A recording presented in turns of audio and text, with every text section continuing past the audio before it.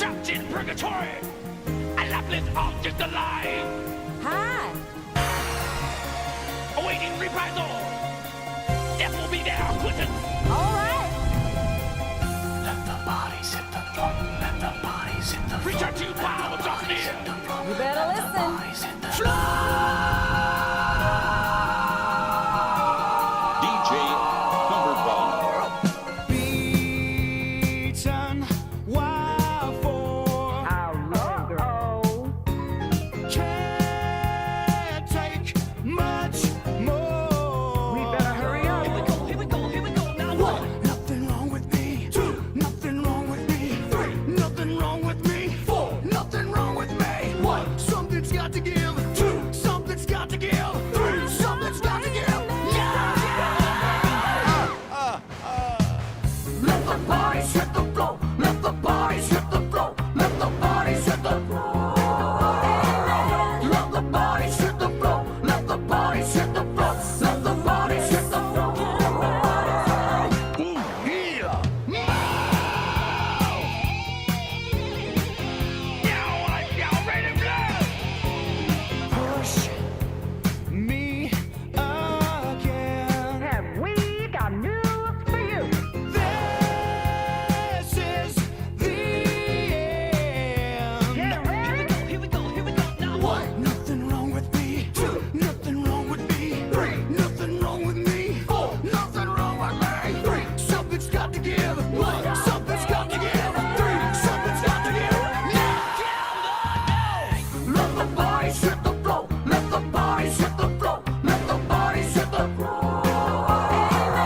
Let the bodies hit the floor. Let the bodies hit the floor. Skin to skin, blood and bone. You're all by yourself, but you're not alone. You wanted it in, now you're here. Driven by hate, consumed by fear.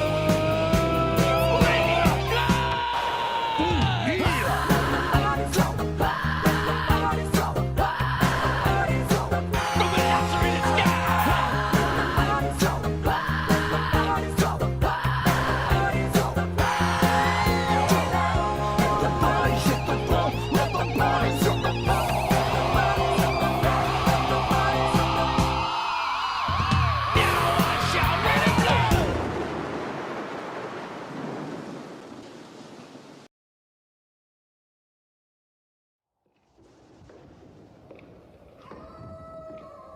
I want Cisco. DJ Cumberbund. This thing right here, I'm gonna do it tonight. The thong song, hello. you know, Ooh, baby. Oh, now. check it out. It's close to midnight. Something evil's lurking in the dark. Under the moonlight, you see a sight that almost stops your heart. You try to scream, but terror takes the sound before you make it.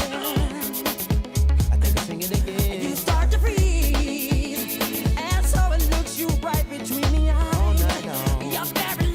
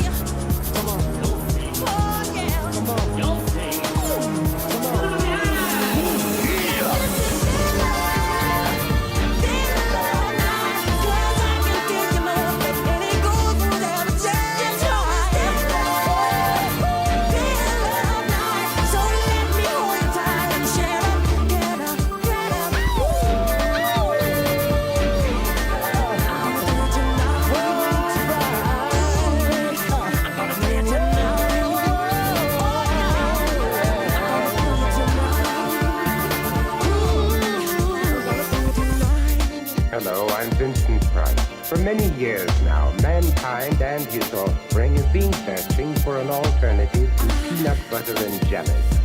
After employing the latest methods in technology, the Peter Paul Candy Company has found the alternative to peanut butter and jelly. Peanut butter with no jelly. Pure, creamy peanut butter dotted with Ritzies, covered with pure milk chocolate, but no jelly. I'm sure you're as pleased as I am.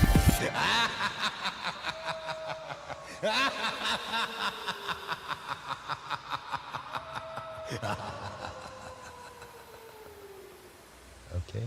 All right.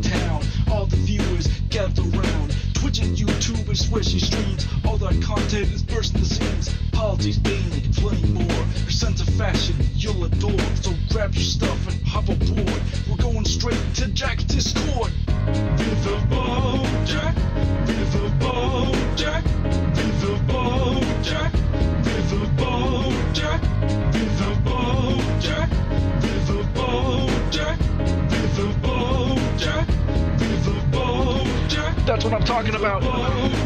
First time singing the songs from Riverboat Jack. Shout out. I don't know what I'm doing really, but I got passion. And that's what it's about. It's all about passion.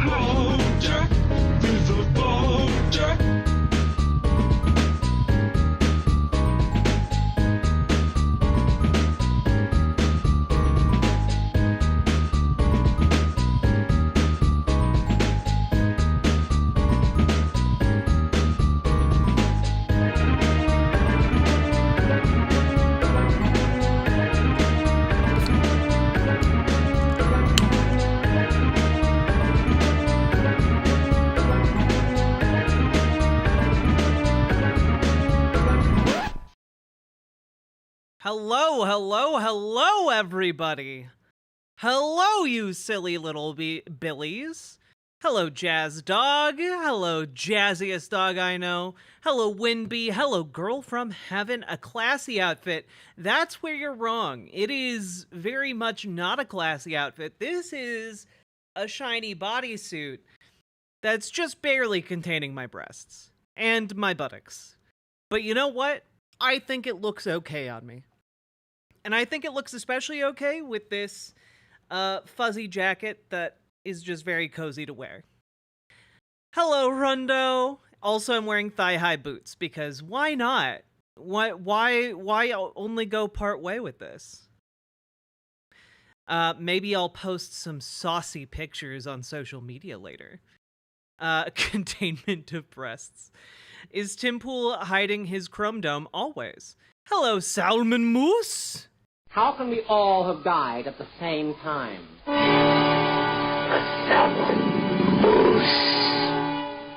Hello, Ryla. Hello, Kev from Mars. Hello, Homelander 99999999.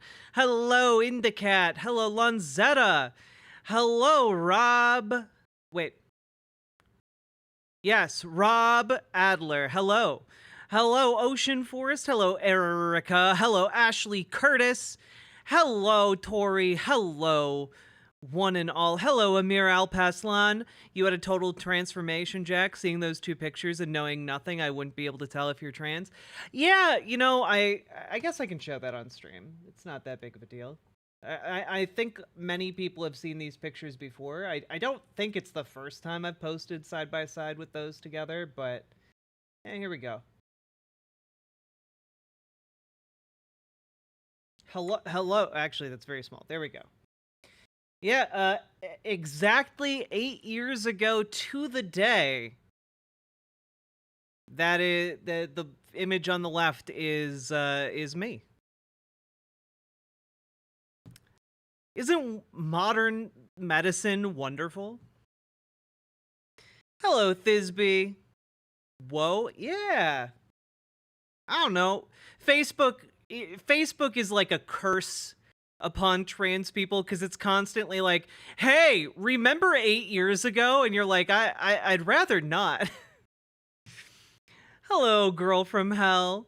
Hello, social psych explainer. Hello, Mr. Miyagi. Hello, Ryla. Hello, one and all. Very saucy. I hope you mean that kind, the kind that involves pasta. I had some Hello Kitty noodles earlier today. They were very good. Hello, Electra. There is one thing, that thing you smoke in a fur coat. I mean, you can smoke anything in a fur coat.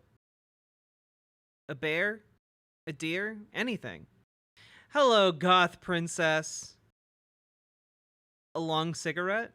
Oh, with like one of those metal holders? Yeah. I don't know what those are called either.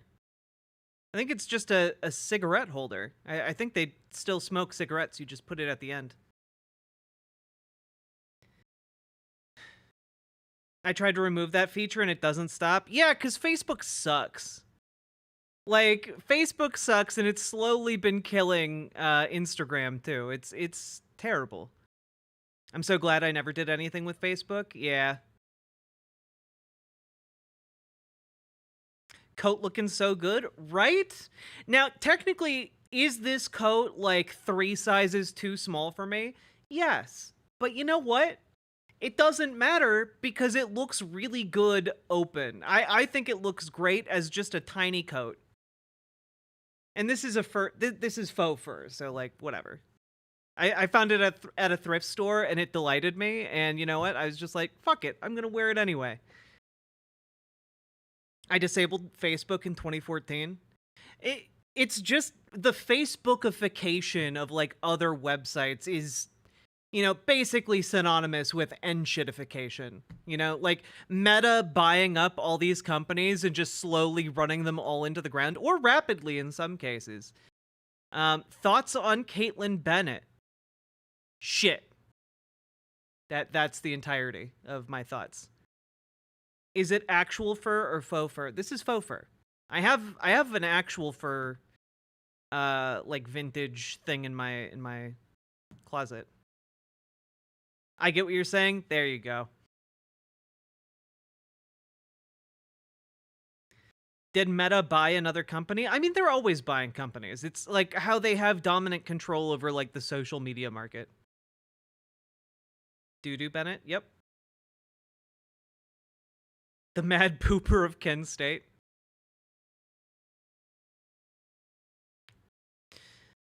I've been blown away by some of the new features Blue Sky has added. Nice. I need to invest more into like of my time into Blue Sky. Soon? Oh, I should update the website. I'm sorry. Cuz we are live. We are no longer soon. We are here. Facebook Marketplace is a great place to sell a used car. I mean, yeah, but like Facebook Marketplace is just like the worst version of Craigslist. Is she back? Don't let her back. Mr. Fear, she is back. I put up a video going over one of her latest soirees a few days ago. Also, guys, the YouTube's really popping off. You guys got to keep up this energy. We made it to 8,100 something subscribers today. Like, my God, you guys, we might actually hit 10K by the end of the year. That would be so incredible. I remember when I first got into politics, Caitlin Bennett was awful. I hated her, and I still do. Where is she now? Ellen Smith, you can watch the video I put up on YouTube. Long story short, she's doing the exactly the same thing, but she's worse at it. So somehow she got worse at it, but not in a funny way.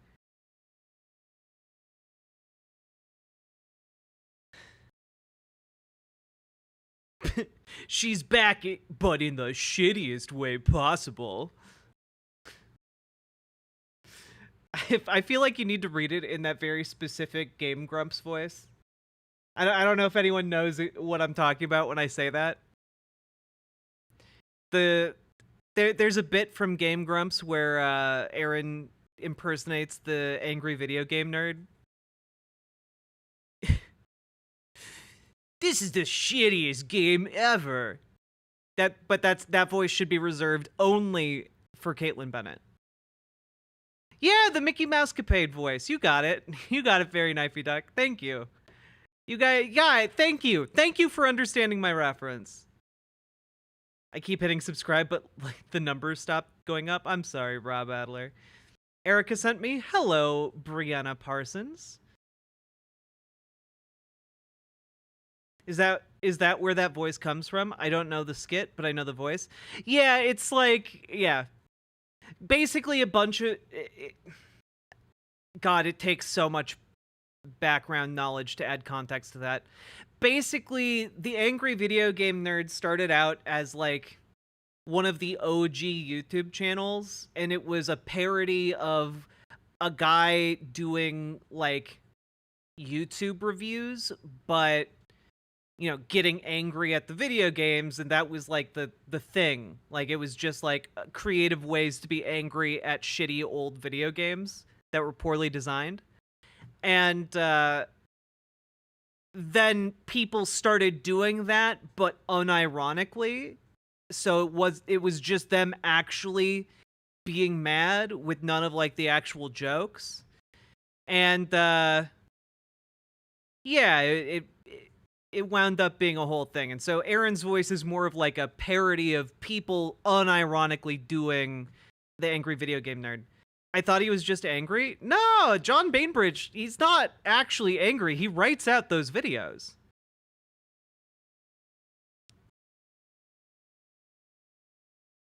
Like, those videos are scripted.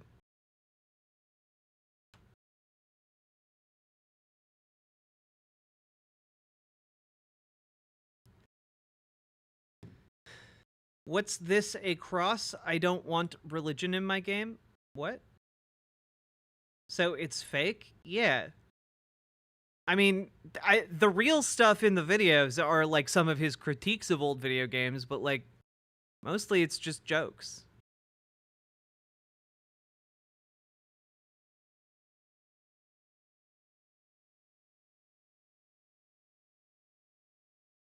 Like, there's a... guys, did it not tip you off that the Angry Video Game Nerd was like a character that he was playing rather than like his actual opinions? Like he made a movie about the character. 27 months with Riverboat Jack is hands clapping starstruck weary cat hushed face. Chris Huggy, thank you for subscribing and for being the first person to subscribe to the stream. My goodness, I can't enunciate today.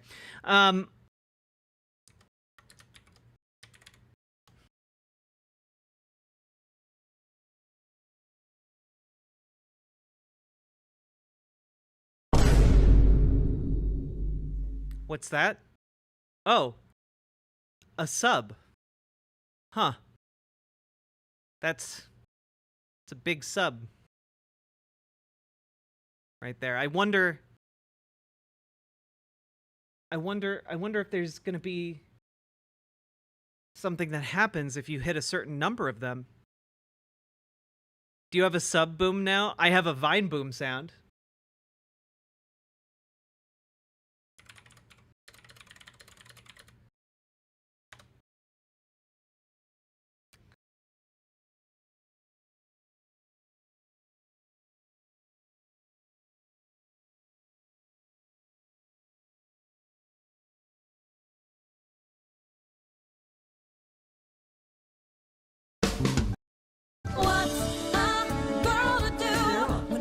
What? What? Well, what was that? Huh. Getting a little nervous here. Ooh. Okay, nothing. That just felt a chill run up my spine. Whew. Hopefully it has nothing to do with this giant looming sub. Anyway.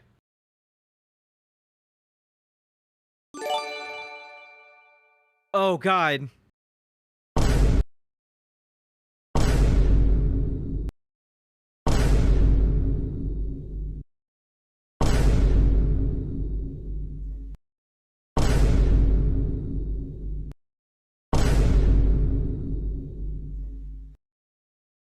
Chris Huggy, thank you for the 5 additional subs.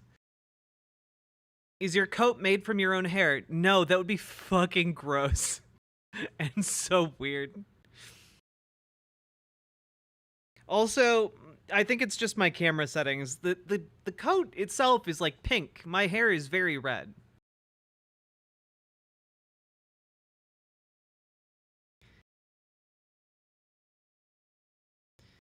No way Twitch kicks Hassan off? Is that on the table now or something? I don't think so. What are your opinions about the Twitch, Hassan, and Ethan drama? I think Twitch was wrong to ban those streamers for participating in a panel that was greenlit by Twitch.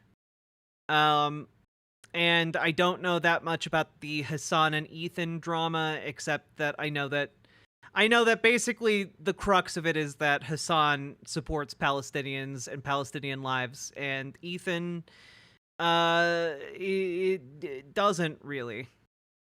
That is my short summary of that entire situation. And you know what? Critical support to Hassan. I think he gets a lot of things wrong, but you know what? He's not wrong on this one.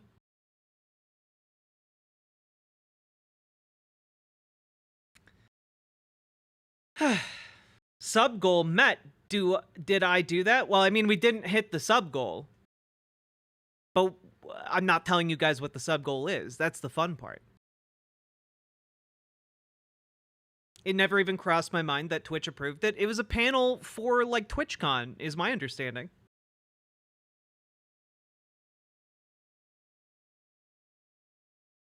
Hello, Eleanor Ojafors. How you doing? What's up? We're going to be playing some Metaphor ReFantazio before we jump into politics today, because I really want to finish that dungeon we started last week. And I haven't had an opportunity to play this game. Because I also want to apologize for not streaming yesterday. Some pretty serious IRL stuff came up. I don't want to elaborate on it more than that, other than to say, like, police were involved. And, yeah, sorry the stream didn't happen last night, but it was pretty extenuating circumstances.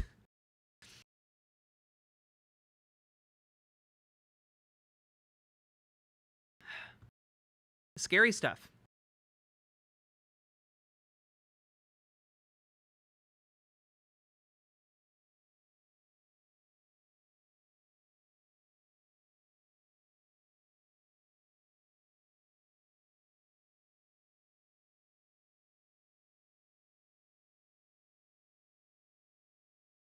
I'm gonna be okay, Gamer G, but that's why we're easing into stream with some metaphor rather than just hitting the bricks running. I would love to hit the bricks running, but today I need to, like, charge up my social battery, as it were. Yes, everyone is okay. No one got too hurt. But it was scary. Let's get this game booted up over here. It's on the wrong screen, as usual.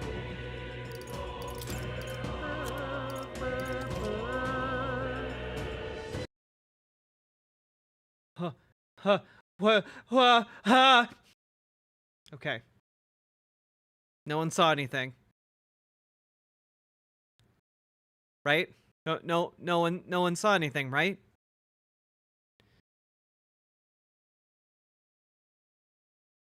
No one saw anything, right?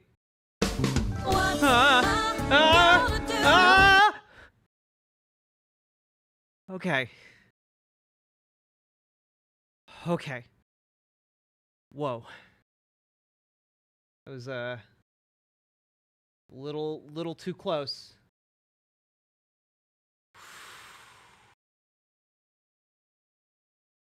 Okay. I think we're fine. I think we're fine. That was really scary. All right. Yeah, see? This is normal. This is fine. Okay. Whew. Just de-stressing here.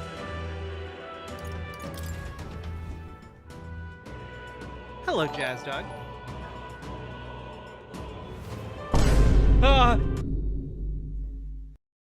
Wicked and Witty, thank you for subscribing over on twitch.tv. Also, Twitch is making you all look like chumps today, YouTube and Riverboat Chat. All those subs directly from Twitch. Thank you.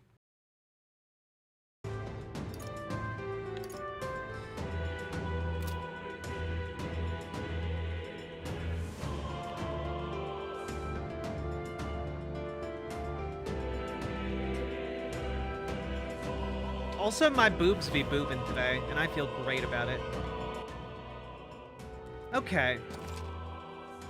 So, last we left off... Oh my God! It's the return of the Dono Ghost. Donate or I will take your bones. Oh.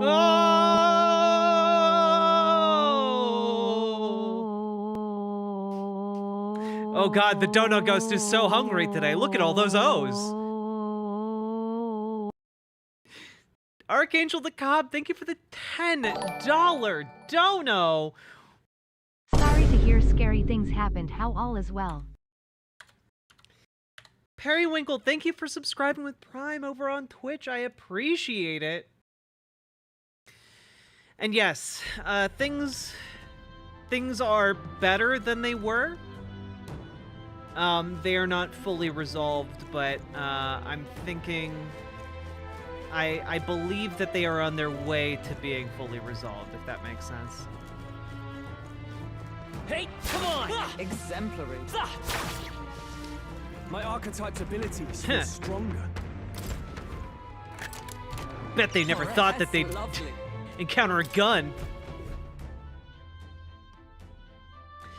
When I first saw this game, I thought the red-haired girl was a character you created. I would love if I had.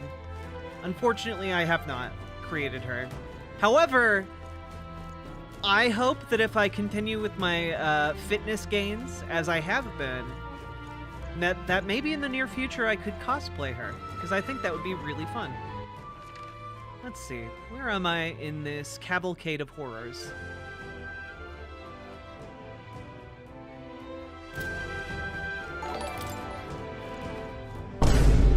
This is Hans the Austrian. Get in the riverboat for all you can eat shrimp buffet and the yeehaw. All you can eat shrimp buffet? But you know that if you have an all you can eat shrimp buffet, shrimp together strong. Bring an axe. Thank you so much for the $5 dono, Hans the Austrian. God, I love how weak all of these enemies are to just being shot with the equivalent of a gun.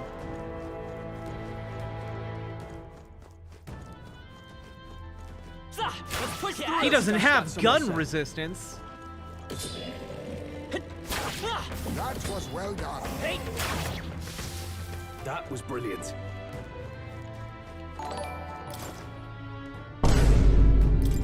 What can I say? Shimpers be shimping.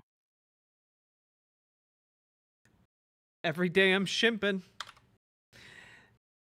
Jazz Dog, thank you for the $5 dono. Let's go. No. I need more words that rhyme with dono.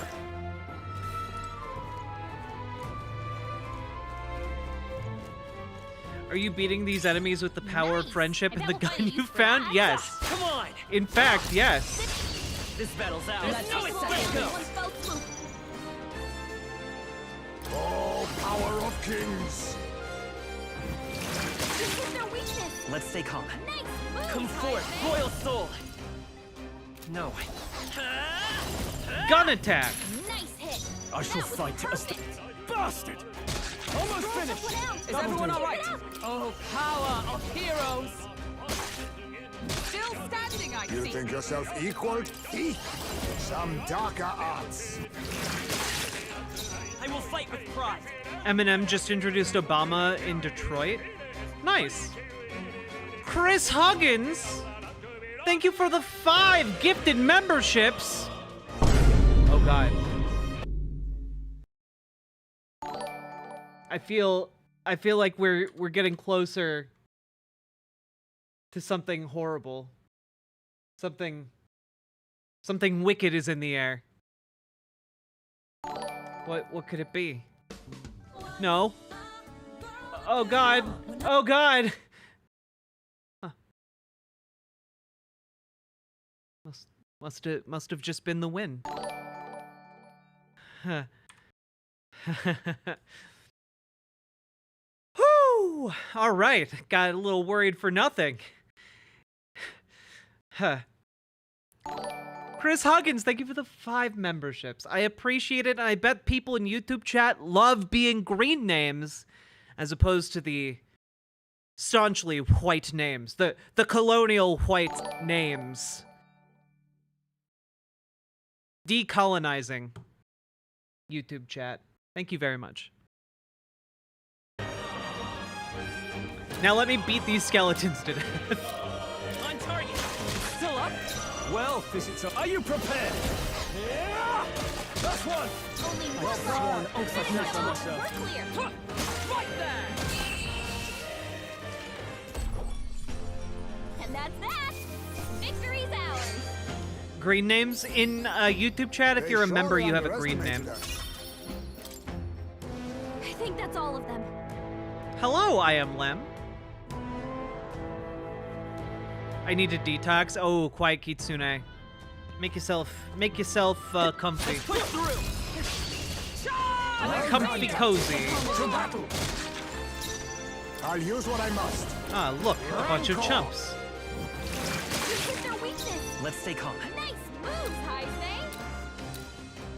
Come forth, royal soul! Money attack. Nice hit. Wealth was is its own perfect. weapon.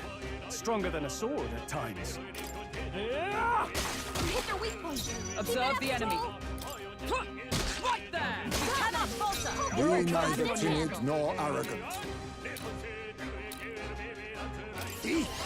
Some darker arts. It's okay. Let's go. Just That's 2 one left. for the captain. Wealth is its own Keep it weapon. going. Bastard! One left. Took one out. I have sworn oath of knighthood. Magic Knight.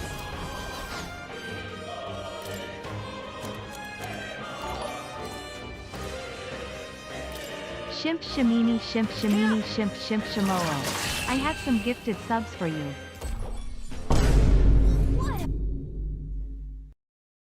Salmon Moose, thank you for the 5 gifted tier 1 subs.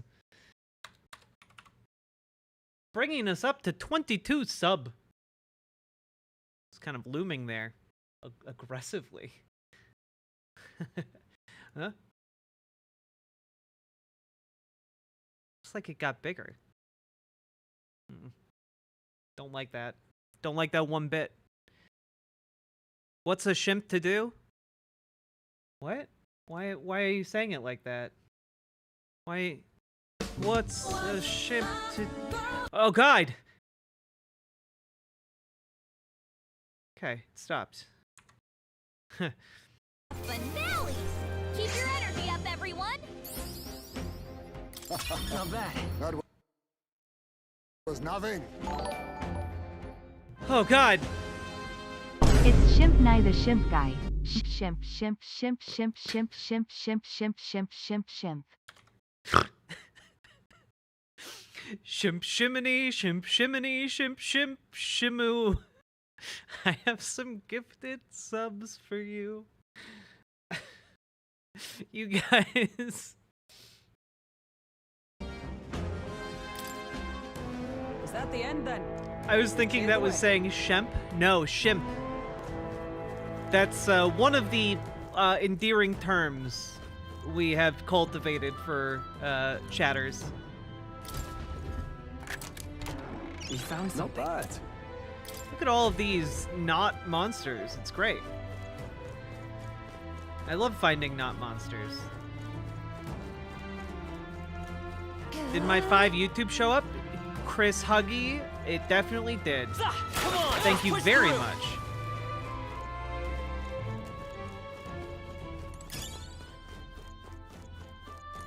Oh, a move contraption. Look, it does moves.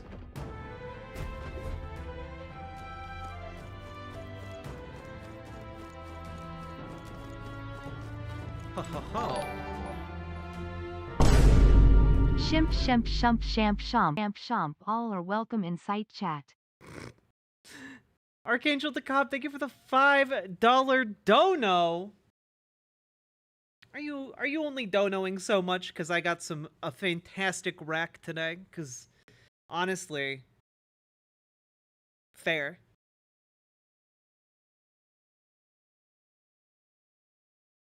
And thank you.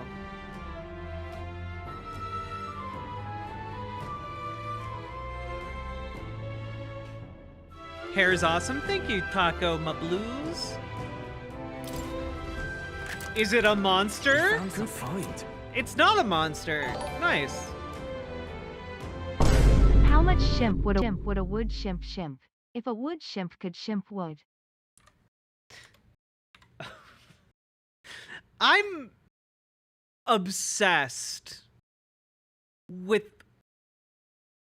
what on earth a wood shimp would be. Like, is a wood shimp a kind of like river parasite? Does it latch onto the wood? Oh God. 0.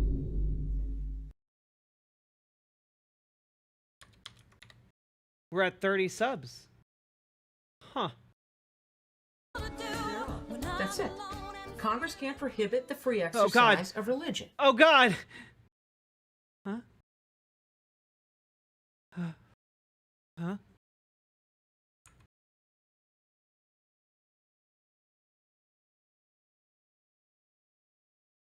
Chat, I'm scared. I'm scared. I don't want it to go this way.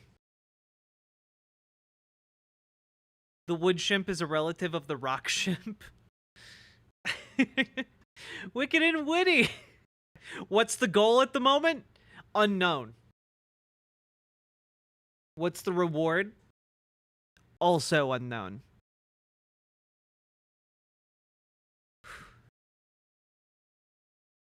I don't even know what the premise to Jack's game. I was in meetings. I just want to make stupid shimp jokes. That's okay. I like the simp jokes, or shimp jokes, as it were.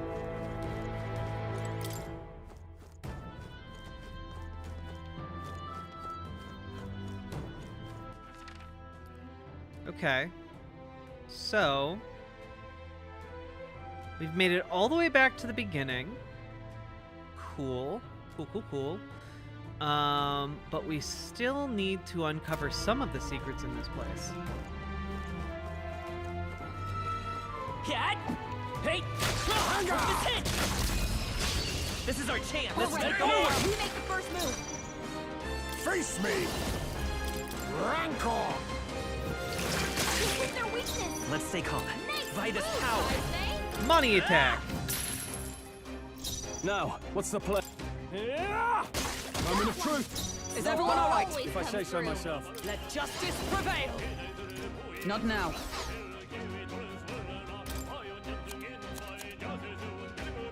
Just the thing. Does light damage do anything?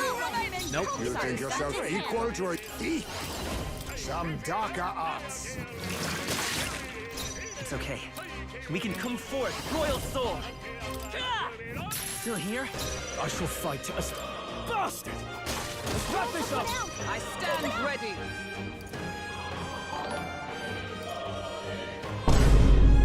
Shimpy yay, shimpy yay, shimpy ya. Drink, SWA la la la. Thank you for the $5 dono, Periwinkle. Hey, Wicked and Witty. Normally I'm in YouTube chat, but I'm on mobile and couldn't figure out how to become a member over there, so here we are. Hello.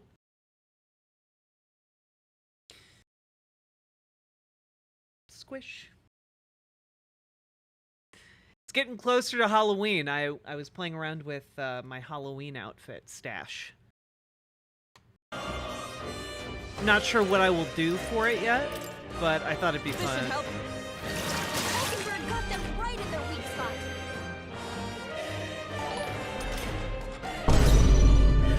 If you slowly replace all of the shimp in a shimp cocktail over time, is it still the shimp cocktail you started with? This question is known to scholars as the shimp of Theseus paradox. BWA? I like that you ended it with a question mark, and the text-to-speech read the question intonation. I mean, depending on over how much time, Very Knifey Duck, because if you're just replacing the shimp, but it's over like an hour or two, that shimp might not be, that shimp cocktail might not be edible anymore. I own a red crop top, so I have my Winnie the Pooh costume sorted out. Hell yeah.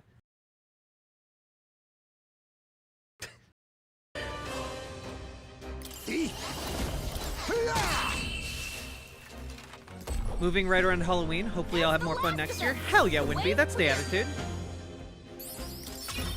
Not bad, if I say so myself. That was the last of them. Okay, nothing over here. So, if I grab, I don't want the ladder down. I think I want a ladder up.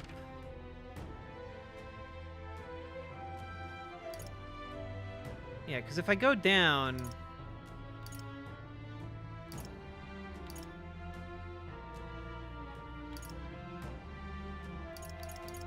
yeah, I think I want to go up. I'm gonna backtrack here.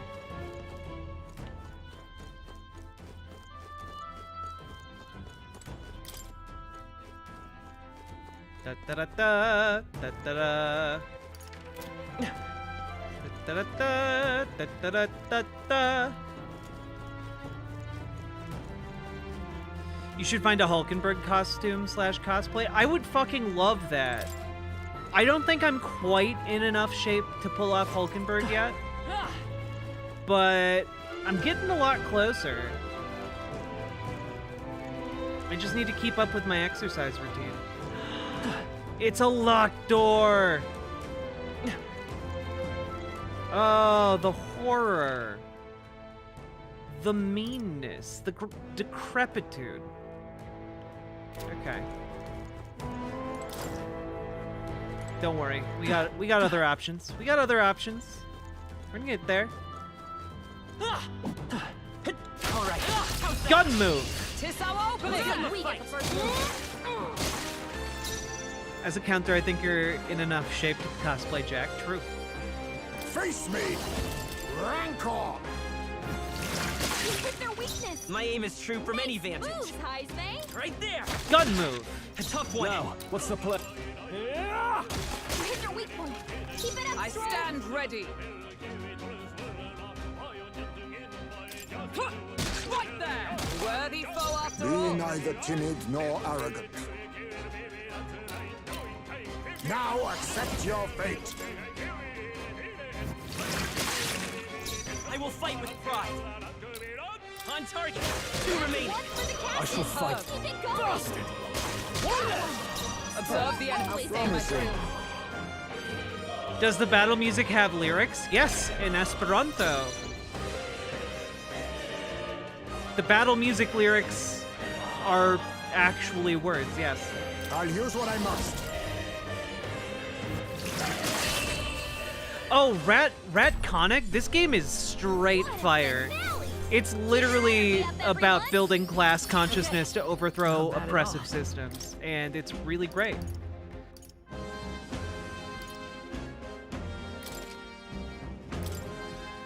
I think that's all of them. Got a great movie idea. I call it Pirates of the Riverboat. Let's go. Let's get it funded today. Let's push through. Gun move. Come on. All right. How's that? Let's push through. Yeah, nice work. That's right. All right. How's that? Hey. You thought this was gonna be a hard battle? Let me just pull out my Glock. Glock move. Are you saying that Japanese games are now woke? Look, I'm saying you can see vagina bones, and you can't see enough vagina bones in video games these days, okay? And that's because Japanese games have gone woke. They remember what they took from us. They took from us the vagina bones. Let's stay calm. Right there. Nice, I can't afford to hold back. You should take a look at that game I added you about. Where did you at me about it? Merchant! No, not this. Merchant! What a mess. I stand ready. Resist the urge to make sussy Glock jokes. To you. You know, I wouldn't blame you if you just wound up making them.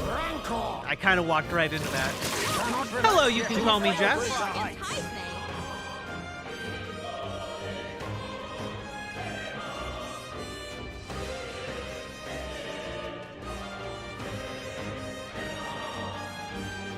I feel like I'm dressed as like an RPG character right now, and you know I'm okay with it. My aim is Vagina bones. Look, forward. Don't worry about it. To the rear guard. Only 2 enemies left.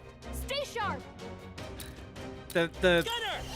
You don't need to know what I'm referencing because it's stupid. Bastard! Is everyone all right? I defer to you. Oh, on Blue Sky? I'll take a look. Some darker arts. Basically, like 10 years ago, and honestly, to this day, reactionary YouTubers complain about like how in like the Japanese release of a video game, you can see her vagina bones, which are just hip bones or hip muscles in some cases. Is that the end then? And then those get like smoothed out or censored for American releases because You found something. you know Let's take it with that's us. not something that is appropriate on like a 16-year-old.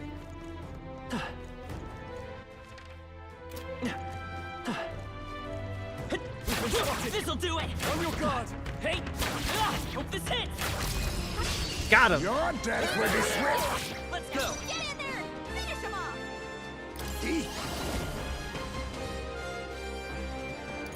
Ooh, I'm gonna plunder this thing's magic. How about this? My aim is true from any. Let's go! Gold attack! Merchant! Gold attack! They die hard! Is everyone all right? Magic Knight!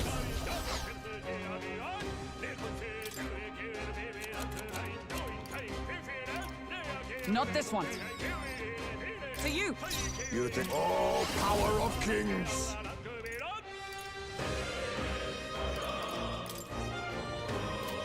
I'm gonna pass. Stay stunned! Looking like a gamer Jessica Rabbit? You know what? I will 10,000% take that comparison. Wealth is its own weapon. Stronger than a sword at times. No holding back! Yeah! Woo, not too shabby. Let's keep this up, everyone. Oh yeah, very knifey duck. I lost it in that Shadiversity video I made on Silent Hill 2. They were disgusting, dog.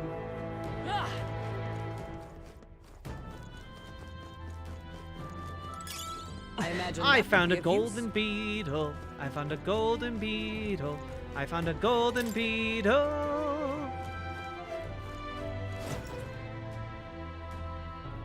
I love the outfit, like a librarian gets to go to the Met Gala. I feel more like a streetwalker who gets to go to the Met Gala, but you know, I'll take that too. Wait, did we just go in a circle?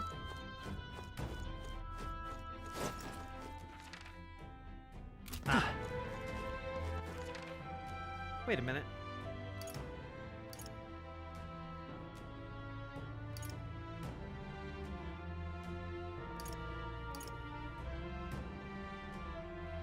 How do I get to that middle room?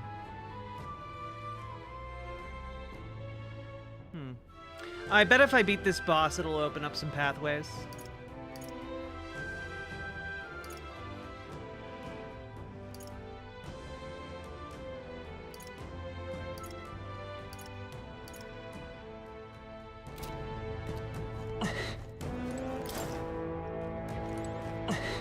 All right, time to fight the boss.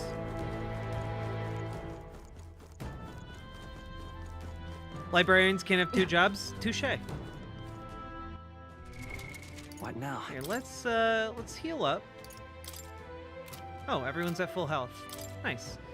Let's take some magic pills.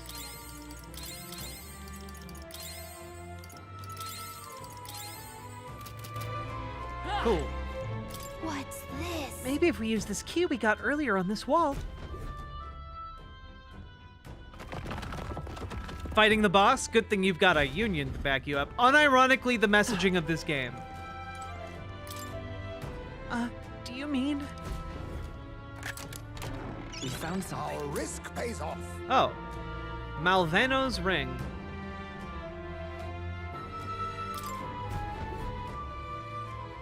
Okay.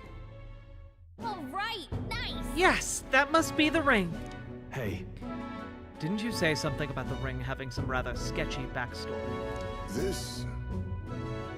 All we heard was that the misfortune befalls the ring's owner, and if the place we found it is any indication.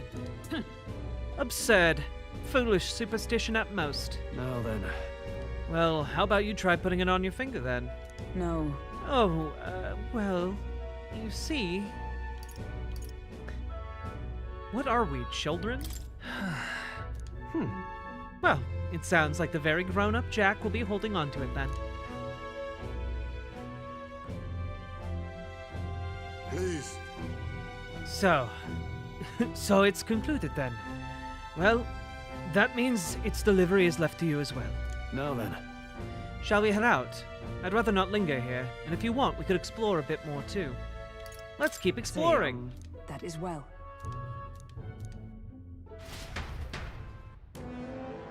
Can you pull off the...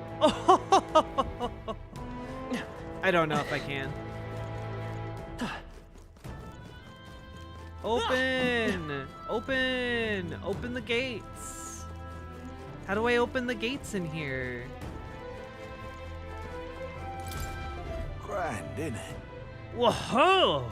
I knew it wasn't a wall. I'm chuffed as nuts you figured it out.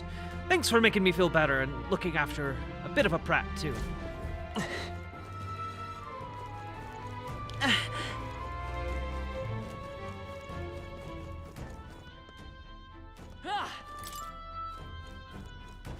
Obama rapped? Hey. Hey! Take this! We strike first! Let's take them all out! Face me!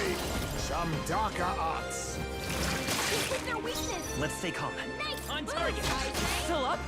Wealth is its own... You hit their weak point. Observe Keep it the up, enemy. Joel.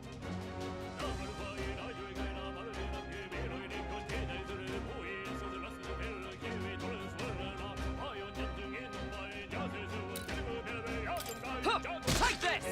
They may yet cling to life. Be neither timid nor arrogant. Now accept your fate. My aim is true from any right Go. there. Just two left. Wealth is its own weapon. Bastard. That's what. Is everyone all right? Promising.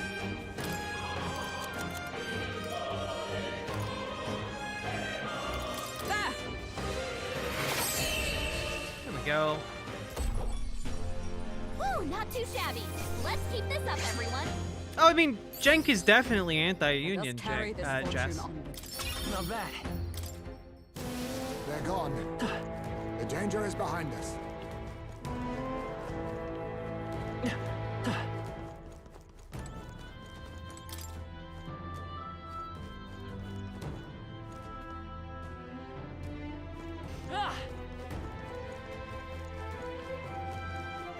Sure. I feel like I'm missing something in this dungeon, and I don't want to have to come back here just to get those treasure chests that I'm seeing through, like, bars. I feel like there's a way we can get them, All right, how's that? but I'm not entirely sure. I knew I could count on you. Great find. Here we Keep go.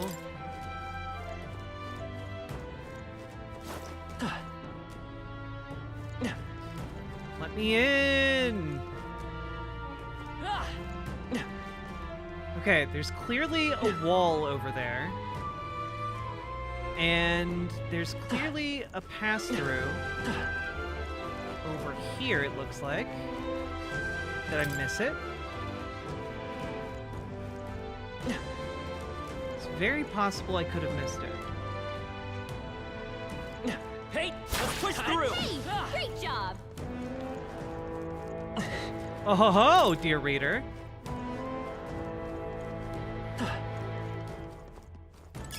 If it's useful, I say grab it. Here we go.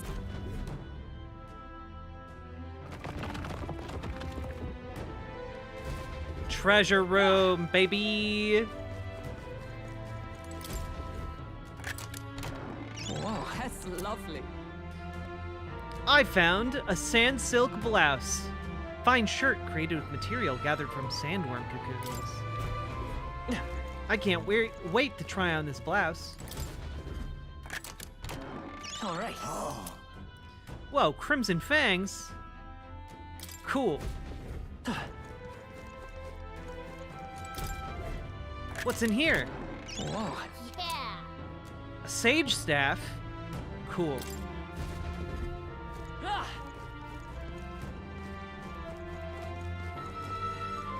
Okay, so we got over here.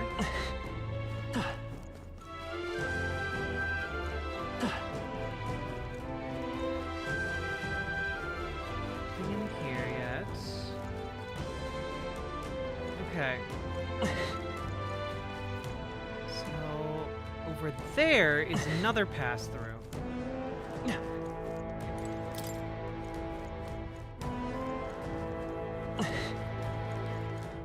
Whew. All right, making progress, folks. We're gonna get these treasures. Well done, Captain. Is this game good? Lily Creme, I fucking adore this game. Some darker arts. I'm not even a big fan of the Persona games, On target. but this game's so slick. Bastard. Hit your weak point. I Keep it up stand strong. ready. Right there. A worthy foe after Be all. neither timid nor rancor. Be neither timid nor whoa! It's okay. We can do this. Money attack. 3 left. My life is in your hands. 2 remaining. Took one out. Observe the enemy. Huh. Take this. One remaining. That's it, got this handled. Only one left. I'll use what I must. We're clear. This is their weakness. My aim is true from any vantage. Right there. Tough one. I shall vanquish. Bastard. There we go. Smooth finish. Great work, everyone. Also, I'm just getting tons of experience leveling up my classes. This place is great. The danger is behind us.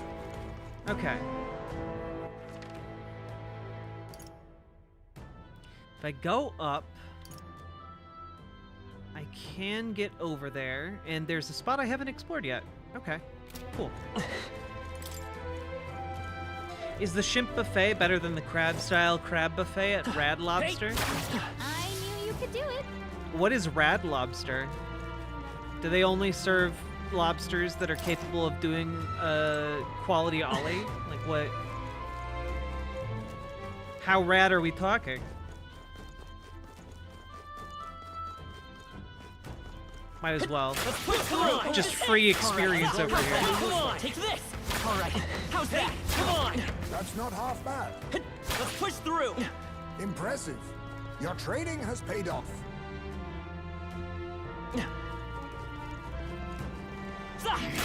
He noticed us. Hey, hope this hits. Oh God! Oh, he got us good. Oh damn. Okay. All right. We about to get our shit rocked. Anyone heal him? I feel so heavy.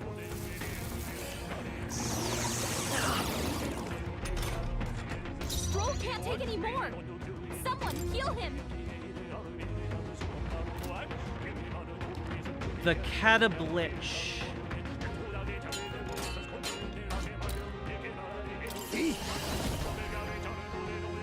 Okay, we're gonna start with some dark magic. We're gonna take out these minions. Let's stay calm. Nice moves, Heisme. Vitus power. Sleep shot. Oh no! Get him some healing. It repelled the attack. Fuck, dude. I have your back. Only a flesh wound. Stroll! Someone get him back on his feet. This is nothing. Okay. All right. Stroll got knocked out. Can anyone get him back on his feet? Yeah, give me a second. Here. He's stealing your health? Yeah. Equal to a huge Someone get healed up. Rancor. This was their weakness. Nice moves, Heisme. Well, visits up. The engine's in sight. I Great stand job, ready. Stroll. We're gonna use some fairy dust. Hopefully that will help us live. Quite a boon. My thanks.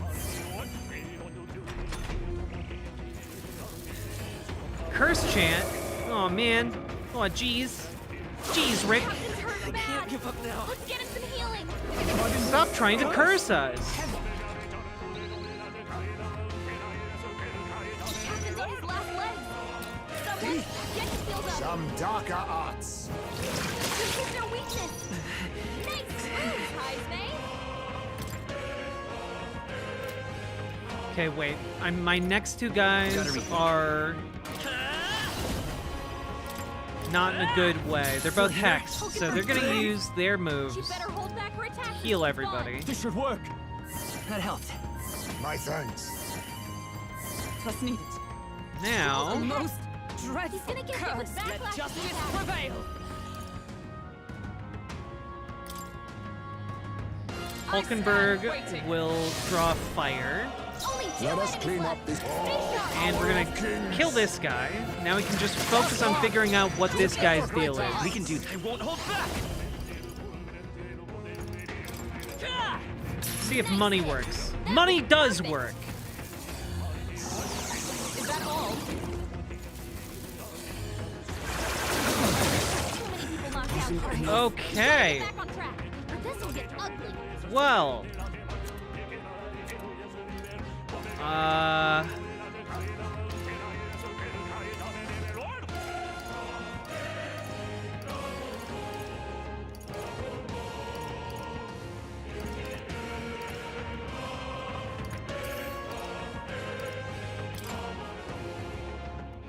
Tis best used. Not like this. Someone help, please. We're gonna retry this battle so that we can also figure out what the hell this thing is weak to. No vexing. Once you know an enemy's weakness, it's so much easier to fight it. Hulkenberg's guard is down. Face me. I'm gonna clear these guys again. This their weakness. I will fight with Heisman. Money attack. Still here? Heisman. I shall fight as the noble I am. Bastard! Almost finished! Is everyone Great all right? job, Stroll.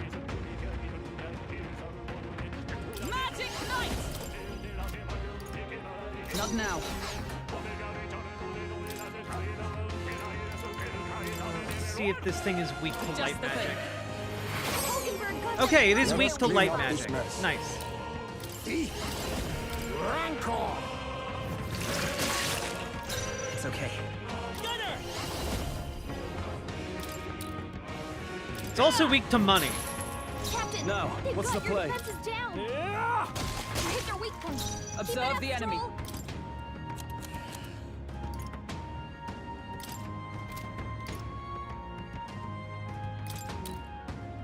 This should Also help. gonna decrease this thing's attack, so hopefully it doesn't wreck my shit. Still wrecked my shit. Oh. Cool. Captain, they've It got your defenses down. completely healed everything. Now All right. accept your fate. Magla gather. Okay. One I will left. fight with pride. Finish them off and we're clear.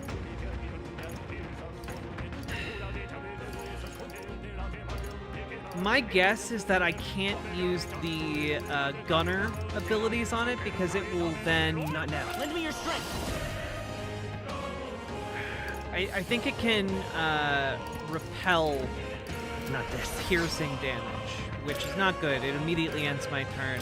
We are going to lower this thing's defenses, though. Heisman, I shall fight they've as dropped the your noble I am. defenses. I die hard. Badly wounded. Okay, it can also repel... Cursed. Also repel just normal attacks. Awesome. Good to know. Stroll can't take any more. Someone heal him. Okay. I guess we're gonna do that. From our provisions. Thanks. Quite a boon. I owe you. Captain's Be been hit with a neither hex. timid nor The attack? arrogant. I'll see He's to getting that. hurt too. Okay. Steal. Nothing personal. So much Curse. for that. Isn't enough to stop me. We better get her. Money attack. Oh, that hurts so much. Anyone get on healing duty. Okay.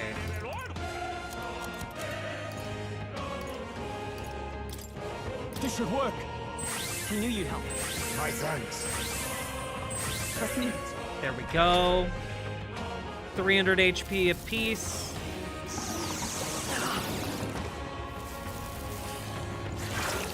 Stroll! Damn it, Get Stroll. him back on his feet.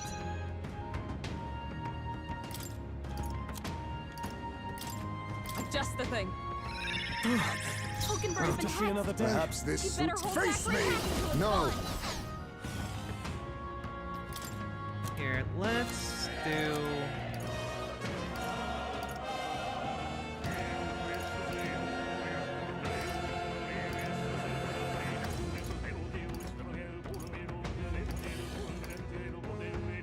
Can I hex this thing? Because that'd be pretty Tis funny. best used. Captain's been hit Curse. with a hex. I won't hold He back. attacked. He's getting hurt too.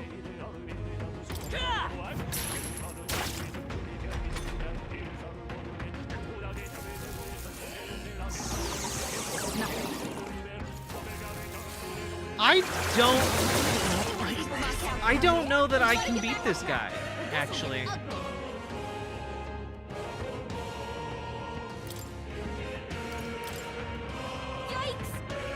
Damn it! Okay. I've been cursed. I mean, we should get out of here. Someone help, please. There we go. We got away! I've been cursed. What now? Okay, so what we learned here is basically the only thing that can effectively hurt that thing is holy magic, which none of my characters have at the moment, but that can be fixed. There we go. Jumping into this. Goes to gold attack. Give it light damage. You know what? Actually,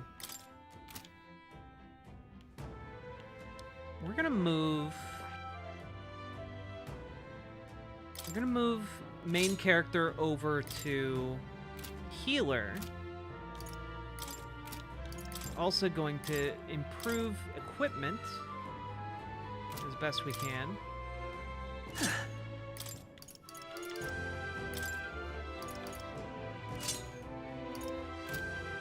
Okay. You can trust in me.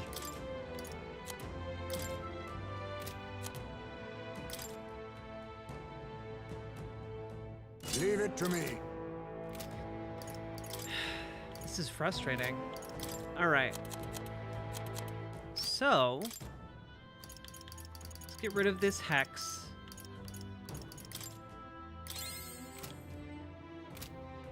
Now, let's change our roles a little bit. Merchant is actually a great class to have here.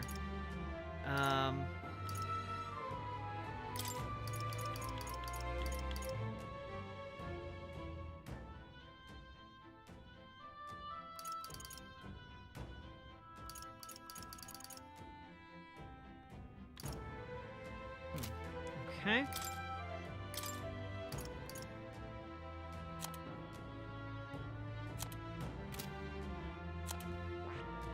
Hulkenberg. We have the Magic Knight, but we need something else.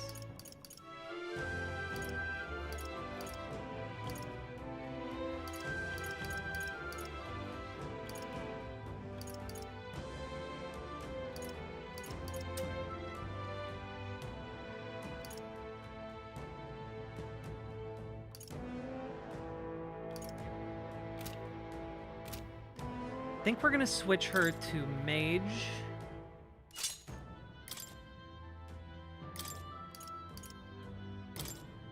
Okay.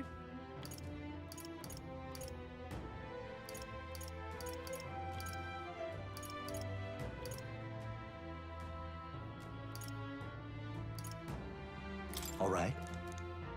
We're unlocking Guard Lore, which will increase her defense at the start of battle, which will be good.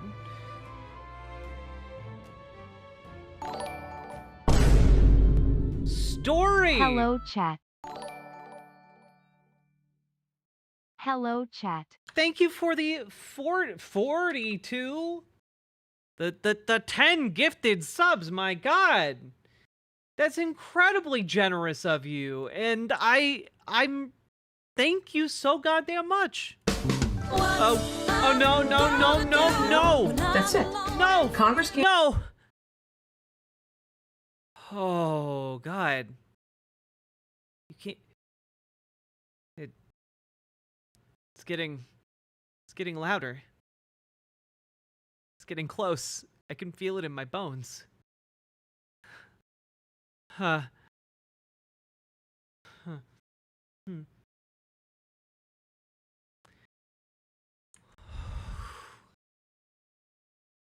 Okay.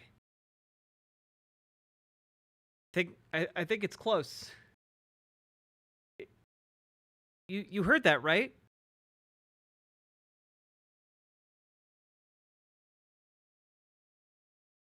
Oh god.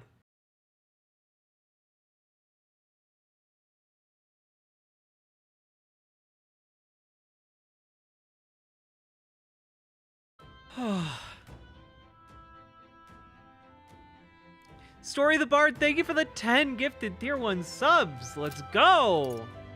And we will be getting to politics tonight. Don't you worry, folks.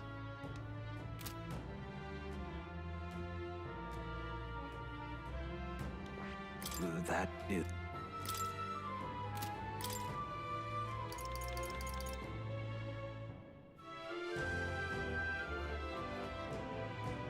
You know what? I am going to use some of my consumable items to master these classes.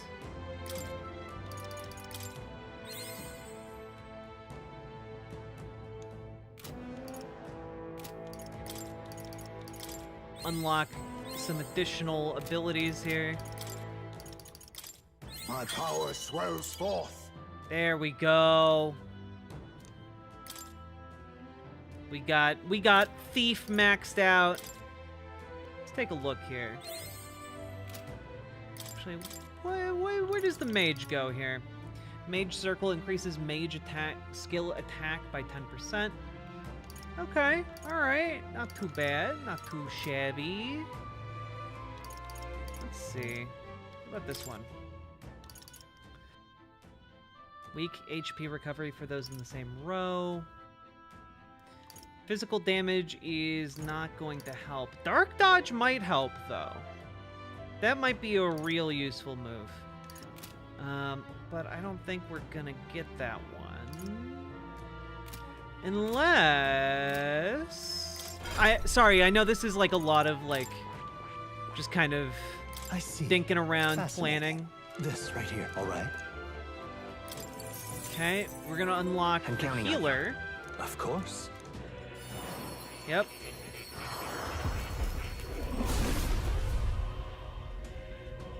Should I be afraid I'm not able to pay close attention because I'm doing chores? I don't know. I don't know anything. Uh-huh. Welcome back, the guy. Okay. New means of protection.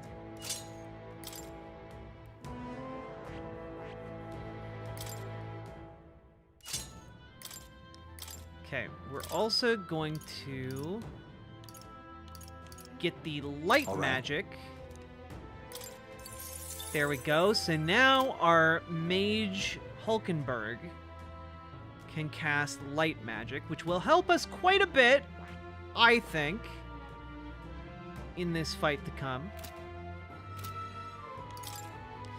Now let's use this here.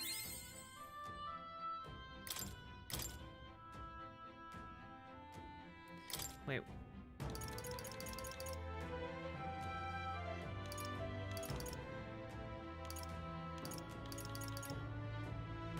Okay. Actually, if I level up healer all the way, that would also be really good. But let's start with Hulkenberg.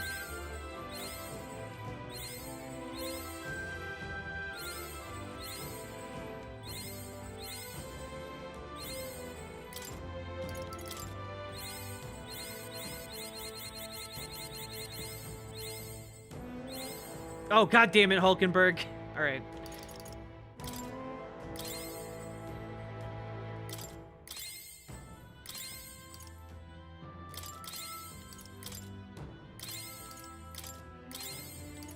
Okay. Now, Hulkenberg needs some more time here. So we're gonna run through, and hopefully we're gonna get enough experience off of like these two enemies over here to max out Hulkenberg on Mage. Oh god, okay. Alright, how's that? There we Let's go. give him a fight. Let us settle this. Now accept your fate. Rancor! You hit their weakness. Nice moves, Heisman. The power. We'll do this together. Ooh, weak light magic to all enemies. Nice.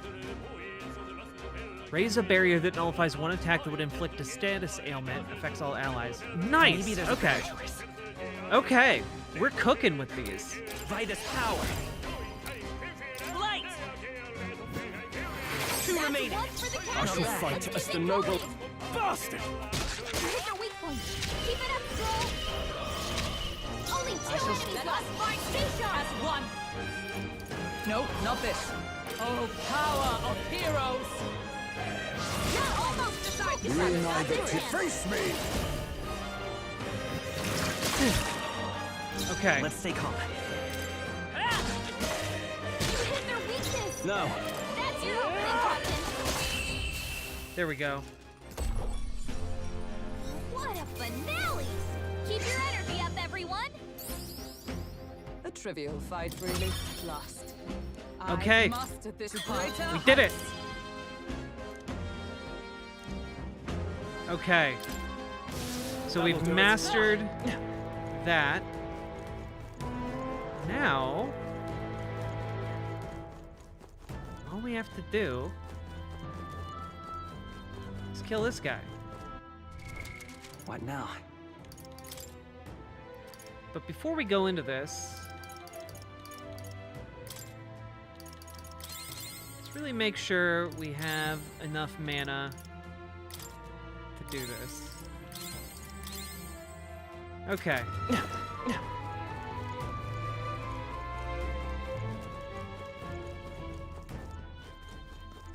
They noticed us. On your guard.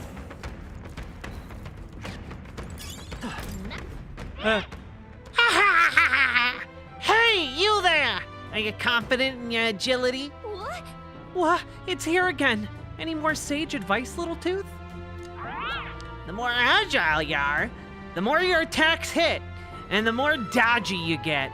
And when you're running away from enemies, you gotta have agility to book it. And you'll be able to act before your opponents. And when you want to steal from enemies, agility will help you line your pockets. All this to say, agility is real important, see? Ain't I a sweet little tooth? You know, if we meet again, I'll let you in on some more tooth tips. Hate to break it to you, but Tim Pool's not quitting. No spoilers. Yikes. I think we're in a little over our heads. Yeah? Let's push through. Cat. Tis our opening. Only if you're a coward. All right. Well, this guy is... Wait, is this guy weak to dart? I guess it's our time to shine. Huh. Well, we're gonna smack the shit out of this guy while he's stunned. It's okay. Won't hold back. Flare. You hit their weakness. I can't afford to hold That's your back. opening, Captain. What's the shimp to do? Eat algae and do a poo. What's the shimp to do? Eat algae and do a poo. What's a shimp to do? Eat some algae and take a poo. Salmon Moose, thank you for the 5 gifted tier 1 subs. Holy shit, that was a better start. Having a better start in this game makes all the difference in the world. Having a better start You what true magic is the difference between winning and losing a fight. Oh, Mystic Purge. Hulkenberg got them right You in their think weak yourself spot. equal to... Now accept your fate. Witness our strength. I must be sure. Dun, dun, dun, dun, dun, dun, dun, dun, dun. This should work. Here, we're gonna use some corrosive acid. Light. Light magic. Wealth merchant. Money magic. Tougher than I thought. Ah, he fucking woke up. Fuck. The petty curse. It's okay, he didn't heal himself. Down. Get her back up. Hulkenberg's down. Someone help her get back in the fight.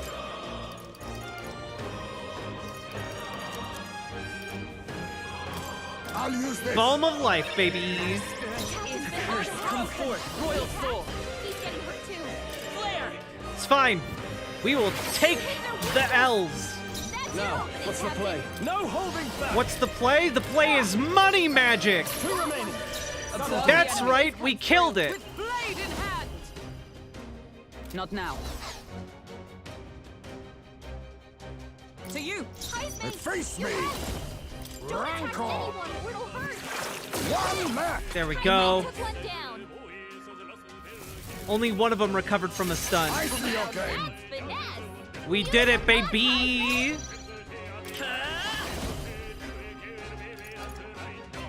Maybe not. I'm counting on you. I call upon royal bastard! I call upon smacking the hell out of you. He's getting hurt too. Shine. We killed it with money. I've killed so many things in this game with money. It's ridiculous. Look, we got some gilded cutlery and a ghoul stone. A halfway decent result. I should have stolen from it. I'm a dummy. I didn't know I had Damn it. I'm still getting stronger. a dreadful curse. Can anyone break? Okay, we did it. We killed the thing.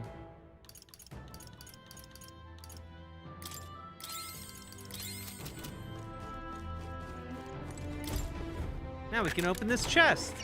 Let's take it and move on. A rejuvenation bell. Generate a soothing tone that stimulates natural healing. HP recovering every turn in battle?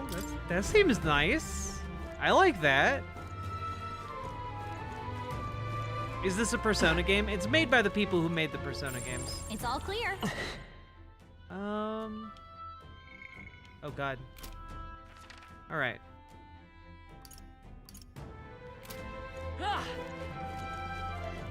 So if I'm in here...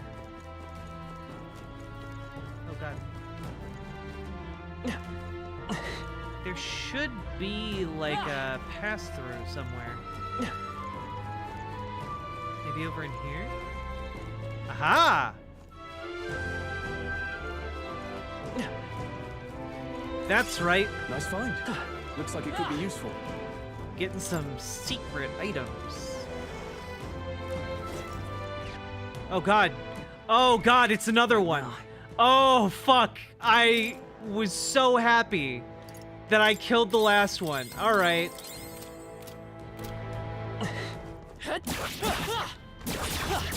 No! Damn it! This won't stop us. I think it will stop us, actually.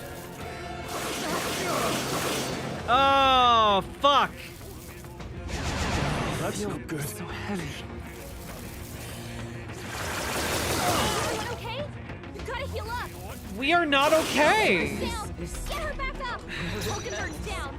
Someone help Okay. her get back at the fight. Let's run away. Heisman can Should have known. Fuck! No way out of this. Alright.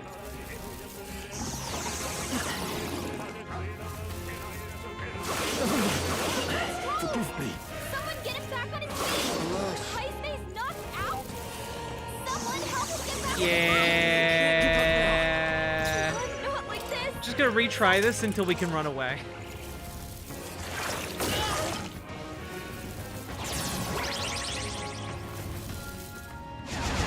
That's not good. My strength.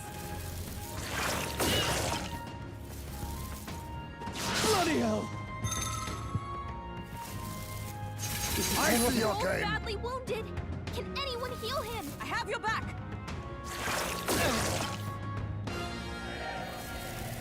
John, nice one, Captain. Stroll can't take any more. Someone. Run away! There is still danger here. Stay vigilant. Whew. Alright, we're good. What now?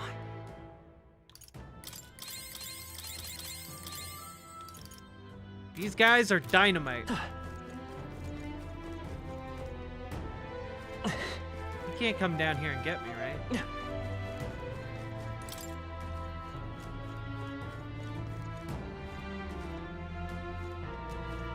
That was terrifying. I thought there was only going to be one in the dungeon. Everything's pretty standard. It is like 5 levels above me, so... don't see nothing, old man. You don't see nothing, old man! Just turn around! Turn around and go home!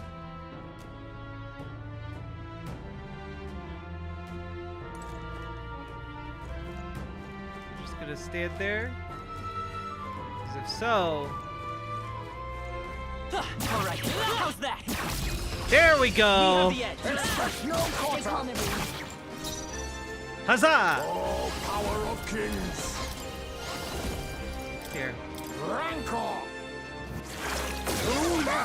You're incredible, Heisman.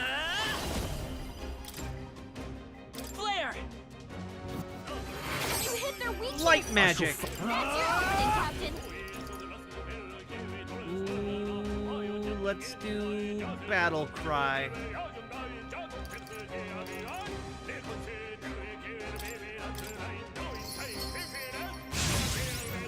I shall show you what true magic is. Oh, power of heroes! Holy magic! Hulkenberg got them right in their weakness. Then again, I'll use what I must. Some darker arts. I'm just gonna have Ice-Mate take out these chumps. Light! Whew! Are Alright. you prepared? Money attack! Is everyone alright? For all that we strive for! Die! Still be stunned. Ha! Yes! Alright. We really made this this round count. Mandible bearing. Vitus power. You hit their weakness. Wealth is its own That's your weapon. opening, Captain. Money attack! Aw yeah, baby! Smooth finish. Great work, everyone. We did it. The next one will fall just as easy. Okay. A new ability. They're gone. The danger is behind us. Alright. So we finally did that. We did it. We did it, everybody. I can finally move back to my true calling, having a gun. And my other true calling being a kind of useless knight character. That looks really cool. And we should choose a different class for Heisme. Maybe Heisme would also be a good warrior class? Maybe a seeker class, actually. Fascinating. This right here, all right? Of course. Huzzah! What game is this? This is Metaphor ReFantazio.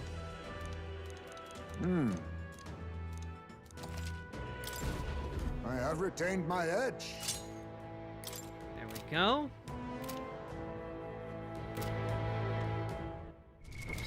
What now? Let's do some skill inheritance here. We want Moodon. And Steel. All right. We want that as well.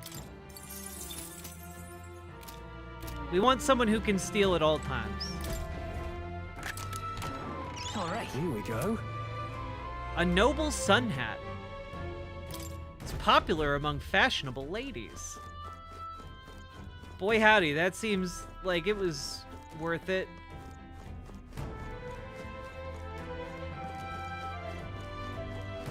Hardest fight in this dungeon.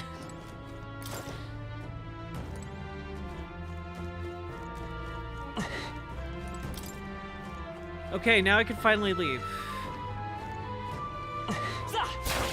Amazing. Great. Come on. All right. How's that? We made short work of them.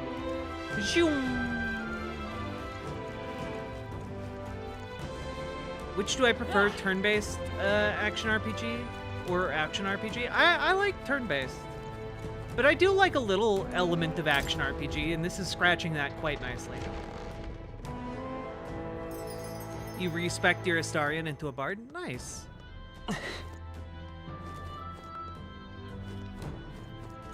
talk to Moore first. Where was I? Let's go to academia. Random thought, could us chatters get like a command that tells us the info of the song that's playing when you're not on camera so we can look up later and play the work on their own timeline? On your own time? Couchfucker is particularly hard to find. I don't have the ability to make a command that would do that. We do have people in chat who might be able to do that, but I don't have that ability. Hello.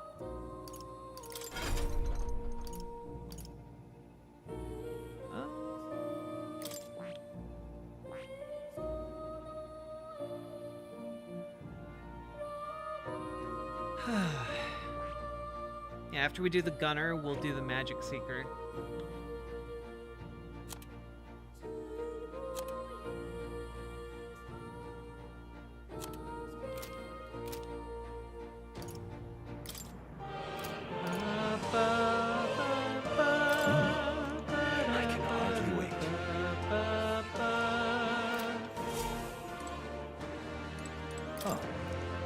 You'll come again.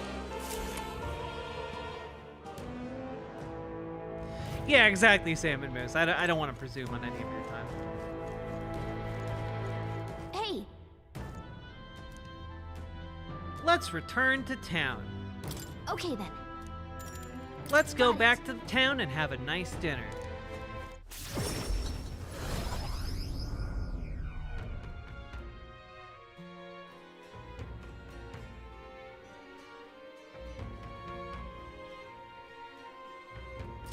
Back at the Martira Tavern.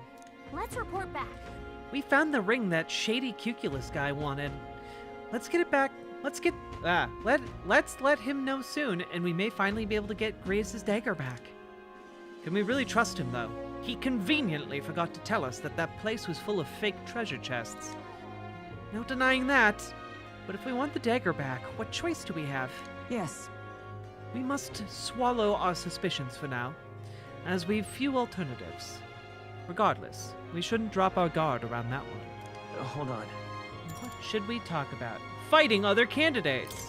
Still, though... That Goddard sure is stubborn. Still, though, I guess time hasn't been very kind to him. Come now, he's lived twice as long as we have, though I hope to age more gracefully than... that. He's a role model of a kind, a perfect example of what not to turn into, especially when you're aged like fine wine like I have. Was that a joke? Hold on.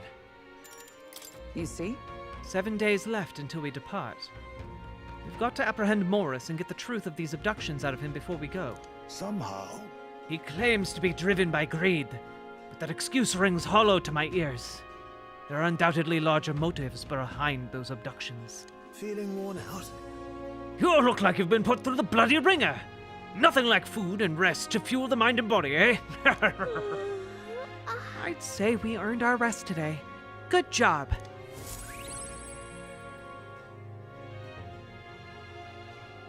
Oh, you absolutely would, Salmon Moose. Especially at the other place. Time marches on, and the age of a new king draws nearer. Okay. And the time of politics is drawing nearer as well. Let's finish this quest up. We should hurry. And people missing. Once the quest is done, we'll do our thing. We'll do the politics. Interesting. You've actually managed to retrieve Malaveno's ring. That is impressive.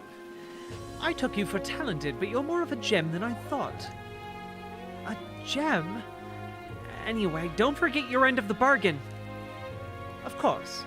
I've already looked into it. In fact, I could go get your dagger back right now. What do you say? Let's go! Well then. All right, come with me. Stay hidden and let me do all the talking. Greetings. You're Mr. Halliant, correct? I'm here on behalf of your father back in your hometown. You see, he's collapsed. It's that frightful illness that... What? You weren't aware. The truth is... Well, this illness requires a very specific herb to treat, one native only to Virja land. Now, if the travel expenses were taken care of...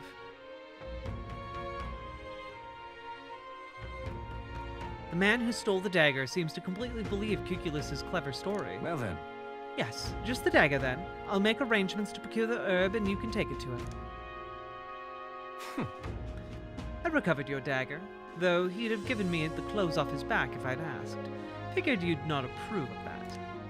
It's a lie, by the way, about his father being sick, but his town's so far away, we'll be long gone before he finds out. Anyway, here. Cuculus retrieved Grius's memento from the thief and returned it to me. Huzzah! All right.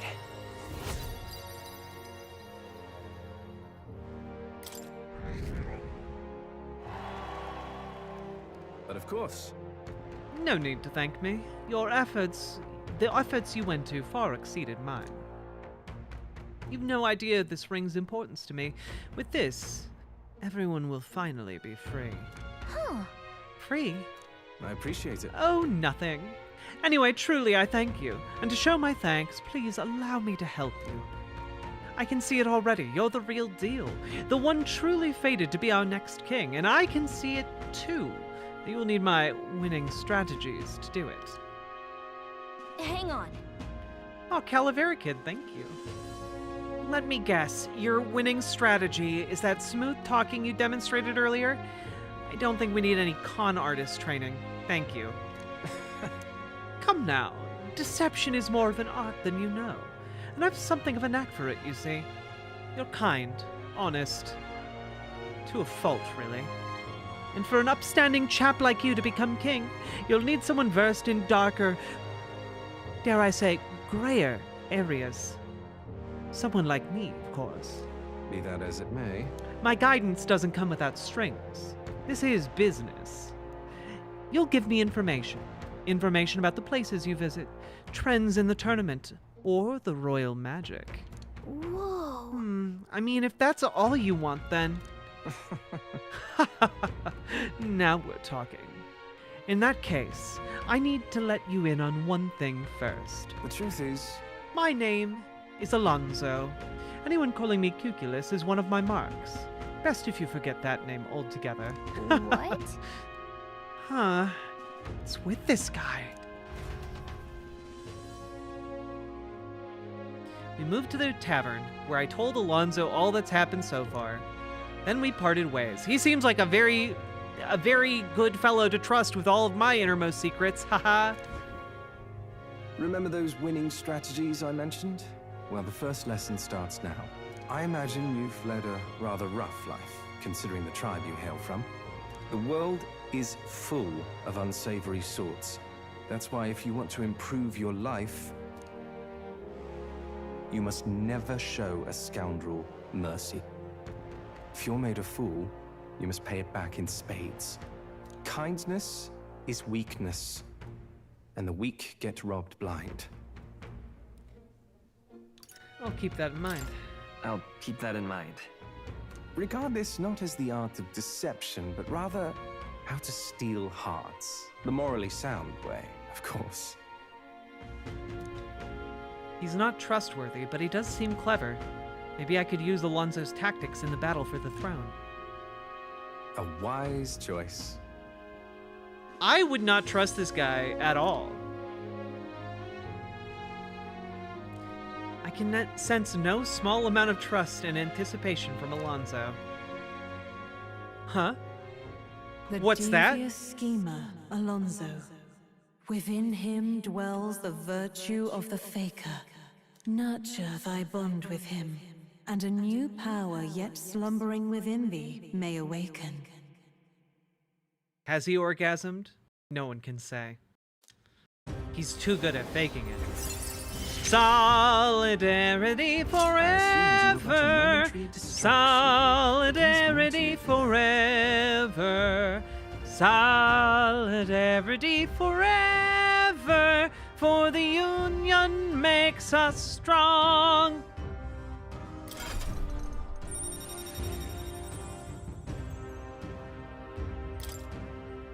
Huzzah!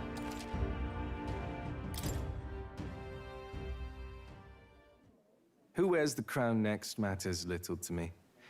But if it's you, I wager it'll be quite a ride. I'll be heading to Brilehaven after this. Let's meet again there.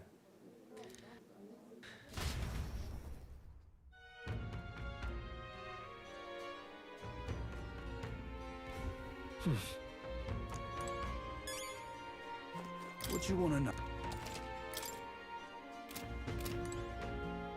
All right, let's save the game. What now?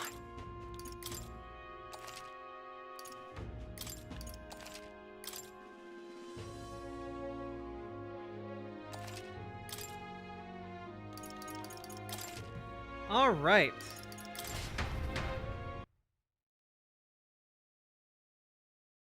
That's right, folks.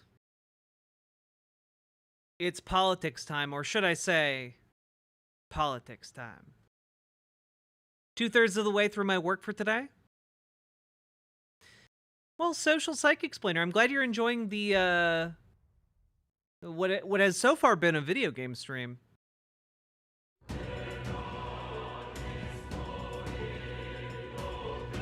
Oh, God. There we go. We did it. We escaped from the video game. It's politics time. What is... Keeps getting bigger. Keeps getting bigger, chat. What is up with that?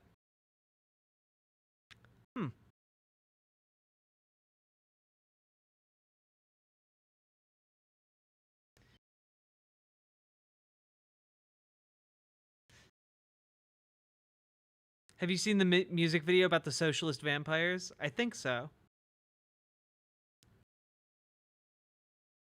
Oh boy, let the fun begin.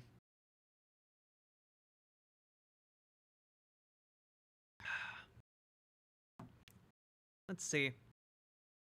Ooh, we have first votes from Washington. 393,692 votes have been cast. Nearly 10% of the 2020 turnout already. Jeez. Louise.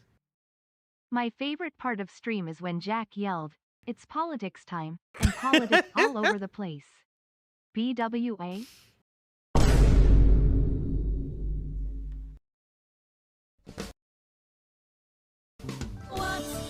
No. No. Oh.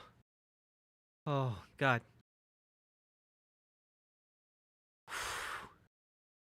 It's so close, chat. The air is charged. The air is charged. It's coming is upon us, as foretold! Or something, I don't know.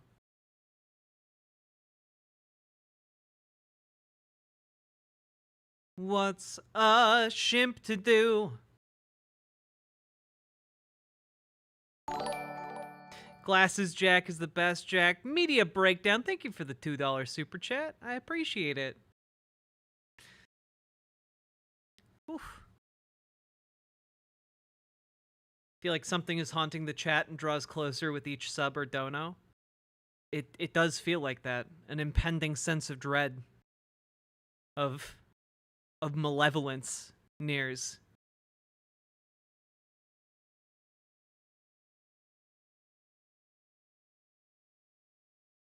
Something wicked this way comes.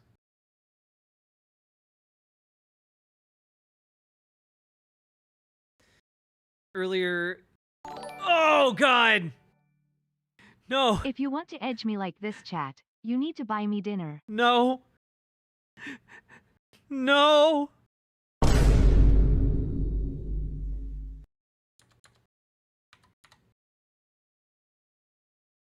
It's here.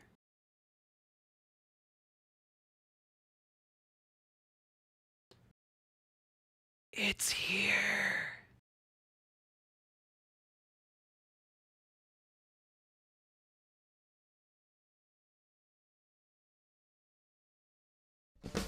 What's a girl to do when I'm alone and feeling blue?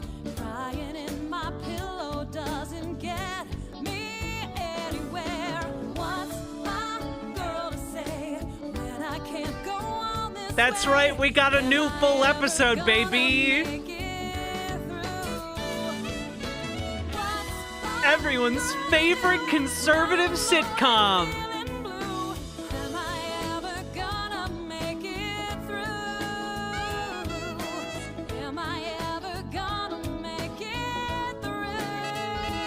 Is she ever gonna make it through?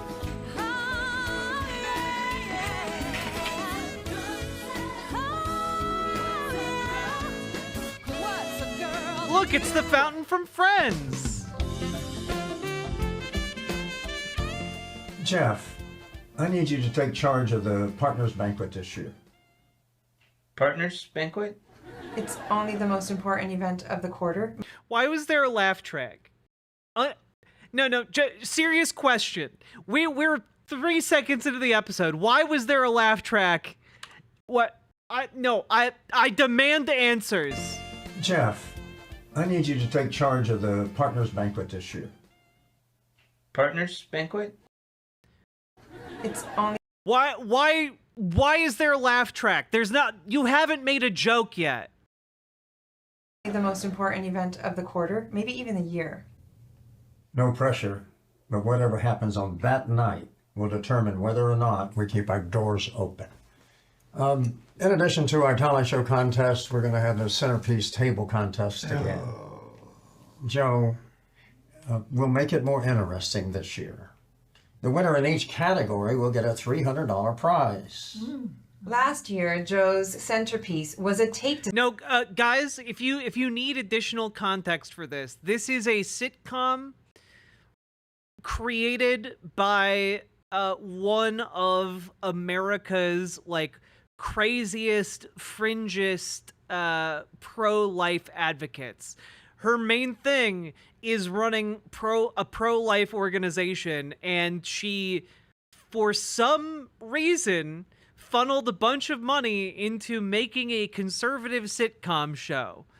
And nowhere will air it, so it's just sitting online, but the episodes are so hard to find.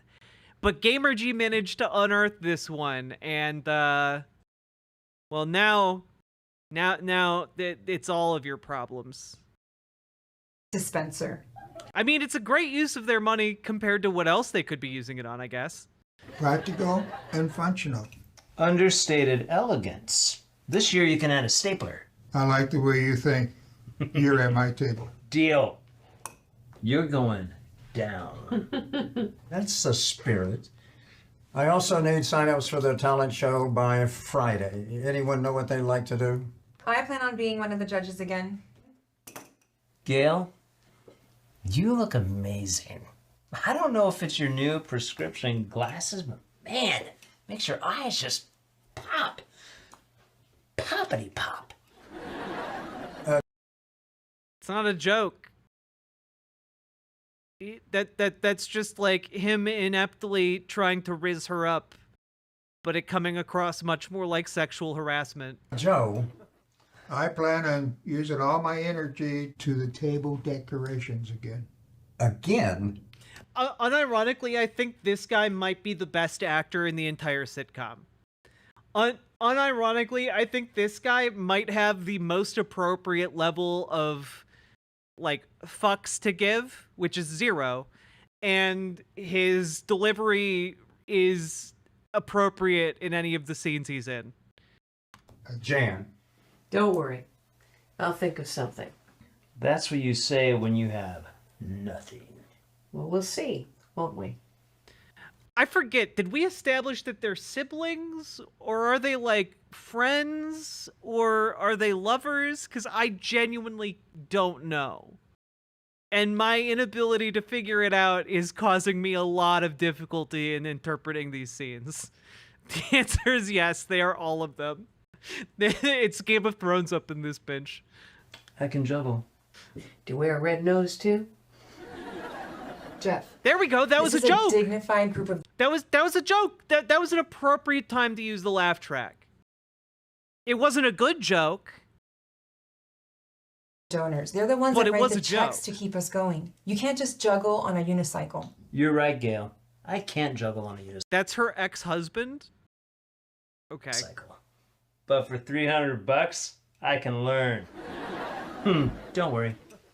I've got plenty of talents for you all to discover. Oh, goody. Hey, Feisty Bard. You're going down. Oh, really? That's big Conservatives are getting better at comedy. talk from the new guy. Can't exhibit his premier talent. Oh, Joe's my plan for the centerpiece? Be the best you've ever seen.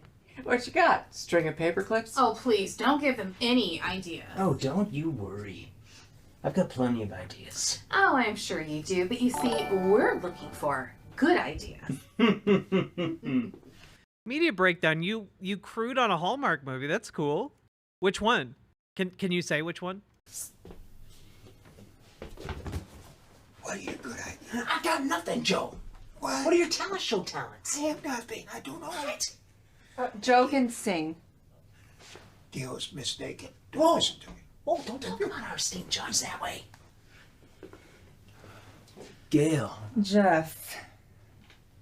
your gray sweater really brings out your colorful personality. It's not gray. It's charcoal. Charcoal. Just like her heart.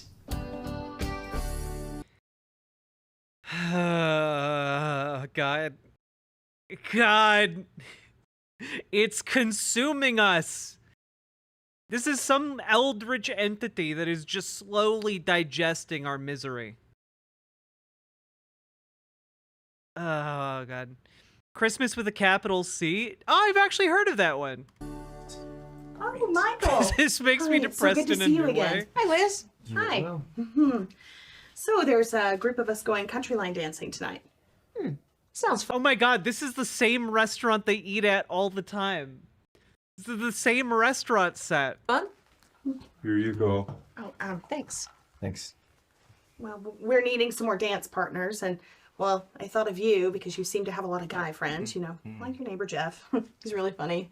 And then, of course, Michael here. I can call Jeff. Well, where do you want to meet? Oh, no, not for you, just for them. You want me to call my friends to spend the evening with you, but I'm not invited? You're hilarious. What time? Oh, no, I was serious. You want my friends? Oh, your male friends, yes.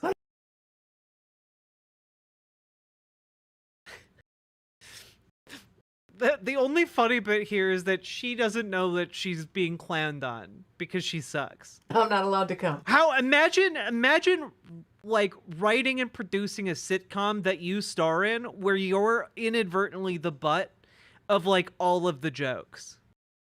You know? Like she's writing and starring in this and producing it. And she's like, yes, I will be the person that won't be invited to the dance. Incredible stuff. Oh, well, look, don't take it personal. It's just that we don't really need any more female dance partners. We just need more male dance partners. More males. Like Michael here, or, well, Jeff, or maybe even Jack. Sorry, Liz. Janet and I, we are a package deal. Oh, you sure? Well, I thought you two just started dating. I didn't realize it was exclusive. Yes, we are exclusive. Oh, how Oh, nice. they love each other so much. Okay, well, what about Jack then? Oh, Jack. Wait. He's dating that gorgeous model that I met at the gala. It's so good for him. All right, well, you'll invite Jeff for me then? You should definitely invite Jeff. Okay. Yes. Feel free. Ooh. Well, Michael, as always, it was so good to see you again. What is this dynamic here? Because she literally just stole a piece of his pizza, like a piece of the topping from one of his pizzas. That's actually weirder than just straight up taking a piece of pizza. What is Waldo doing? Waldo's trying to get invited to the dance. What is happening? She doesn't want Waldo to go to the dance because she doesn't want to hit on Waldo. Also, I think in the show, Waldo is developmentally disabled. So it's also being ableist, I think. Unless that's just how the actor's playing him. I genuinely couldn't tell you. Hey, Liz, I think you should invite Wesley. Okay, I'll come. Yeah, okay. Yeehaw!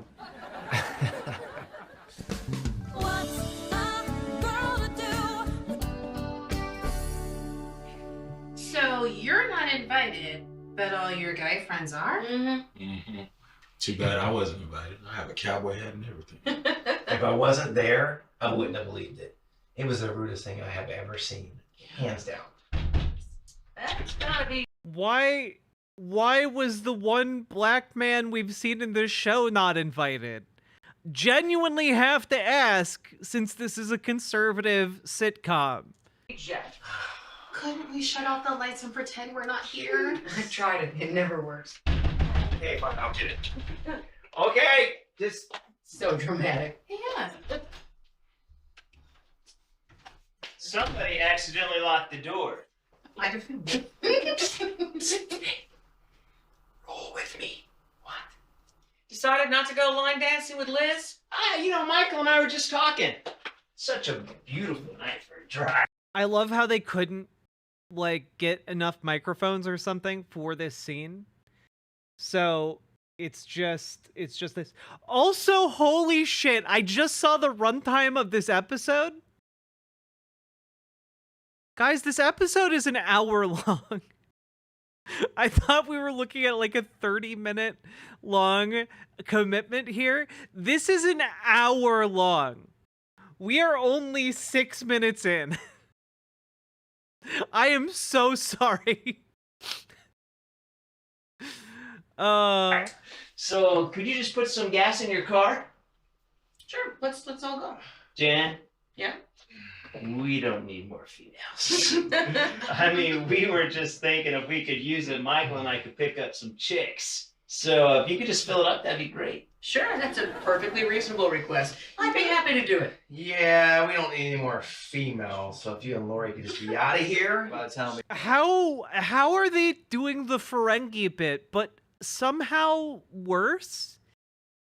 Like the whole thing about the Ferengi from Star Trek is that they say females, and they're just doing that, but they're not space aliens. They're just human conservatives. When you get back, we really appreciate it. Yeah, clean this place up. We don't want them thinking we're slobs. No, we can't have that. Mark, are you in? Yeah, sure. And if we're gonna be entertaining, can you start the fridge? Yeah. Gotta impress the ladies. Just make sure you two are gone. We don't need any more females, you know what I mean? I love you guys. Why are you I genuinely I feel like I'm too autistic for this show. Why is she finding this endearing? Why she's being told to leave her own house and she's just like, ha ha ha, you guys, and then is like, okay, I'm gonna go, bye. What? Why? Can you even believe that anybody would do that? Do what? Hey, you wanna go line dancing? No. My friends are all right here. Now, if we could just get some more food. Take care of that, Mikey? Actually, I think the problem is we have too many males tonight. He is such a kidder, huh?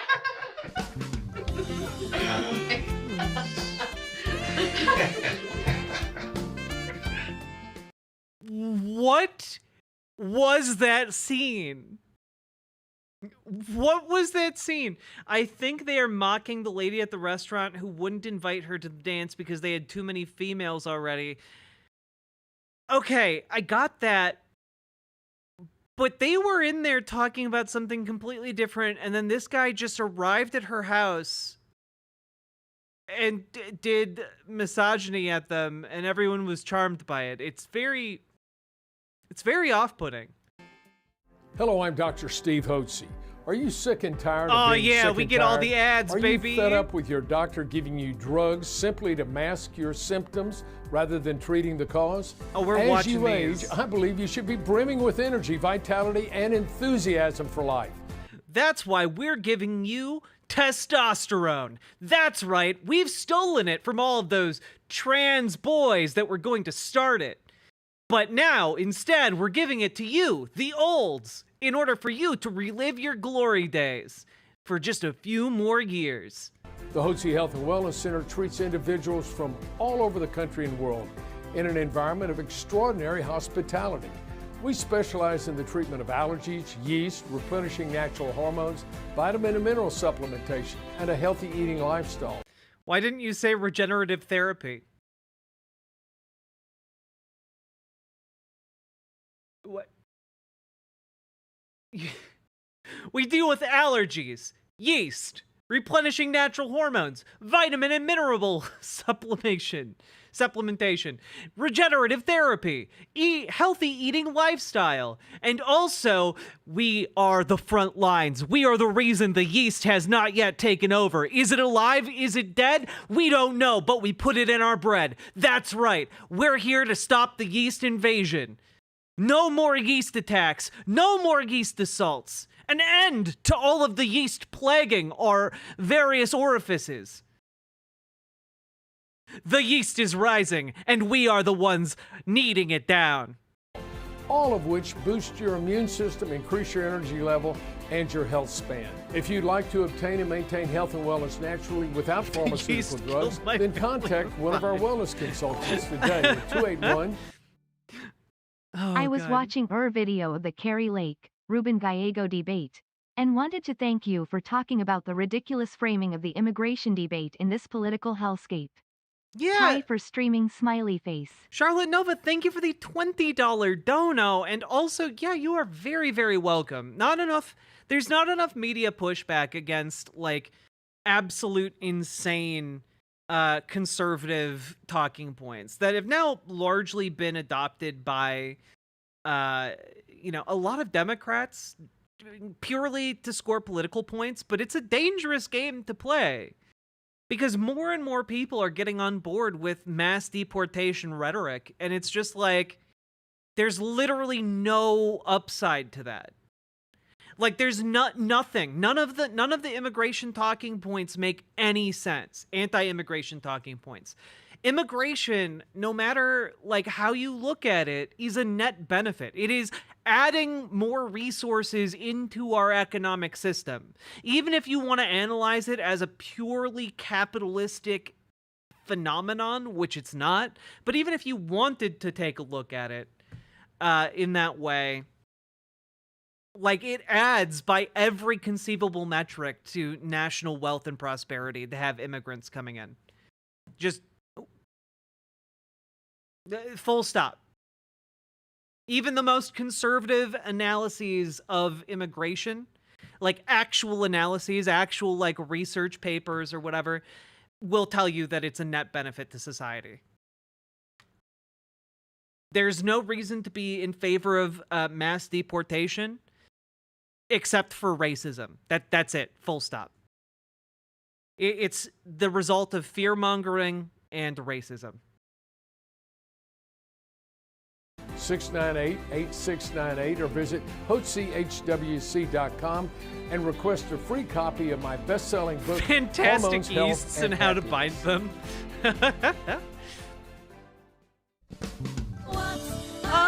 Girls do. Did you see this? A teacher in Texas actually tore a 10 Commandments book cover off of a kid's book. Yeah, that might have duly influenced them not to. Wait, what? I'm sorry, what's that headline? Did you see this? A teacher in Texas actually tore a 10 Commandments book cover off of a kid's book. A teacher tore a 10 Commandments book cover off of their book? What? I might regret this. What is a 10 Commandments book cover?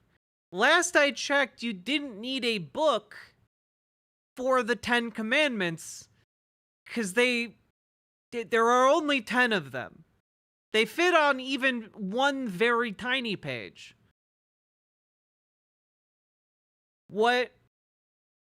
I mean, you can bring if you're a kid, you can bring a Bible into school. You can bring a copy of the 10 Commandments into school, but like, what is a 10 Commandments book cover? Because the 10 Commandments aren't a book. The book cover is for their science textbooks and shit, but like, okay, whatever. Yeah, that might unduly influence them not to steal or kill. Can't have that. I just heard about a kid who was told that he can't sing anything about Jesus at his high school talent show. Oh my. Well, listen to... Oh man, is that foreshadowing? Is this guy gonna sing, I don't know, Silent Night at the talent show? This. The ACLU has... I did make my own textbook covers in school. I guess I'm just wondering, like, there's no scenario in which, like, a kid can't write whatever they want on their textbook. Like, you can do that. Threatened a lawsuit if a valedictorian even mentions the name Jesus in his graduation speech. This... Are you kidding me? What? What are you talking about? The ACLU isn't going to sue a student for talking about God. That's their right. That is, in fact, part of their civil liberties. Now, if a official from the school were to do that, yeah, that is violating other students' religious freedoms and, you know, putting one religion up as more official than the others, which a state or federal official is not allowed to do. This is getting out of hand. How dare they? How dare they tell our children that they have to check their freedom of speech when they walk through the doors of the public school? How dare they tell us that we have to check our freedom of religion when we enter the public square? You don't. Tell you what we're gonna do. We're gonna fight back. That's right. You know what? We're gonna arm those kids with the Constitution, and then we're gonna tell them who... You know, I know that they're doing it as part of a bit, but like this guy playing a kazoo in the background is really undermining her righteous indignation. Who to call when those rights are violated. Thank you. That's what we need. I like it, Jan. You run with that. Let's see what you come up with at our next staff meeting. Okay. Oh, and I need you to debate the ACLU We're gonna arm those kids. lawyer on this issue Friday afternoon. You know, I'm not a lawyer. Why would you just call Bob Lynch? Or... You can handle it. Don't let it scare you. It is going to be on television. On television. Are you gonna do a video essay supporting Chairman Mao? No, 5 cats in. I don't like Chairman Mao. Public television. Oh, don't worry. No one watches public television. Oh, look at that. Janet's Fust, how may I help you? Well, hey, Jeff. I was just calling to wish Janet a good day. Oh, she seems very... Wait, the Holtzy Wellness Center is entirely hormone treatments? I told you! Willing to talk to you, but I really think you want Told to you. a little revved up about religious freedom. Ow, and the Constitution. She is really cute when she does that. Oh, yeah? Good morning, sunshine. Good morning. What are you doing for dinner tonight? Going anywhere with you. You have your passport? You know, as a matter of fact, I've got it right here. Calling your bluff, Miller. One of these days, it isn't going to be a bluff. Can't wait. Me too. Janet. What? Okay. I have public television on the line. All right. 3 o'clock. We'll see you then. Thank you very much. Any chance you might be able to check out who these people are? Sure, of course. You know what? I'll start with the attorney from the ACLU. You know, I think I just got an idea for our talent show. Really? Thank you. Oh boy. We're gonna need your help for the Faith for the Nation talent show. Oh, Mark, did I boy. hear you say you had a cowboy hat? You know, I don't work there. But you're married to someone who does, sweetheart. Come on. It will be fun. Tell them, Jan. Well, you know how the ACLU is trying to take away our freedoms, right? Oh. No. I'm sorry. Like, if you come into this with this idea, here.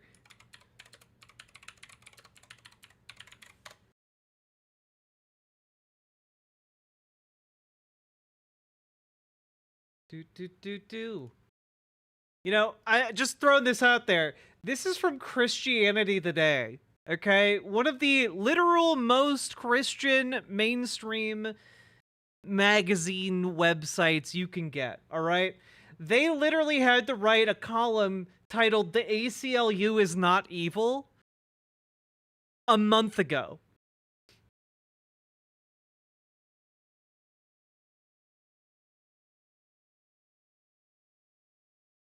I would like to say a word in defense of the American Civil Liberties Union. Christians, including me, both in the pages of Christianity Today and elsewhere, often criticize the ACLU for advocating separation of church and state in ways that seem less grounded in the Constitution and in history than in an ideological desire for a religion-free public arena. On the other hand, I shudder when fellow Christians blithely dismiss the organization as fundamentally biased against them. Some call it the Anti-Christian Liberals Union or the Anti-Christian Litigation Unit. There are other, less friendly acronyms as well. I think the ACLU is wrong to oppose religious expression in the public square, but being wrong is not the same as being evil. More to the point, the ACLU is often right about the First Amendment's free exercise clause, taking on fights that others refuse. It might surprise some critics that the ACLU defends the free speech and free exercise of, well, Christians. For example, in 2001, the group interceded with a school district in Michigan that had deleted a high school senior's yearbook entry because she included a Bible verse. In 2002, the ACLU filed a brief on behalf of a pastor associated with Operation Rescue who was prevented from participating in a parade because his pro-life poster showed a photograph of an aborted baby.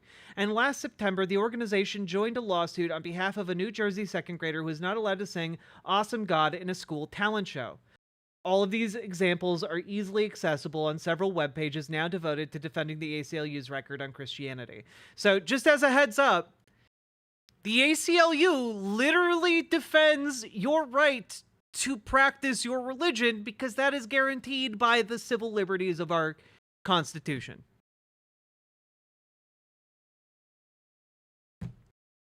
And, like... But in all conservative media, it's literally depicted as, like, the devil. Like, my God. But we do live in a secular society. You know, we live with a secular government. Our government should not be dictated by theocrats. Our policy should not be dictated by theocrats. But you should be able to practice and, you know, religiously believe whatever you want. Do I disagree with some religious beliefs? Absolutely. But you have a right to them. Oh yeah, you were telling us. And she gets pretty worked up. But my pastor said, but what about all those God's Not Dead movies where the ACLU is literally championed by the devil? What's a girl to do? I think it's cute. Well, everything seems cute when you're first dating. You're so cute. No, you're so cute. No, baby, you're the cute. Okay. Somehow it's much less nauseating when you say it. Thank you. Again? Again. Yay. Good to see you too, sunshine. Why even bother knocking if you're just going to come in? Hey, don't worry your big head. I can't stay. I just came over to borrow those little buildings you bring out at Christmas. They're in the attic. I'll look for them later. You building the town on your table, are you? Gotta get a train to run around it? No. That's stupid. You probably don't even know anyone with a trade. Joe has a headache. I tell him I hope that he feels better and we'll pray for him. Yes, maybe we could do that later. Would you like to sweeten this little deal with a wager? What? You win, I mow your lawn for a month. Joe and I win, you mow mine. Okay, Hotshot. You're on. Where are you going? Wait, he has his own You're gonna want house. to put gas in your lawnmower. I love how your competitiveness doesn't contain your creativity. That's your takeaway. Baby, I love how you gave Jeff the idea. Oh, is she his mom? No, she's his girlfriend. It's just so horrible. He looks so cute cutting his grass. In my defense, Jeff is new and he needs a lot of help. We're totally gonna win the talent show. Yeah. He might have even bought that whole headache thing. Wait, why is the ACLU so soft on Christians? It's not. The ACLU just defends like anyone's exercise of religious liberty. But that doesn't mean that it then supports Christianity like dictating public policy. Yeah, that was convincing. Great. Now he's going to have a drink while you're on his table. You know, I didn't even tell him how to incorporate the foliage and the twinkle lights. Listening in to steal some more of our great ideas? No. We have way better ideas than your stupid loser ideas. You really think we're amateurs, don't you? Also, where are your twinkle lights? Third floor at Twinkletown. Okay. They're on sale. I'll be back. Hey, take your time, okay? Okay, to the door closes, and here's the rest of the plan. Okay, yes, all right. What will you do? Oh my god. So you got any ideas for the centerpiece? Do I have any ideas? Of course I do. I've been waiting for this moment all day. All right. So you're going to want to write this down. Okay. Here we go. Okay, number 1, flowers in a vase. Flowers in a vase, like the cliche centerpiece of all time. With colored marbles. That's a game changer. That's a game changer. Oh my. Okay, what do you got? What else you got? Number 2, seashells in sand? Yes. This show's about nothing? Yeah, it's the real successor to Seinfeld. All right. But you're not even writing this down. What else you got? Number 3, I think you're really going to like this one. Okay. It's my personal favorite. All right. A dome-shaped clear vase. Okay. With water. Yeah. And little candles that float to the top. They're floating candles. Laura, where'd you get these? Cliche.com? I mean, I love you. But if this centerpiece is not spectacular, I'm going to be cutting Krepchek's grass. That's right, you're gonna be cutting my grass.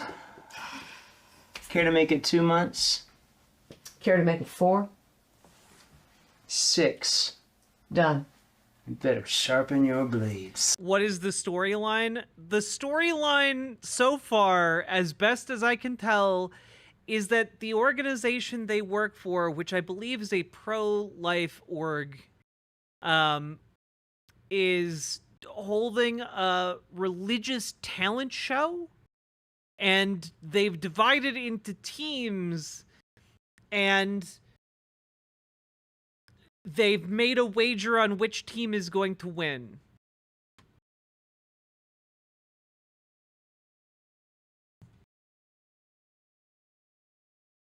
Also, hello, Sweet Myths.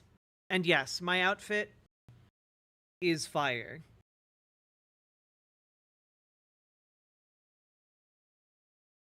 Isn't gambling a sin? Only for certain denominations. Why? Gonna use my lawnmower? Thank you. We're done here. We need to think of something. Yeah, You look so frostpunk? Hell yeah.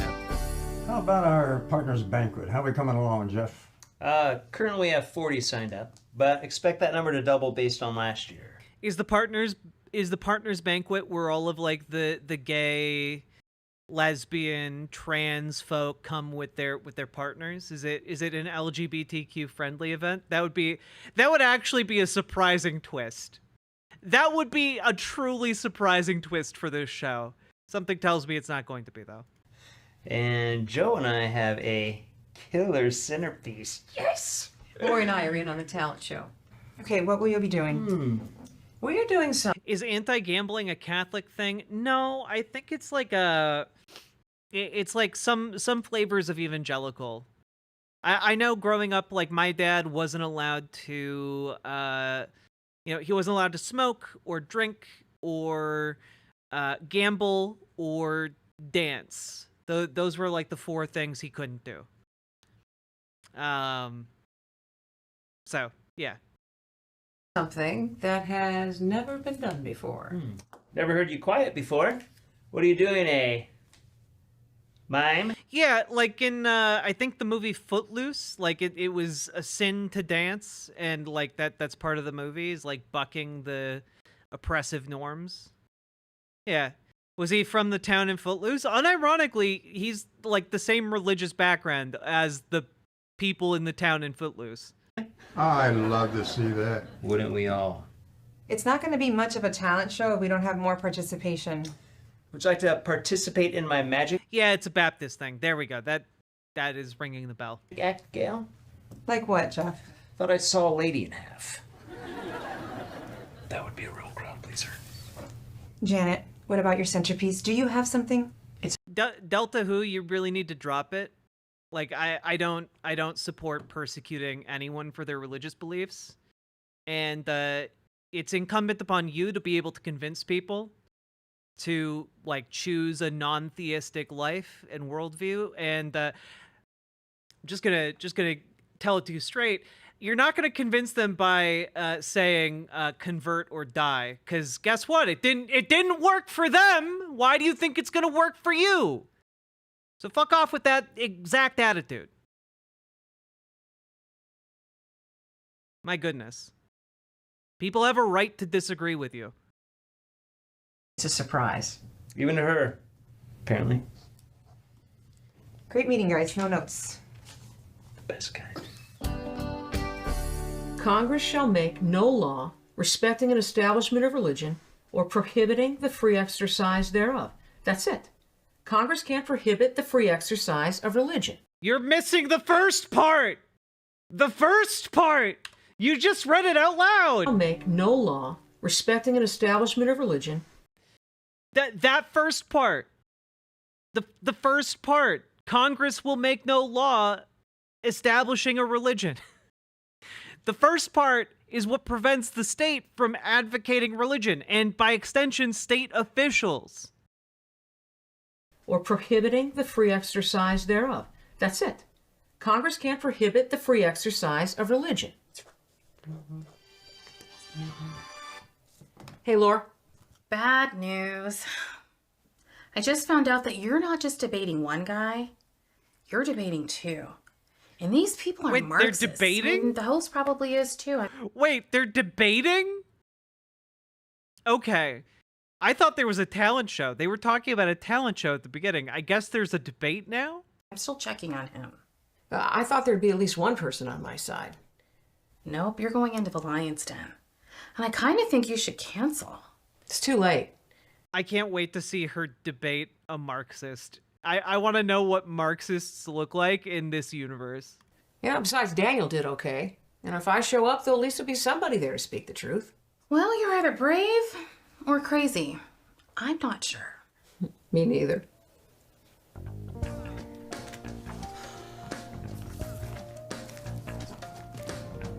I love that she wears her own dinner at the club tonight. Her own group's merchandise. Yeah, I was up half the night. Not sure I'm up for the club. I'm getting kind of tired of pizza. Why is everyone who isn't a Republican a Marxist, according to Republicans? Because it's just a shorthand for a person they don't like. Most, you have to remember, a lot of Republicans grew up during like the Cold War, and during the Red Scare in particular, where like being a Marxist or a communist could get you arrested and thrown in prison or blacklisted from certain industries, could have the FBI coming to your house, and it became like a common thing. Like there was a saying, better dead than red, you know? People still internalize that propaganda from like the McCarthyist days of American history to today. And even like people in Gen X lived before the Iron Curtain fell and like the USSR came to an end. And so like a lot of that propaganda persisted until like the late 80s. And so, we're only 30 years out from that. And for a lot of Republicans, because keep in mind, Republicans skew very old, a lot of Republicans just use shorthand from when they were kids for like the bad guys, and the bad guys when they were growing up were the communist, Marxist, Russians, Chinese, etc. So that's why they just call everything they don't like Marxist. It's just a way of kind of recapturing that nostalgia and being like, yes, our enemies are the evil that we were taught about in our youths. We'll get a quiet table, just the two of us. Just the two of us? Okay. It's cringy when they say liberal communist. Communists hate liberals. Yeah, but you have to understand, none of them knows what a communist is. None of them can define communism. None of them can do it. I've had a million conservatives come into my chat. Not a single one of them can define what communism is or what socialism is. Not a single one. They just point at the USSR or Mao in China. I'll see you tonight. And I'm not even asking them to read theory. I just want them to open up like a basic, I don't know, entry-level textbook or like Wikipedia page. Good.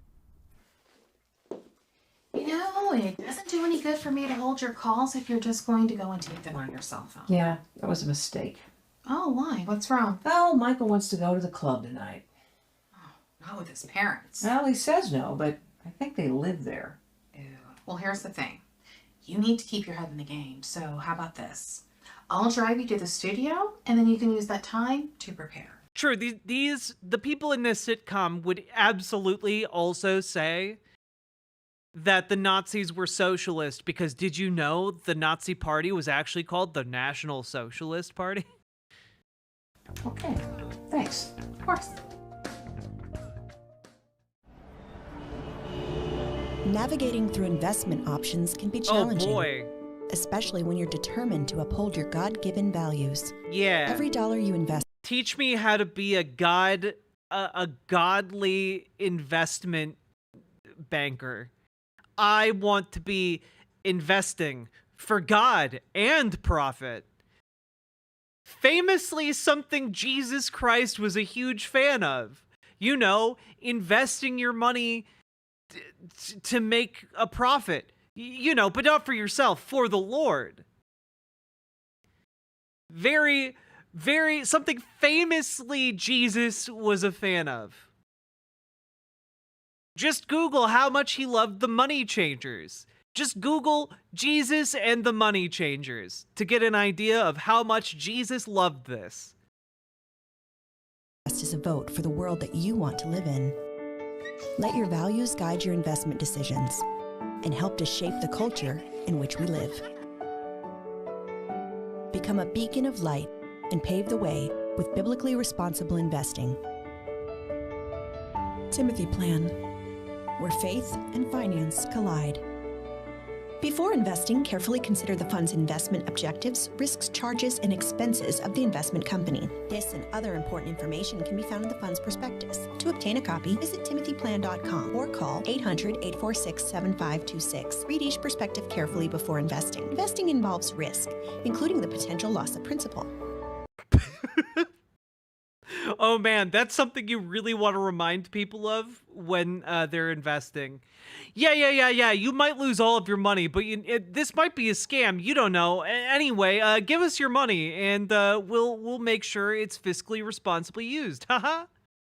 In the name of Jesus, give us your money. I am so glad you could all join us today. I'll open, and well, I'll let the two of you begin. We're on in 3, 2. And welcome to Viewpoint. I'm your host, William Williams. His parents named him William Williams? I think I'd go by Bill. That begs the question of your guest. Why do you insist on forcing your religion on the rest of society? Wait, did we miss like what the initial... And welcome to Viewpoint. I'm your host, William Williams. His parents? Oh, okay. So they're just skipping the initial introductions for people on the panel in order to do this bit, which should have been self-explanatory. Like, if you're gonna name someone William Williams, like, you don't need to have a character point out that that's silly. Parents named him William Williams? I think I'd go by Bill. That begs the question of your So we have no idea how we got to this guy saying this. What begs the question? guest. Why do you insist on forcing your religion on the rest of society?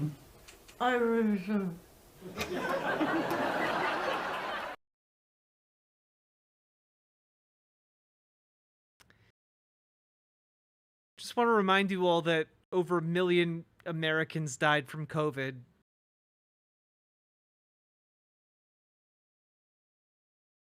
But haha, mask, I guess, in 2024. Also, again, a lawyer from the ACLU is not going to have a problem with people proselytizing. They're going to have a problem with the government setting up a religion in any shape or form as like dominant over others. Well said, Professor. Well, Janet, it appears that our panel is all in agreement. Can we at least agree that we should keep God out of the public square? You know, it seems to me that one of the advantages of being God is that you get to go wherever you want. What about the people who don't? Checkmate, atheists. God is everywhere. Even in your government offices. Booyah! Next question. Oh, man, dude. Believe in God. Yeah, did the talent show stop being a thing? I thought this was all going to be about a talent show. You deserve a safe space, free from these objectionable ideas. I, for one, do not want your dogmatic views imposed on me. Her triggering language violates all PC speech codes. The ACLU doesn't give a shit about politically correct speech codes. I don't think they've ever taken on a case like that. Your whole religion offends me.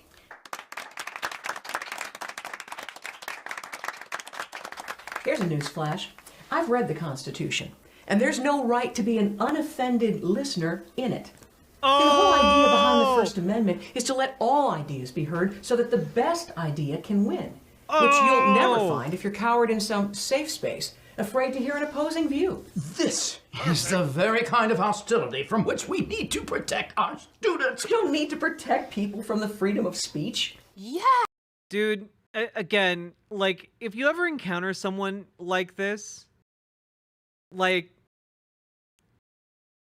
then you have to introduce the alternative. Like, would this lady at all be comfortable if, like, there were Muslim people proselytizing at, like, her school or her kids' school? No, she wouldn't. She wouldn't be comfortable with that. The only reason she's advocating for her position is because she thinks she has the right to impose her religious beliefs on other people. Like, this is honestly insane. Thistles for Eyes, this show has built itself one of the flimsiest straw men I've ever seen in my life. I've had a slight... Honestly, this, yes. I don't even need to see this, but yes, this...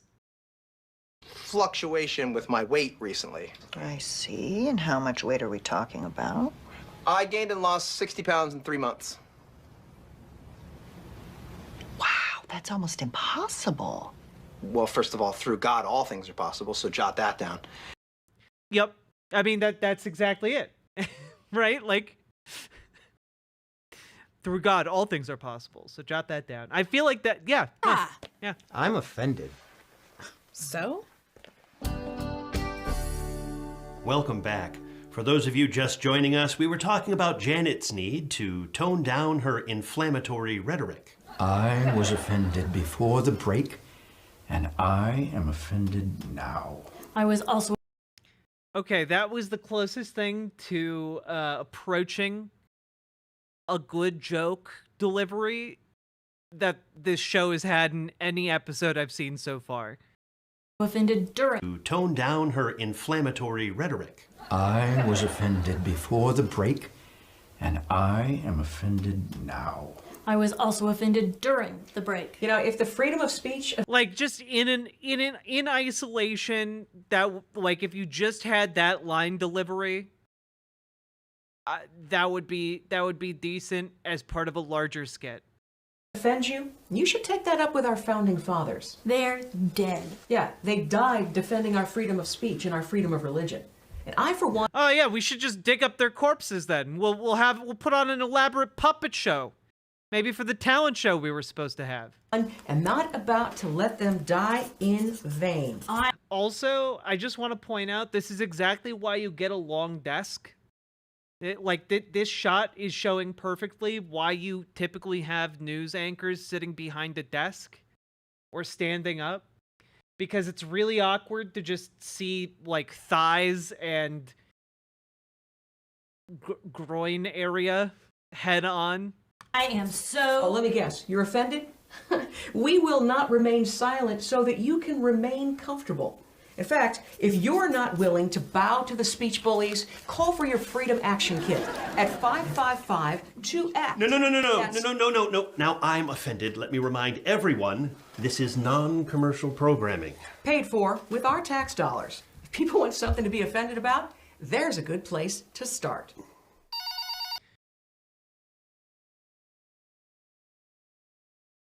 Wait, we've already seen this? This is a repeat? We have not seen this full episode, Very Knifey Duck. We've seen this particular part of the episode. Freedom Action Kit. Hold, please. Yeah! Of course. Oh, Freedom Action Kits are awesome. No, I can't tell you what's in it. I have no idea how much it's going to cost. Yeah, we'll get one sent right out to you. Yep, it was one of the clips, Very Knifey Duck. Oh, as soon as I figure out what it is. Who authorized Freedom Action Kit? I think I know. What does this have to do with the talent show? Well, here's the good news, guys. The good news is there's still plenty of time for them to do a talent show segment, because we're only 23 minutes into an hour-long episode. So they have another 40 minutes to maybe put in something to do with the talent show. Did you think that debate was the conclusion of the show? I kind of did. It certainly felt like it's been an hour. But we're not even anywhere close. We're not even halfway done yet. Hello? Yeah. You want 10 Freedom Action Kits? No. Oh, I'm sorry. I mean, they're limited to one per customer. Yes. Yeah, just give me your name and address and we'll get it sent right out to you. Perfect. It can't be the conclusion there has Thank been you. a talent show.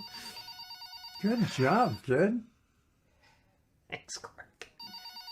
Much as I hate to do it, we're going to have to leave it there. We'll just have to invite Charlie.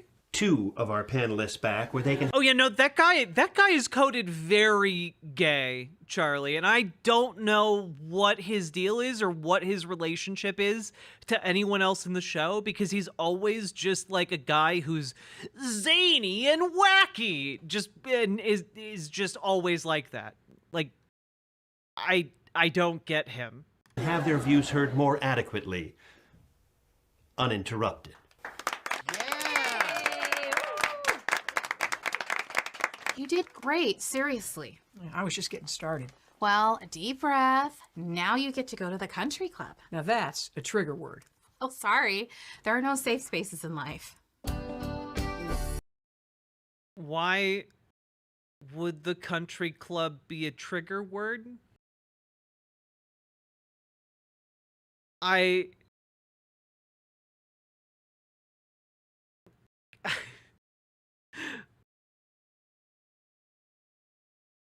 Why would the country like? Oh, first of all, that's a phrase. It's not a word.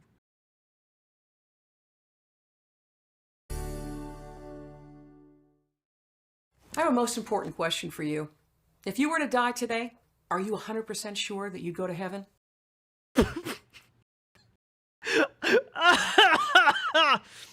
I really forgot. This was in the last one we watched too. This was in the episode 7 we watched. Mid-episode ad. Nah, this is mid-episode come to Jesus moment. Let's go. Let's go. Time to save your souls, chat. There's a way you can be sure. Because the Bible says 3 things. It says that all have sinned and come short of the glory of God. That's all of us. If the wages of sin is death, but the free gift of God is eternal life. And here's one more. Whoever calls on the name of the Lord shall be saved. Unless you're a filthy gay or trans person, in which case you're going straight to hell. No exit. You can't get off that train because you're too gay. You're too flamin'. You're too fabulous. You're a whoever, so am I. Let's do it. So just repeat after me. Mean this from your heart, and you'll be secured for your eternity and for the destiny in your life. Here it is. Jesus. Trains and bullshit. We're going to heaven, chat. Twitch chat isn't. You know, I've heard that people in riverboat.gg do go to heaven. I can't prove that. I have no way of proving that. But, you know, I think Jesus might make a special exception for you if you are on riverboat.gg. And if you also hit the like button, hit the subscribe button, hit the follow button if you're over on Twitch, and consider dropping those subs and donos, okay? Because every time you guys drop a $5 dono or drop some subs over in Riverboat chat, it makes text-to-speech go, and we have to listen to less of this. Come into my heart. Forgive me of my sins. Wash me, change me, set me free. Wash me and change me, for I have shit my pants. Let me never be the same again. Jesus, I believe you died on the cross and rose from the dead. Help me to fulfill everything you've called me to do. Riverboat YouTube chat has to be heaven, though. Look at all these angels on my here. Way to heaven. So true, in Charlie. Jesus' name, amen. If you've made that prayer, you mess up, don't run away from God. Run to him. He loves you and has a plan for your life. Did Jesus's plan for your life involve making this godforsaken sitcom? Because if so, you've truly journeyed into the valley of the shadow of death with this one. Here we are. My favorite part. Hi. I love these. Apparently. Wait, the last time we were here, there was an ice sculpture. Do you guys make those? No. We guys make nothing of the sort. Allow me to get you a call. Oh. So why the ice sculpture? For the partners banquet. The centerpiece contest. Did they travel to another country? Shimp break, shimp, shimp, shimp, shimp, shimp, shimp, shimp, shimp, shimp, shimp, shimp, shimp, shimp, shimp, shimp, shimp. Thank you. Oh no, this is the country club. This is the country club. Okay. Sorry. I was trying to figure out if, like, he had finally taken her to a different country like they were talking about earlier in the episode, or if this was the country club. Just a few. So, where are your parents tonight? Oh, man. You know the outfit you usually see at the country club, don't you, folks? Thank you. Just a few. The average outfit you see at the country club. What appears to be some sort of gold shower curtain wrapped around a lady who's wearing what appears to be leopard print, tan stripe, and red striped knee-high boots. For some reason. Classic country club outfit. My goodness. So, where are your parents tonight? Relax, they're out of town. Tonight it's just... They do realize the rich people in country clubs are widely conservative, right? They're bougie weirdos. They do realize that, and that's why they think their core audience will relate to them wanting to get away from all of this by going to the country club. Just you and me. Hmm. So, tell me about your day. My day? Well, it featured a Marxist television host, an atheist professor. Okay, but the Marxist television host didn't do anything to you. He didn't impact your debate at all. What are you complaining about? And a feminist. And they all walked into a bar. It sounds like a joke. It kind of was. Yeah. Hello, Michael. Linda, hi. Hi. I didn't want to disturb you, but it just now dawned on me why you look so familiar. Did I just see you on television? It's possible. I knew it. You really know how to stir things up, don't you? Glenda, sorry, this is Janet. Janet, this is Glenda, my mother's best friend. Ah, so nice to meet you. But he existed. So you saw the show, huh? Oh, I saw it. Hey, Alan Smith. Yes. Good luck, Michael. This one is quite the handful. Enjoy your meal.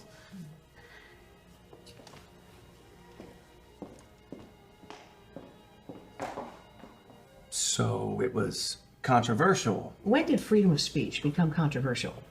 I mean, I didn't even bring up the right to bear arms. There just wasn't time.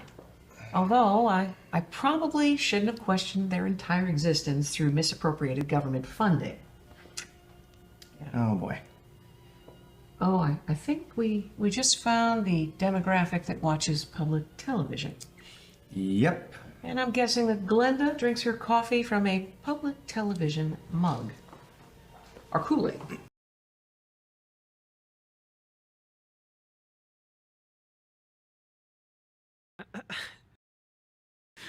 Ah, yes, public television. What do people associate with public television? Mugs, that's right. I think that's what those people drink. You ready? Yeah. Would you rather be with someone who only talks about things that don't matter? I love your boots. No, you don't, you lying bitch. Those boots are terrible. Those boots were never even cool like 10 years ago. They're definitely not cool now. So cute. Let's all get together and go shopping. Yes. Oh, girl. Because that's the only thing girls like. Am I right, fellas? Money puppies. Yes. Let's get out of here. It's a good idea. But did you see her boots? They're so cute. Hey, Jan. Yeah, by the way, heaven forbid they enjoy it. Look, I think those boots are ugly as hell, but I am criticizing that as like a decision made by the people putting this entire production together, right?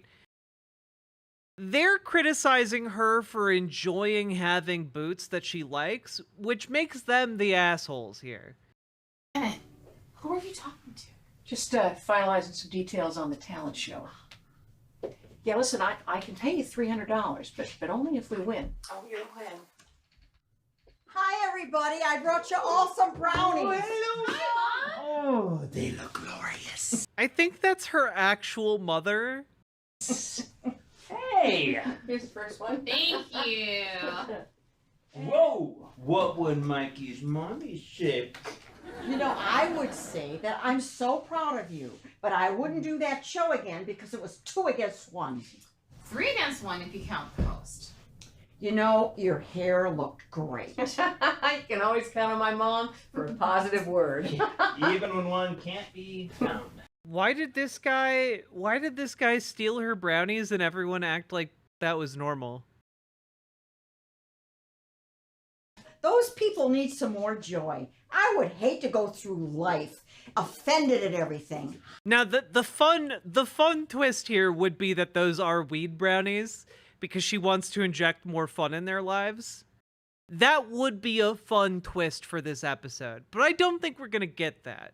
Hi, Hey, Clark. Mom, I heard you brought some brownies. Can't chat. Got a staff meeting. Have fun. Oh, they are a blast.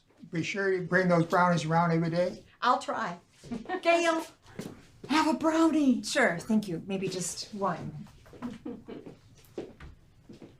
Mom, you're the best. Thanks for coming by. Appreciate the brownies. You are the best infinity.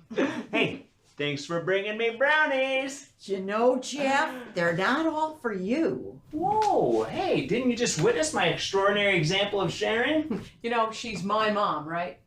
Looks like somebody needs to learn how to share. Okay, so they are not brother and sister. Brownie? Hey. We could only hope they learn by our example. These are some good brownies. You know what I think, Joe? Not that tastes quite as good as thin. I tried thin, but it left me a feeling of emptiness inside.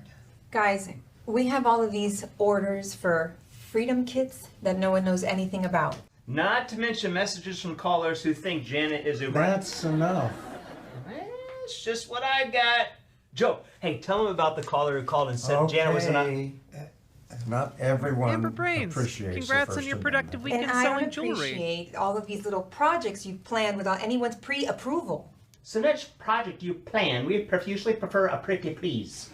Wait, so she was not even authorized to sell this, so she went on public access television and advertised the freedom kits that they don't have, and now are kind of left holding the bag on this one. Okay, cool. Well, I didn't really plan it. You know, the idea just hit me on the spot. Exactly. What were you thinking?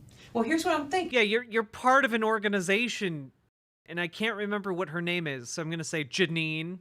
Maybe a logo like this, right? You get Freedom Kit on the outside of an envelope or box. We put in a Constitution, New Testament or Gospel of John. We've got some of those. Student Bill of Rights. I like it. Let's go with an envelope, save some money, and why don't we include a list of free legal help? Perfect. Well, I was thinking maybe 10 Commandment book covers. Would be Nice good to work. add.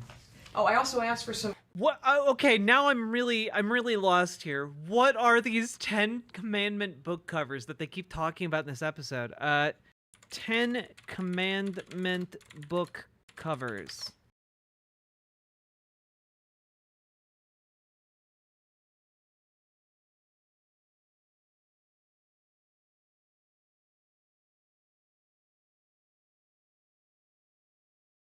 Nope, this is an article for the 10 Commandments of book covers, which is not...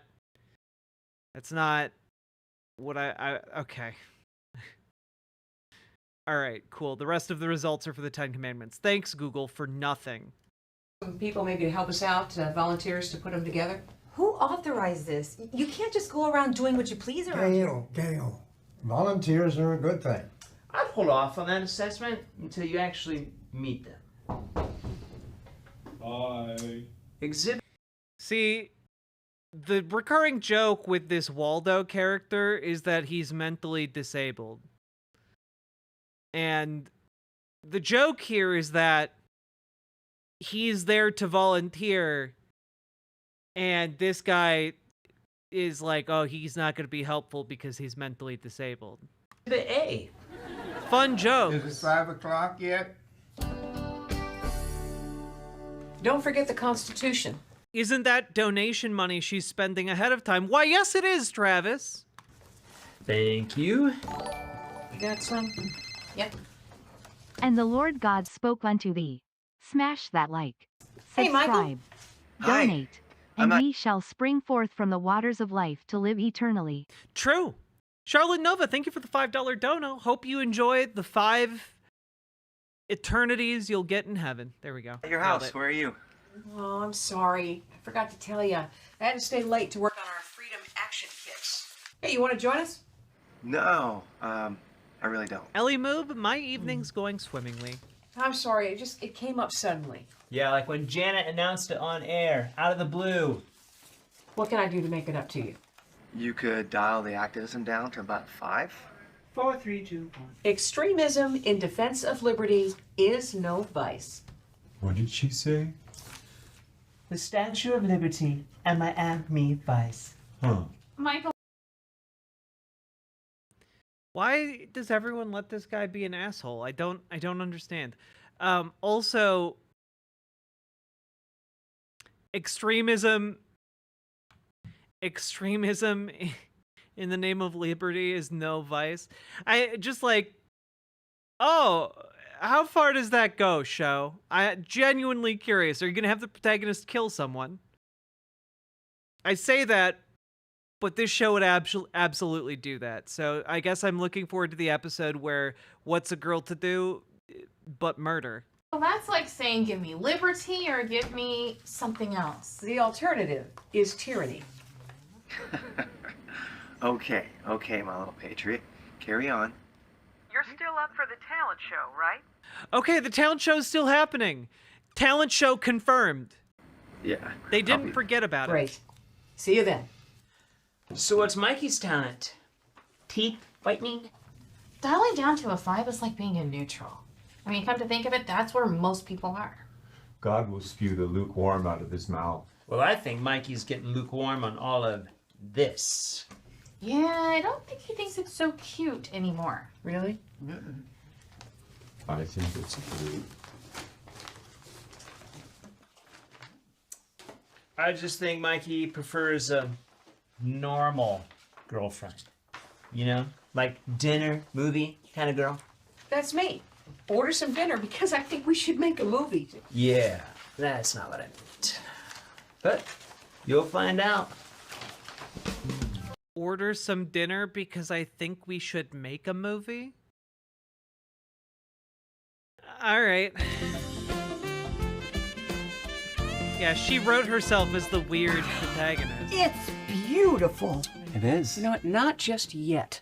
Just a little more. How about a little right there now? Beautiful. You are not allowed to hire outside help for this contest. What do you mean outside help? Really? Her hands are practically frozen from all that hard work. Weeks. And there's nothing in the rules that says that. Well, there will be next year. Wow. Hey, where's Mark? I'm really sorry here, but what is the significance of the ice sculpture? I know that it was referenced earlier when they went to the country club, but in what way is this helping them or hurting their opponents? Does it just make... I understand that she cheated, but to what end? Like, how does this help them? I really don't know what's going on either.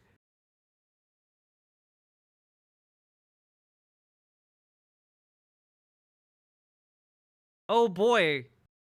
Jack went down the rabbit hole and found some book covers. Ah, good. 10 Commandment book covers.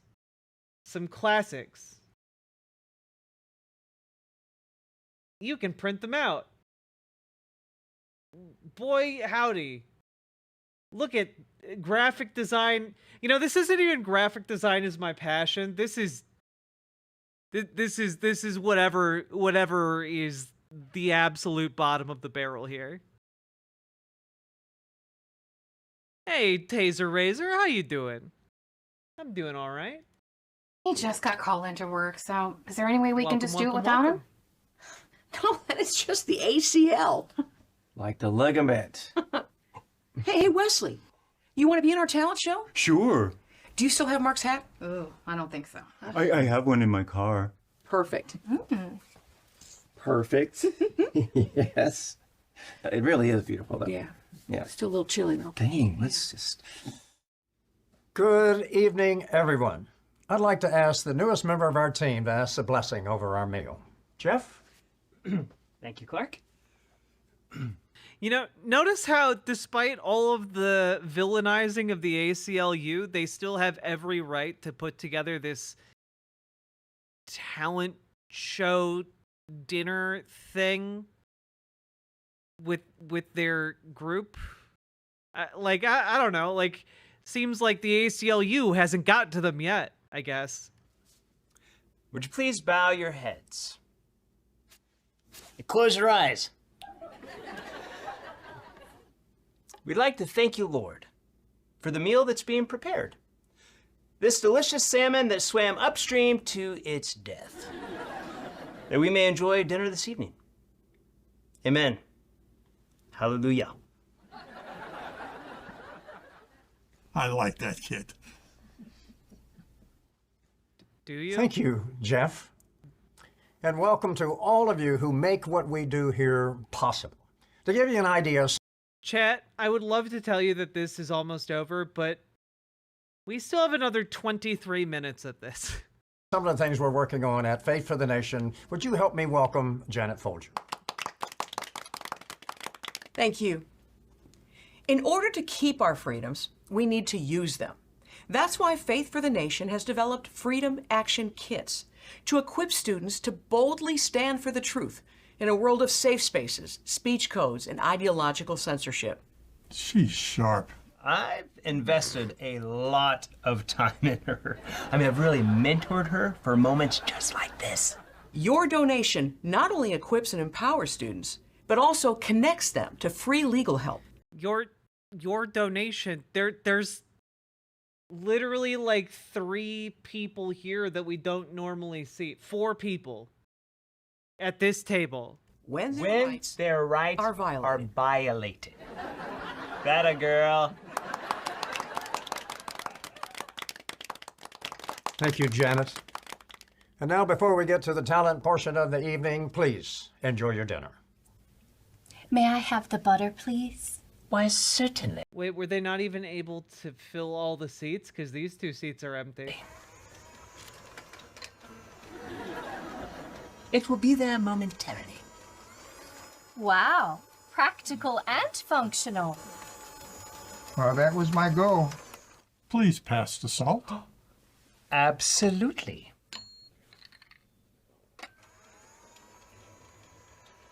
Bullet train.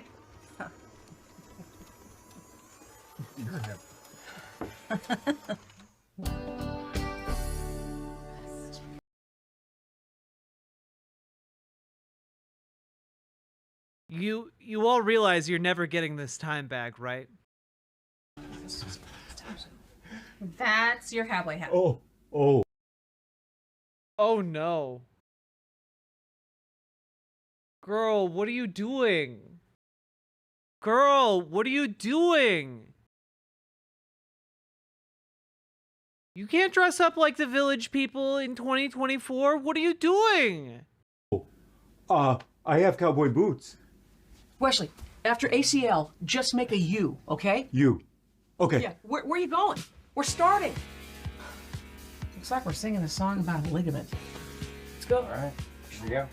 And now for a special performance. Why is she dressed like a butch the Village soldier? People. I have no idea what this is going to be like, but I'm certainly looking forward to it. Take it away.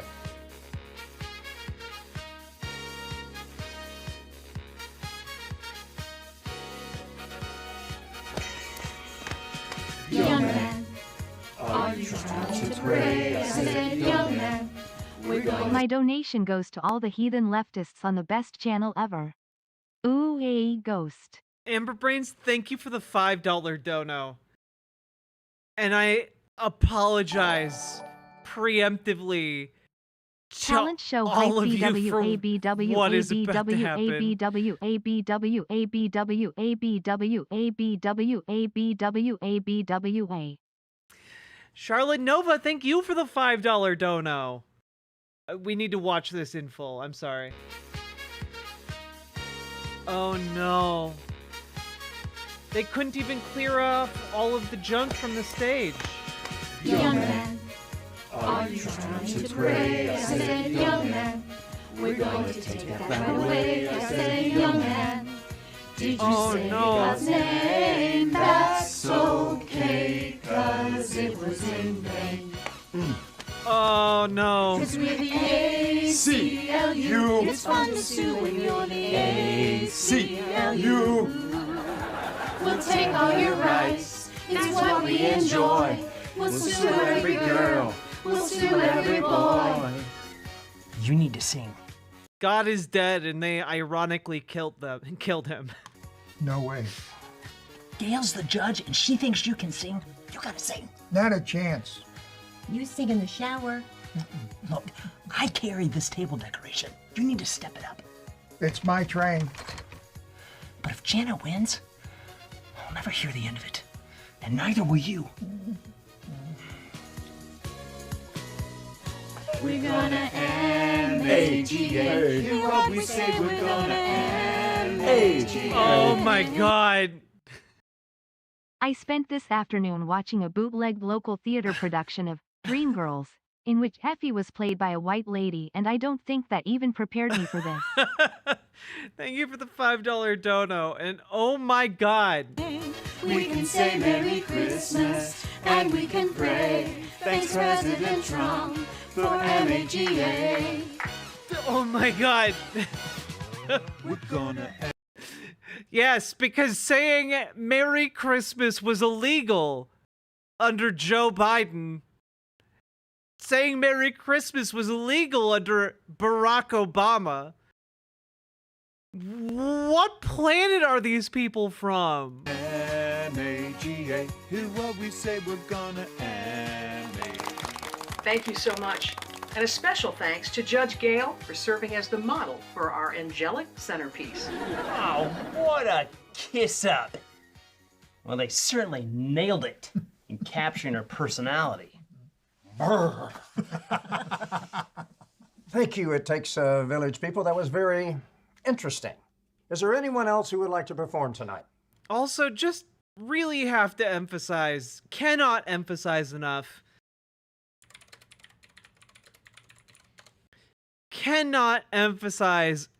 here. The Village People are maybe the gayest band to ever exist. I mean, for crying out loud, like, look at them. Look at them.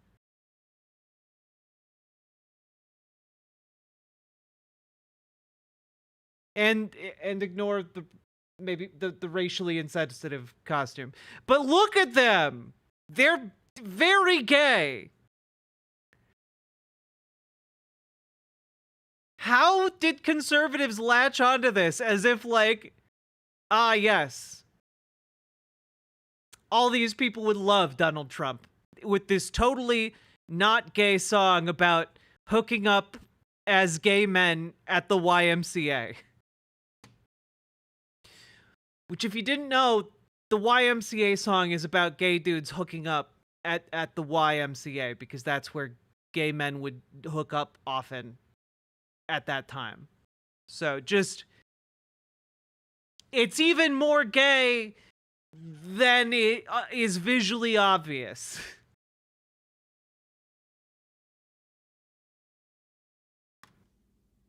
Anyone at all? I will. I guess there's nothing in the rules about performing more than once.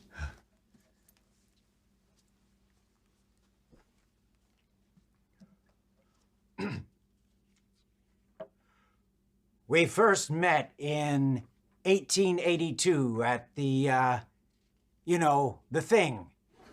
Let me tell you, Clark here's no dog-faced pony soldier. You get the drill. It's not rocket fuel. Rocking chair. Rock around the clock. Come on, man. Can you scroll up the teleprompter, please? President Biden. Come on, folks. And now, here are some folks from the office. Who authorized this? Janet can't just do whatever she pleases without prior permission and the proper paperwork. Gail. Our centerpiece is gonna change the world. We're gonna put freedom on the offensive, no matter who it offends. Janet. I have endless talents for you all to discover. You're going down. Jeff. In your dreams. Yeah, that's me. Who ate all the donuts? That's me. Joe. Nice job, team. Now why don't we all get back to work? Thank you, Wes. Wow, what a thrilling contribution. Now, why don't we all get back to dinner? That last one needs some work. Oh, okay. Is this one of those Daily Wire shows? WCW Thunder Rosa? No, it's a show made by Faith for the Nation, which is a pro-life group that, for whatever reason, the founder of decided to funnel money from it into this public access sitcom made for conservatives that are pro-life. And it is truly like staring into the abyss. Is there anyone else here tonight who would like to perform? Hey, Liz, you're gonna be on my team, all right? You're on my team, okay? Okay. Okay. I guess. Go team. Go. Great is thy faithfulness, great is thy faithfulness. Morning by morning, new mercies I see. All I have needed, thy hand hath provided. Great is thy faithfulness, Lord, unto me.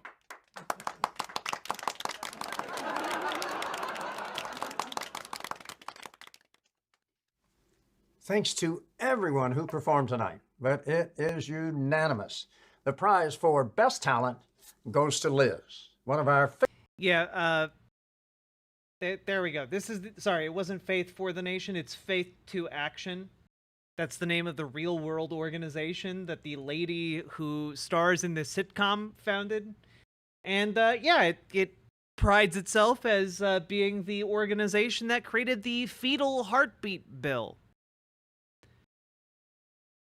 So, yeah, you know, just images of whatever the hell this is. And if you scroll down far enough, it just takes you to What's a Girl to Do? A lot of pronouns in that song. Underscore. Pronouns? What? Fucking pronouns! Thank you for the $5 dono. Faith for the Nation volunteers. Not the fake abortion picture. Yeah. You know they gotta fake that stuff. Congratulations, Liz. You have an amazing talent. Oh, so I've been told. I also do weddings and receptions and karaoke sometimes. Good to know. And for Best Table Decoration, Team Janet. Wait, that's the thing you get points for? This is the best time I've had in a long time. Oh, buddy. If that's even remotely true... If that's even remotely true, buddy, you need to get out a little bit more. You need to play like a video game or something. That's really sad. You kids, keep up the good work. Thank you, sir. They're not kids. They're literally almost as old as you, if not older. Really nailed her personality. I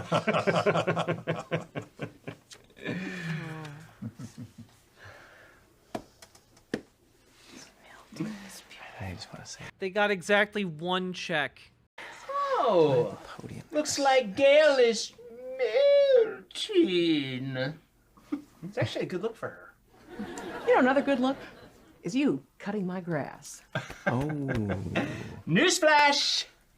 Liz was on my team. Weren't you, Liz? Sure. Atta girl.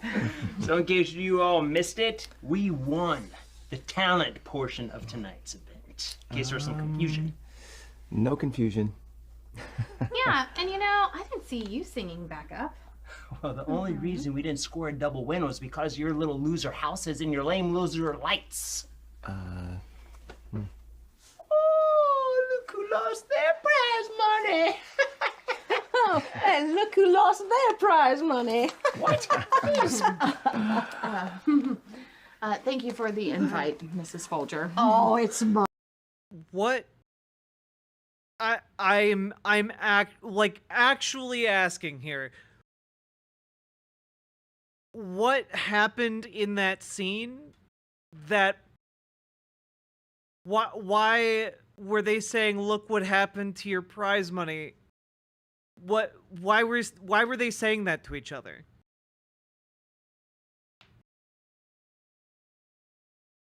Like, what? She just handed she like put the prize money down off screen, and then he started making fun of her, and then it looked like the lady next to him was putting the check into her book. But why? They're all there raising the money for the organization they work for, so why are they saying that they lost it? I don't understand. And you were awesome. Is this show operating on too high a level? Are these the high level ideas that Dave Rubin was talking about? Is this hell? You were. Nice job. Awesome. She was so good. Yeah, you were awesome. Oh, Wesley, you did so good. I was wondering if you could do an impression of me too. Oh. Oh, how sweet. Nailed it.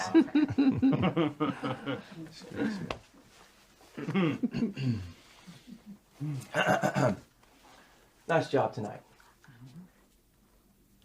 Wow. Wow. Wow. Trains and bullshit, you're watching me in a cathedral? Cool. Wow. Wow.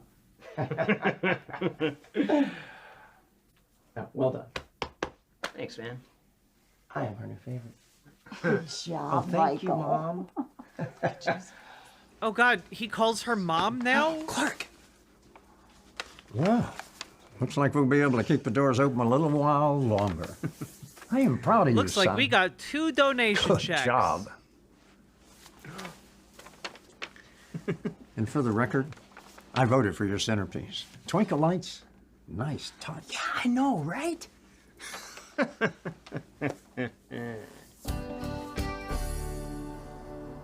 Thanks. Okay, you might think the episode's over now, right?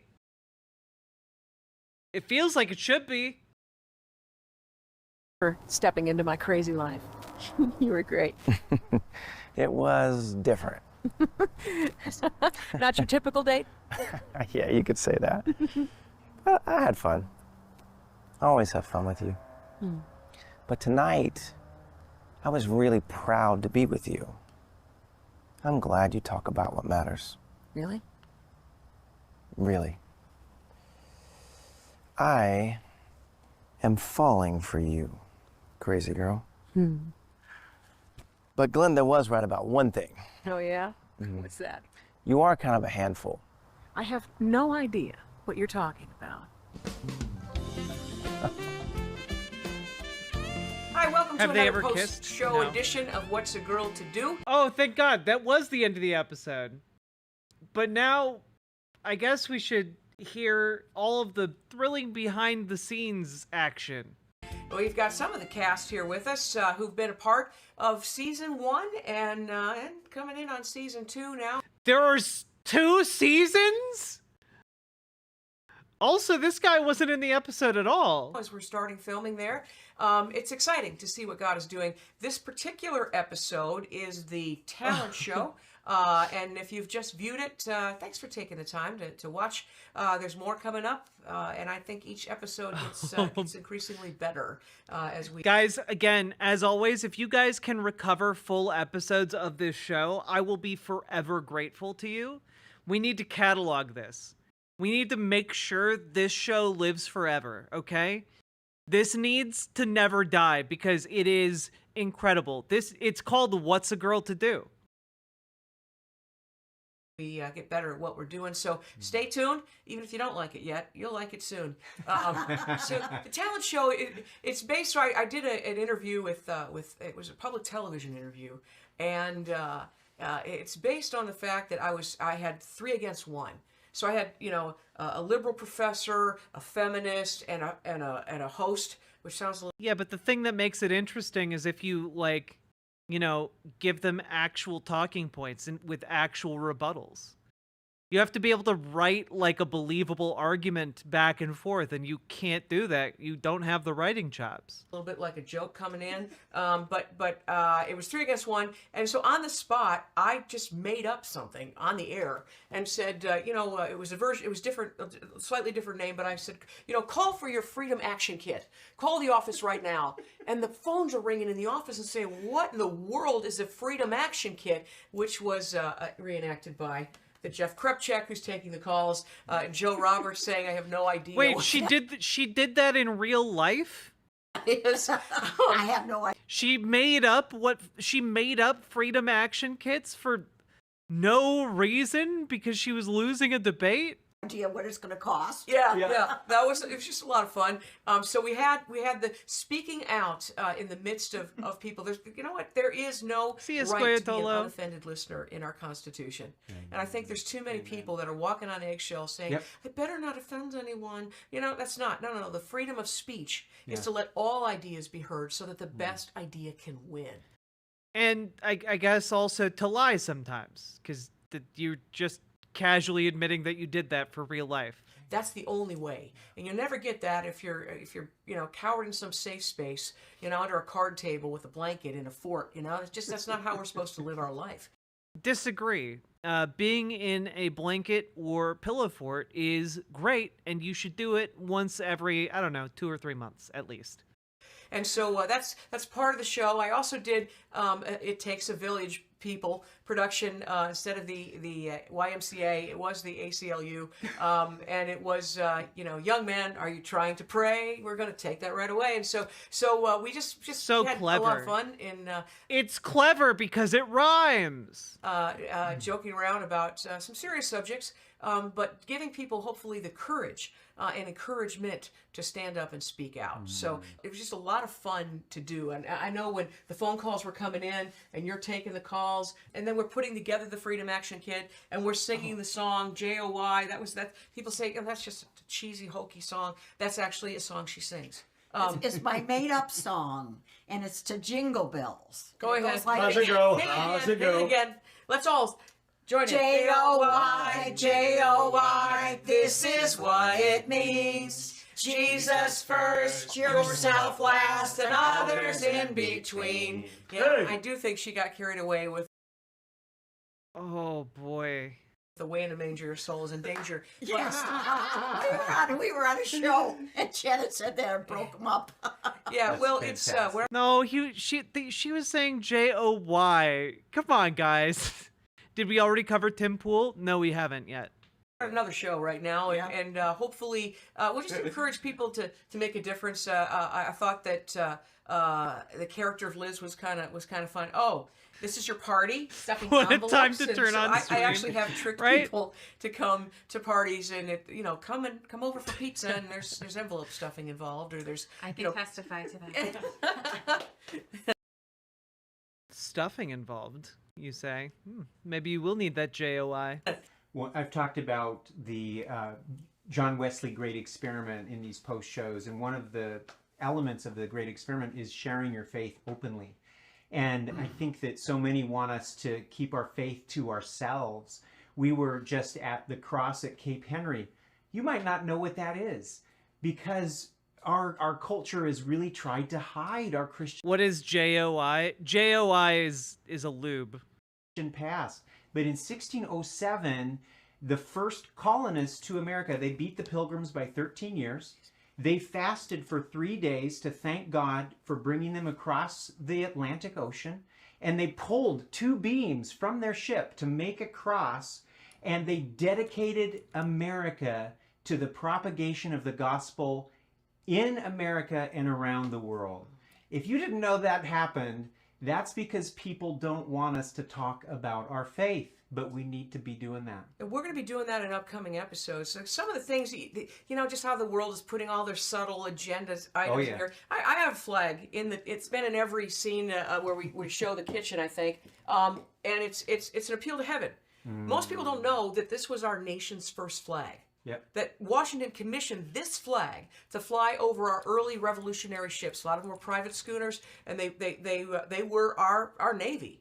And it was interesting that these Navy ships that had this flag flying on them were able to capture some British ships, get the ammunition, the supplies, the food they needed to help win the war. But we weren't supposed to be America. You know that? We were up against the most powerful nation on earth. Mm-hmm. And you want to know something? You want proof that God works through remnants? Only 25% of Americans wanted to be America. Yeah. They wanted to break from Great Britain. Only 7 to 8% actually participated in the American Revolution. And what John Locke said is, when you don't know what else to do, make an appeal to heaven. That's what we did in America. And interesting, we actually held this flag outside the hearing of the heartbeat bill in Congress, when we brought in the youngest to ever testify in Congress, unborn baby Lincoln, whose heartbeat was heard in the halls of Congress. We held this. Oh my God. That's not testimony. That's not testimony. Flag outside. And as we held this flag, I remembered, we shouldn't even be America, but here we are. You know what? God is famous for working through remnants. Yeah, our country looks dark and bleak right now, but I'm going to tell you something. We're making an appeal to... Like, a testimony requires a spoken statement in a court of law. That's... A heartbeat is not a spoken statement. Heaven. And when Christians rise up, we're going to take America back, and we're going to see the gospel proclaimed. We're going to be able to advance the kingdom of... Yeah, by the way, in case you were like, oh, is she like a normal person? No, she's like a crazy religious zealot who wants an armed uprising to seize control of the government, okay? Like fully and completely. Like, this is, I think, where a vast majority of Trump supporters are right now. And like, it's scary. Yeah, she's a Christian fascist. That's where the majority of the Republican Party is. Of God, with the freedoms we have, we're going to use those freedoms. And that's part of the motivation behind this program. It's part of the motivation in my life. Is we're gonna change the world. Yeah. We're gonna advance the kingdom, and this is a sitcom that you get to be a part of it. And yes, it kind of grows. It starts off introductory, some bits of Christianity, but you'll get to keep watching till episode 8. You're gonna get the gospel, and it done in a winsome, a creative way, and one of our favorite episodes. So stay tuned to that. But I'll let you speak. God could use anybody. He could use kids. He could use the elderly. He could use everybody in between. So don't think you're ever too young. I don't make a difference. Which is why we have, in every episode, there it is, one of my favorite things, that we're one nation under God, and it says that we are the home of the free because of the brave. We're a show that's going to honor our veterans. We're going to honor our police force. We're going to honor those founders of the faith, founders of America, and that's, you'll see it. We're not beating people over with it, but what you're doing is you're getting a glimpse of what it's like to live as a Christian. Not always doing things right, learning along the way, but it's I think that most people don't realize that you can actually see history change, see things change, to see the impossible. Some of these stories, they're ridiculous. They're ridiculous of what we've seen God do, just because we stepped out in faith with no budget, with nothing. No driver's license. Yeah. Thankfully, you was a miracle. You were able to get here on time. So I have one last thing. One of the things that really kind of in my mind just sticks out is when I think it's one of the crowd members says, "I'm offended," and I'm like, "So?" Yeah, I like that was your response. That was fantastic. The reason though that's so important is because I think that our nation is kind of serving a false god of offense. Yeah. Where everything is about, I don't want. Oh boy, the false god of offending people. Want to be offended, and people have often said to me, hey, we have freedom. They think that even though we have the freedom of speech, our universities are indoctrinating young people to believe that it's freedom from speech, specifically freedom from speech that might offend, but that's not true. Yeah. And I think that what we're ultimately seeing is a nation that is afraid of truth. And so that's why they're trying to silence truth, because it might hurt someone's feelings or might offend. But the reality is, it's one thing when the world or the culture tries to silence us. We need to know our rights and assert them, but it's something different when we censor ourselves or silence ourselves because we are serving a false god of political correctness and of Yeah, the false god of not being an asshole. It's crazy. You know, the deity all of you worship.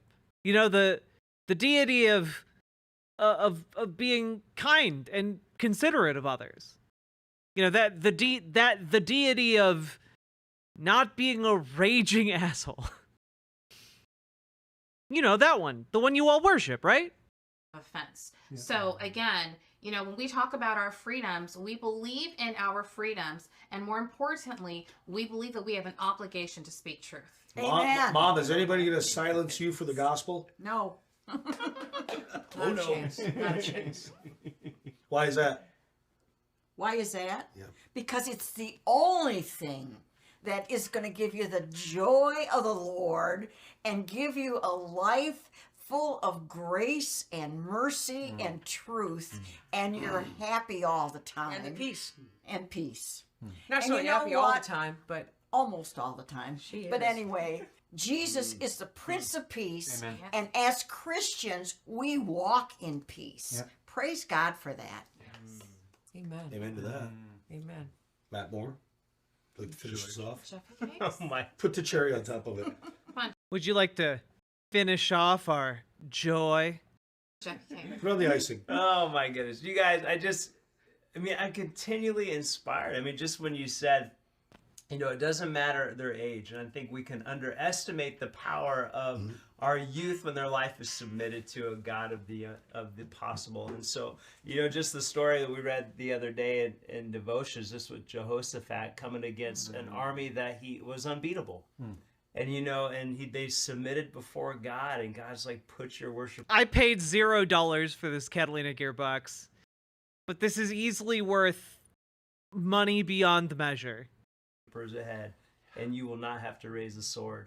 And so they went out and they conquered the Egyptians just by their worship. And so we just hope that we just hope that we don't have to use the sword, but you know, we will. Ha ha ha ha ha. Hope that these inspire you. Like, these episodes give you hope and give you courage to stand firm in your faith and be the light to the world. I mean, Jesus said, you are the light of the world. You are the salt of the earth. And if you're not going to do it, who's going to do it? Yeah. Amen. Certainly not God, that all-powerful deity. If you're not going to do it, who will? I don't know. There's an all-powerful deity. He can handle it, supposedly. And so we hope that this show is a light in your home. They're supposed to give hope. Yeah, we hope this show is a light in your home. We hope you give you some laughs. We want to give you some laughs, maybe some lessons along the way. And it gives you hope. And some Field is ready for romance. harvest. Who's going to put their hand to the plow? Yeah. Yeah, who's going to plow me? Huh?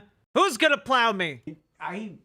It's on my heart to speak about the young people as well. We talked about that a little bit earlier, but they have been at the forefront of the revivals that we've seen.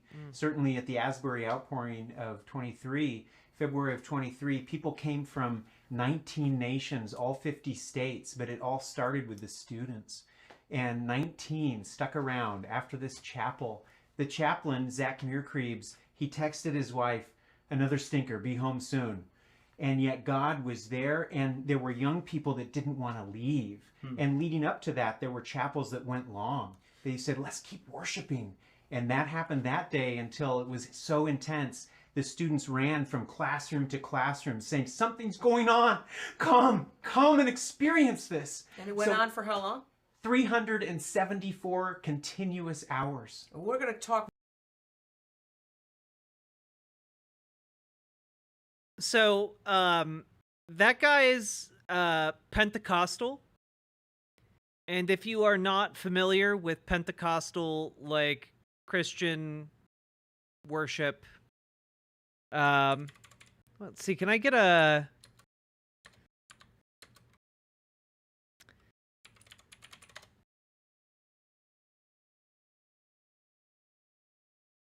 Get like a...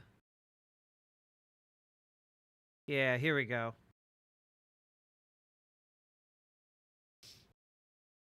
Old-fashioned apostolic Pentecostal worship.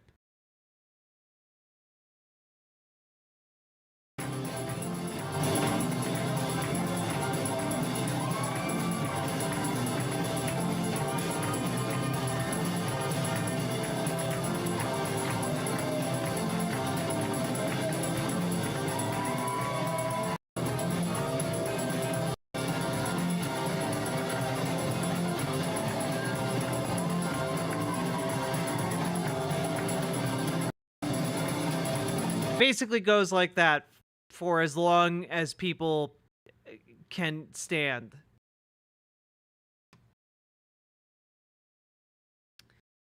Is there an even better one here? Here's an old school one.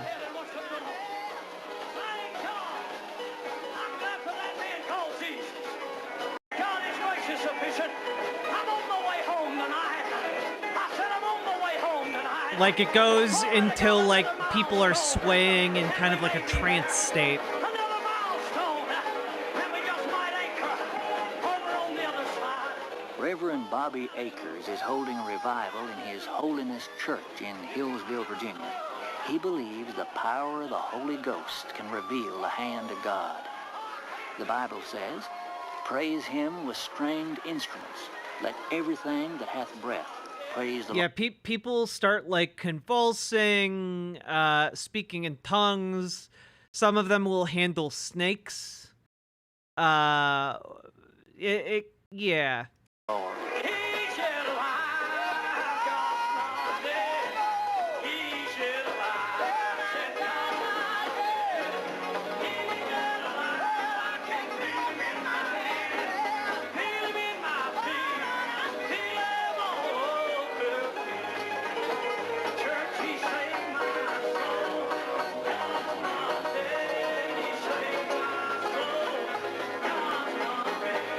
Basically, it's combining live music, which a lot of people, you know, generally like live music, and then with the idea that, hey, if you aren't feeling anything, that means it's not working yet and you need to stick around. And all of your friends and family are doing it. So if you leave, you're going to be ostracized. So you better stick around until you have a religious experience. And so people just like feel the beat of the music until they begin like feeling like they're having a religious experience. And guess what? If you look at the testimony of like tweens that go to like Taylor Swift concerts, they'll tell you that they have religious experiences at her events. Like it's just something that people do in response to, you know, large crowds and live music.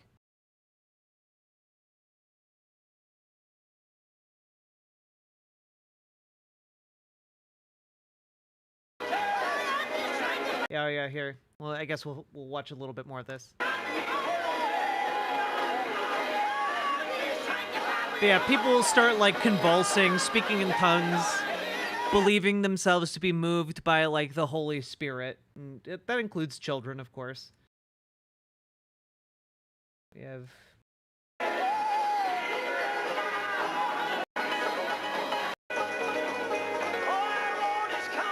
And, you know, people will dance and sing or convulse until they pass out. It's a whole thing. More about that. I know we're out of time now. I want to hear more because I believe the Great Awakening, the Third Great Awakening, has begun. Amen. And that we're going to see God move powerfully in America. It is not over. And I believe the best is yet to come. So stay Amen. tuned, and we'll see you on the next episode of What's a Girl to Do? Now... When I'm alone and feeling blue, crying in my pillow,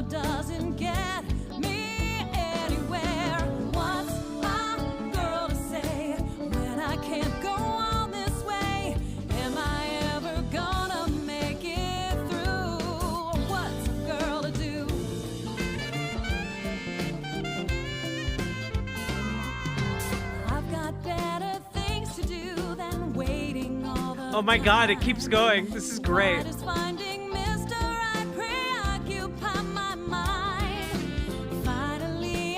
All credit goes, yes, the ultimate credit of the show to Jesus Christ. Amazing.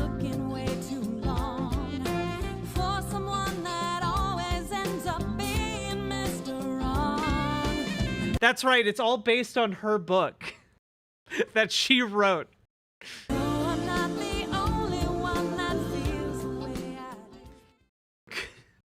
Shot on location in Cleveland. What's a girl to do? And guys, I have a very special treat because we made it all the way through this. Now, this was What's a Girl to Do, episode 6. And unfortunately, it is really hard to find full episodes of this show. To date, there have only been, I think, 2 full episodes that we have watched. Okay? 2 full episodes. Actually, I think we also watched the pilot. So we've watched 3 full episodes now. But I have exciting news for you. Okay? 11 hours ago, and it only goes up to episode 7. We've watched episode 6 and episode 7 and episode 1. 11 hours ago on Janet L. Porter's channel, that's right, the star and author behind What's a Girl to Do, they dropped the episode 8 trailer. That's right, folks. We have 2 full minutes of What's a Girl to Do left. What's a shimp to say? Bloop bloop gurgle snip.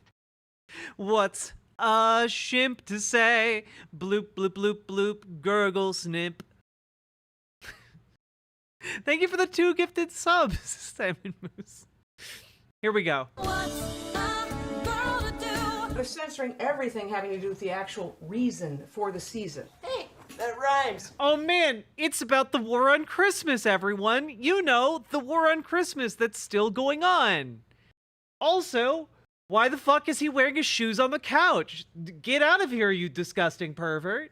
Clever. How would you like it if we ignored you on your birthday? Replaced it with some generic holiday like Happy Day. Janet, you did that already. We did that with Christmas already, like 1,000 years ago. We just arbitrarily moved Jesus's birthday to December 24th to align with pagan tradition. We did that already. Happy Day, everyone! Happy Day. You spread such joy and love. Oh my god. Oh my god, this War on Christmas episode. We need to see it. I need this, chat. We need to see this. The set designer for this show had a vision, and by God, did they deliver on it. Oh, happy bush, oh, happy bush.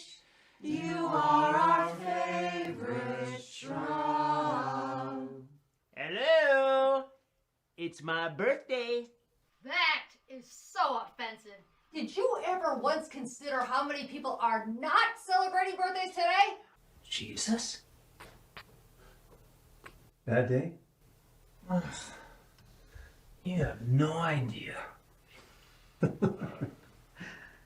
Actually, I know exactly how you feel. Oh my god, he's got the fucking stigmata, dudes. Oh my god. Oh my god, dude. Jeffrey. Yeah. Happy birthday. I am so glad you were born. It's really more... Oh my god, does he become a Christian in this episode because Jesus tells him happy birthday? Politically correct to say happy holidays. Well, yeah, it's probably not the best time or place to bring this up, but the term politically correct was first coined in the former Soviet Union to quash religion and silence dissent. Is that so? Yeah, they actually used it to send people to goulash. You're right. Yeah, but you're complaining about them not being politically correct for your religion. This is not the right time or place. If you'll excuse us, we have some people to greet. Sure. Candace, Glenda, care to join us? I have no idea what's pleasing her. Well, that went well.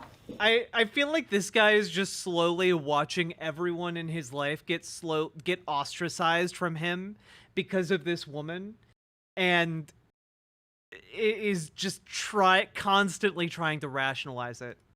It was something. Yeah. Fun party.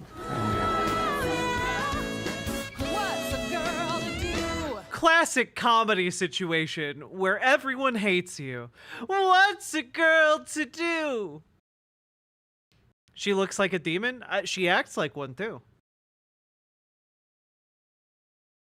Well, folks, we did it. We made it through episode 6 of What's a Girl to Do? And now we are left on the edges of our seats waiting for episode 8 of What's a Girl to Do to finally drop. We need this more than the air we breathe. So if you enjoyed that, please hit the follow button on Twitch, hit the subscribe button on YouTube, like the YouTube stream. We're so close to having 100 likes on the YouTube stream. And please consider dropping those subs and donos. We have been going for 4 hours now, and we're going to finally get into actual politics now. I really appreciate the support today, folks. I need to go use the bathroom, and so I will be back in a couple minutes. Have some chill time until then, okay, folks? BRB.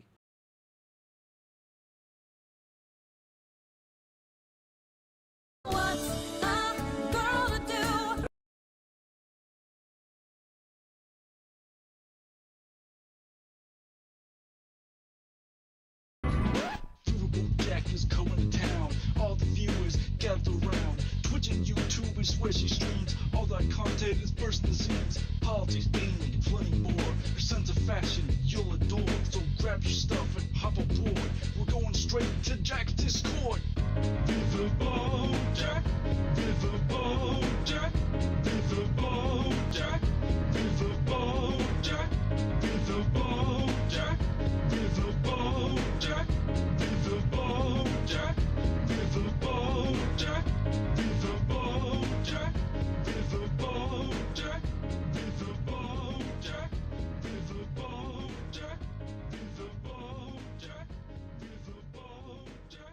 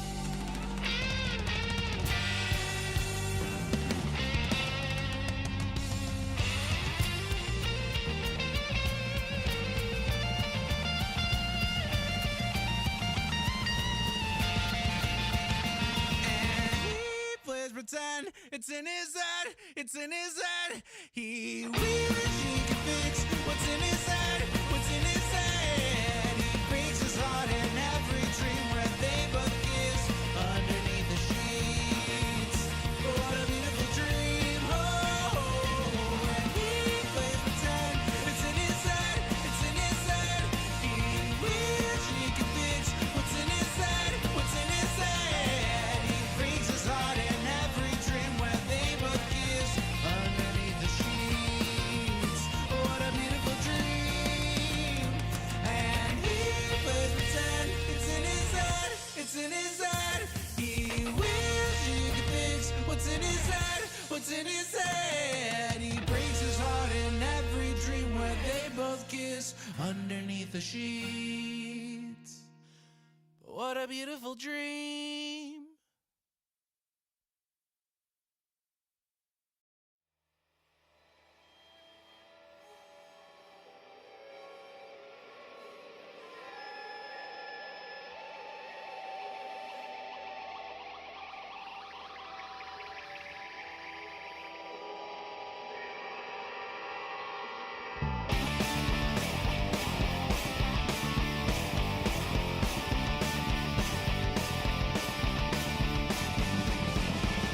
What does the fascists say when the lies are sold in spades? They say they need our civil rights while we work hard to die.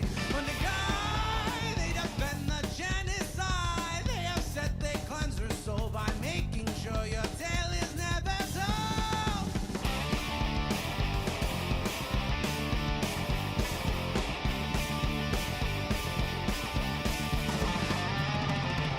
No matter how hard they try, through guns or laws or religious rhymes, they can take your arms, they can take your eyes, but when we sing your name, you can never die. You are true, they can't deny. To live is sweet revenge, we strike great fear into the hearts of men.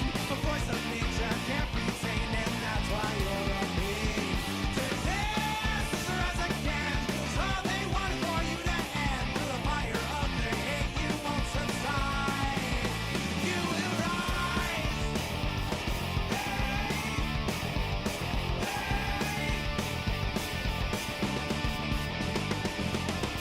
They thought they could make you hide, disappear right before their eyes. And no fan says to me, here come the 40 thieves, riding into battle, wrath and power, this is stopping me. No matter how hard they try, through guns or laws or religious rise, they can take your arms, they can take your eyes, but when we sing your name, you can never die. You are true, they can't deny. To live is sweet revenge, you strike great fear to the hearts of men. A voice of nature can't be tamed, and that's why you'll love me. To dance as far as I can, 'cause all they want is for you to end. Through the fire of their hate, you won't subside. You are true, they wish they can't deny.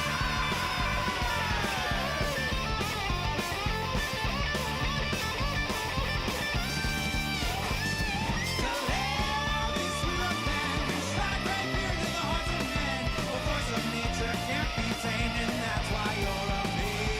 To dance as far as I can, 'cause all they want is for you to end. Through the fire of their hate, you won't subside. You will rise.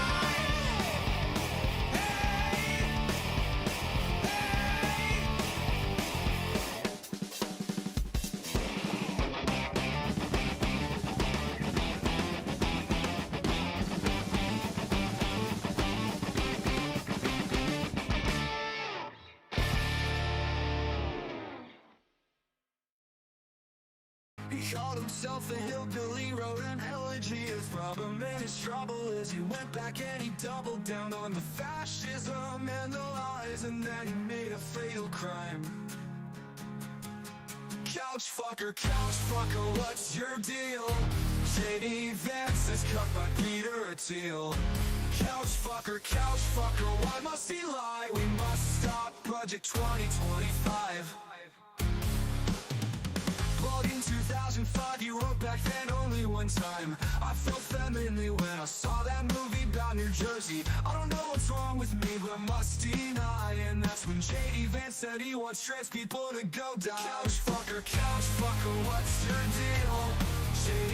Vance is cut by Peter Thiel. Couch fucker, why must he lie? We must stop Project 2025. At the RNC, he felt maybe I'll be free if I take up on this task, being MAGA starting grass to take over the country. I think J.D. Vance needs a swirly. Couch fucker, what's your deal? J.D. Vance is cut by Peter Thiel.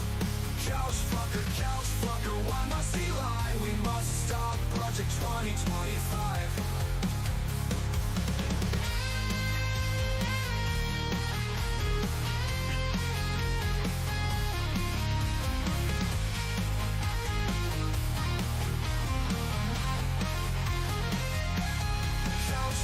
Couch fucker, what's your deal?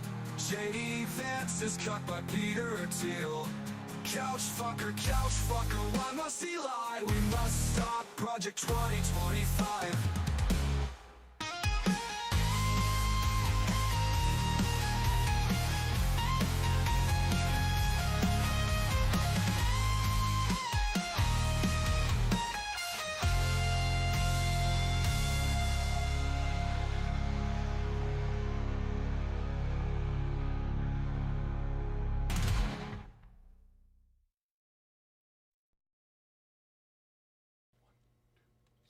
When the union's inspiration through the workers' blood shall run, there can be no power greater anywhere beneath the sun. Yet what force on earth is weaker than the feeble strength of one? But the union makes us strong.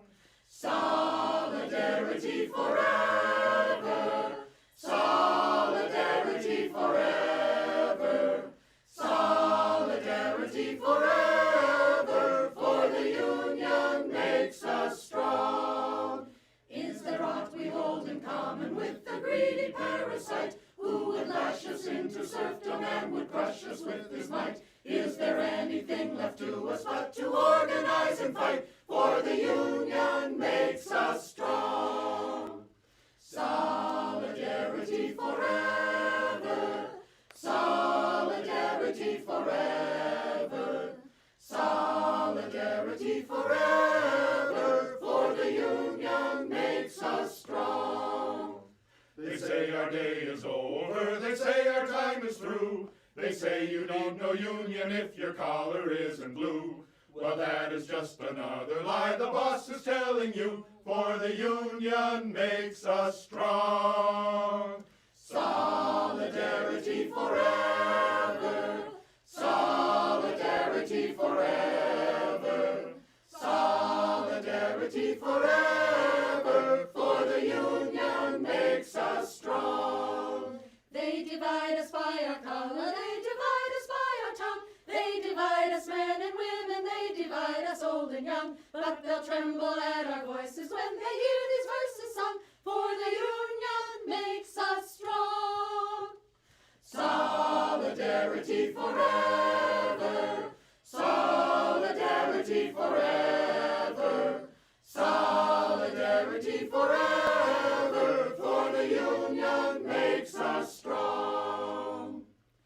They have taken untold millions that they never toiled to earn. But without our brain and muscle, not a single wheel can turn. We can break their haughty power, gain our freedom when we learn that the union makes us strong. Solidarity forever. Solidarity forever. Solidarity forever. For the union makes us strong. In our hands is placed a power greater than their hoarded gold, greater than the might of armies magnified 1,000-fold. We can bring to birth a new world from the ashes of the old. for the union makes us strong. Solidarity forever, solidarity forever, solidarity forever, for the union makes us strong. Solidarity forever, solidarity forever, solidarity forever, for the union makes us strong.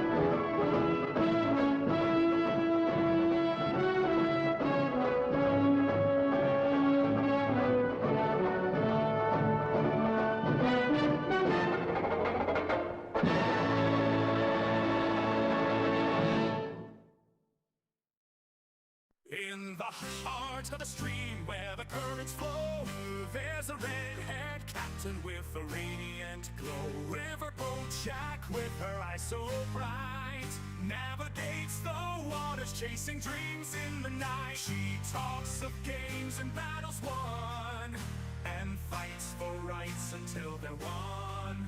With her partner by her side, they sail the waves they won't abide. Get in the riverboat, hear her laughter sway. With every yawn and booger, it's a playful day. She'll say daddy or oh mommy in her unique way. Riverboat Jack, lead the way.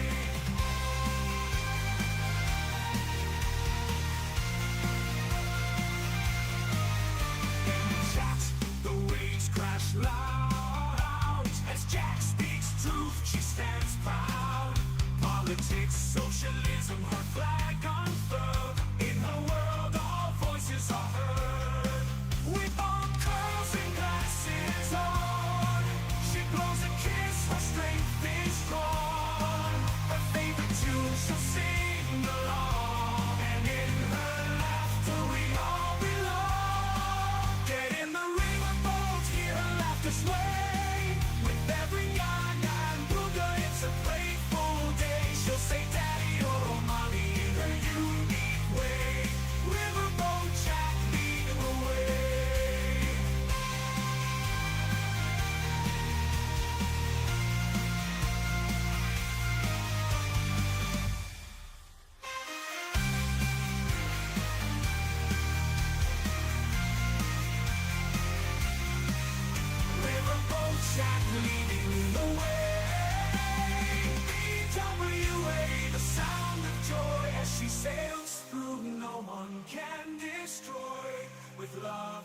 courage. She set sail, riverboat jack, never to fail. Get in the riverboat, hear her laughter sway. With every yarn and ruler, it's a playful day. She'll say, Daddy or Mommy. Good night, Ashley. Get good sleep. Riverboat jack leading the way. So come aboard, let's sail the stream. With riverboat jack, it's a Welcome, Raiders. Hello, hello, hello. Hello, Dead Domain. I hope you had a good stream. Welcome, everybody. Hello, hello. Hello, Danger Days. Hello, Ellie Moob. Hello, Goosebumps Fan 77. Hello, hello, hello.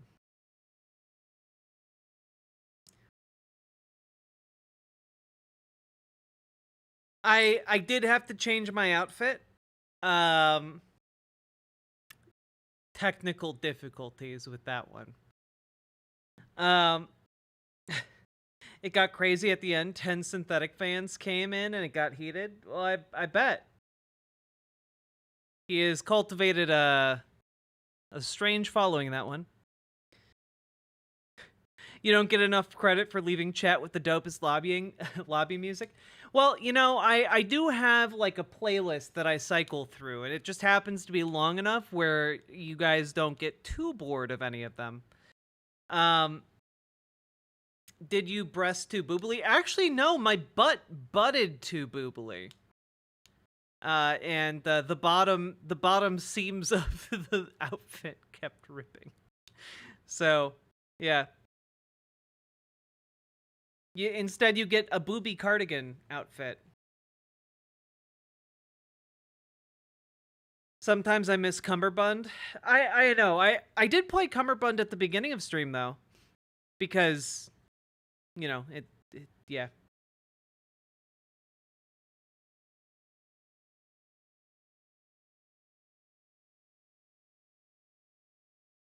The butt containment failed. True.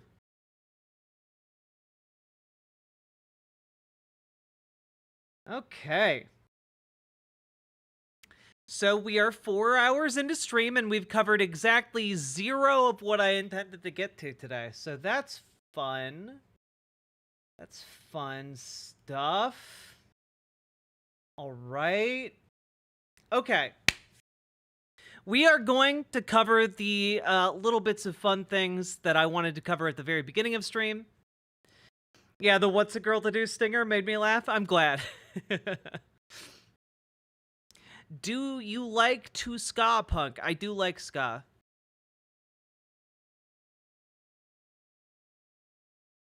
The butt anti-butt reactors are overloaded.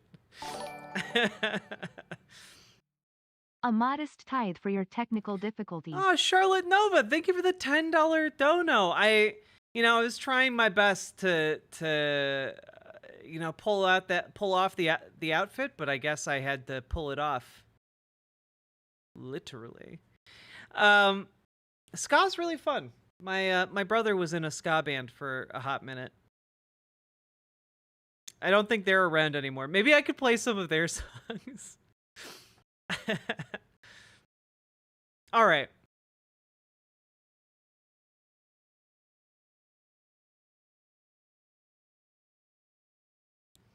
God, that would be funny. Anyway, I wanted to show and share with you guys a horror thing that I'm really excited about.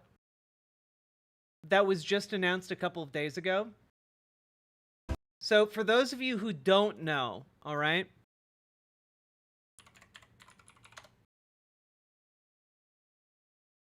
For those of you who don't know, there's this guy named Mike Duplass, all right? And he has a brother named Jay Duplass. And they make movies and whatnot. They are fairly well known. They made a movie called Baghead. They made Jeff Who Lives at Home. You know, they've done some like weird kind of art house movies. But then in 2014, they made a movie called Creep. And I adore that movie. I think Creep is a really fun horror movie. And I would argue it is I think it's a near perfect horror movie. It's a nice little encapsulated thing. You've never heard of these movies, Simric? Okay. Well, the Creep, the first Creep film is essentially, this isn't really a spoiler, I guess.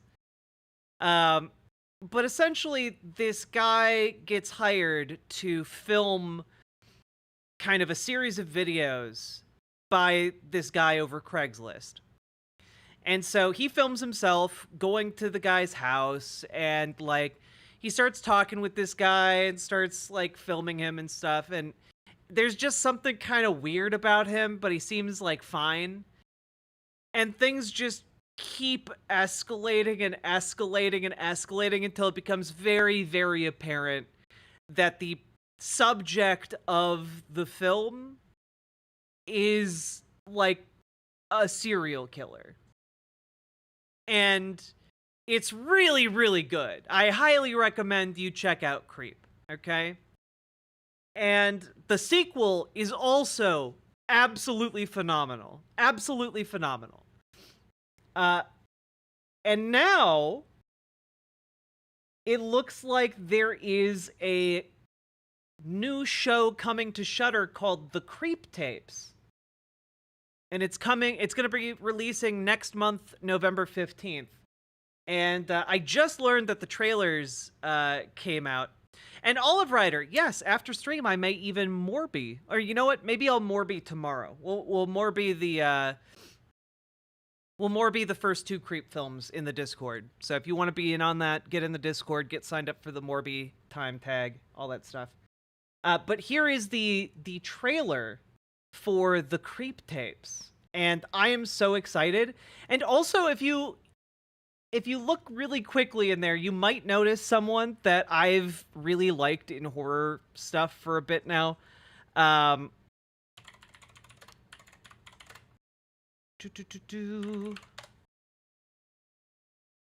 There, yeah, here. Well, I'll play it, then we'll talk about it. It looks so good. It looks so good. This is like, I've wanted more of these for a long time. And it's so cool that we're getting more. Is there a Discord link? You can go, yeah. Discord, there you go. Should work. If it doesn't, it's just riverboat.gg/Discord. There you go. Just copy and paste that into your browser, you'll get there. But yeah, it's really, really good. And the first two are phenomenal. They're both really solid, extraordinarily solid horror movies. But this one is great. And you might notice in this, there's a face you might recognize if you're a fan of comedy, specifically Dropout, and that is the face of Josh Rubin. Josh Rubin has been kind of kicking around in horror movies for a hot minute now. He wrote, produced, and directed a movie several years ago called Scare Me, which is about like two people telling each other horror stories in a cabin in the woods. And if you haven't seen it, it's very funny and also very good. As a horror movie, it's also very good. And he's apparently making another movie soon. Is called Green Bank, and I don't know anything about that one, but he's in this. He's Dropout Josh Rubin is he's one of the camera guys in one of those tapes. You can actually see him, I think, right.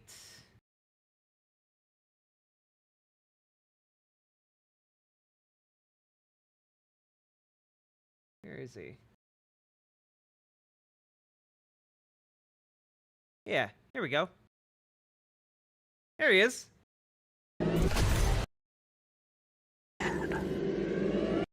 Yeah, see? That's totally him. You can also see him at the very beginning here. Holding the camera. No, no relation to Dave Rubin as far as I know. I assume he did 100% of the sound effects. Yeah, so like it's cool. Like it has like guys I'm really excited about, and also Mark Duplass of the Duplass brothers is the main guy in the Creep movies. And like he's coming back and he does such a phenomenal job. I'm actually surprised that he doesn't do more he doesn't do more acting roles, cuz he's just so good at this. And I don't know, maybe he's just good at this particular role, but I'm so excited for the Creep tapes. He did all the seagull sounds for the film? Yeah, I bet. I bet.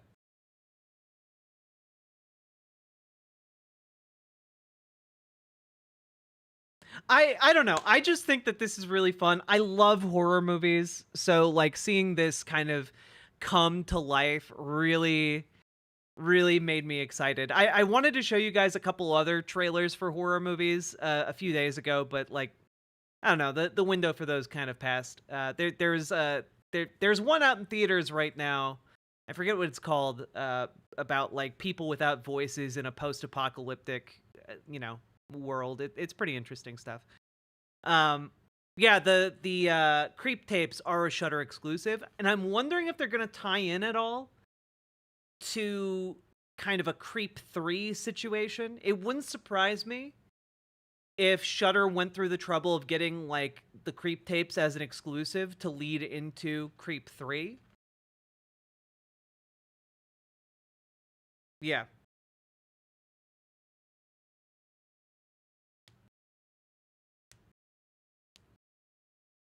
If I want horror, I can watch Fox News.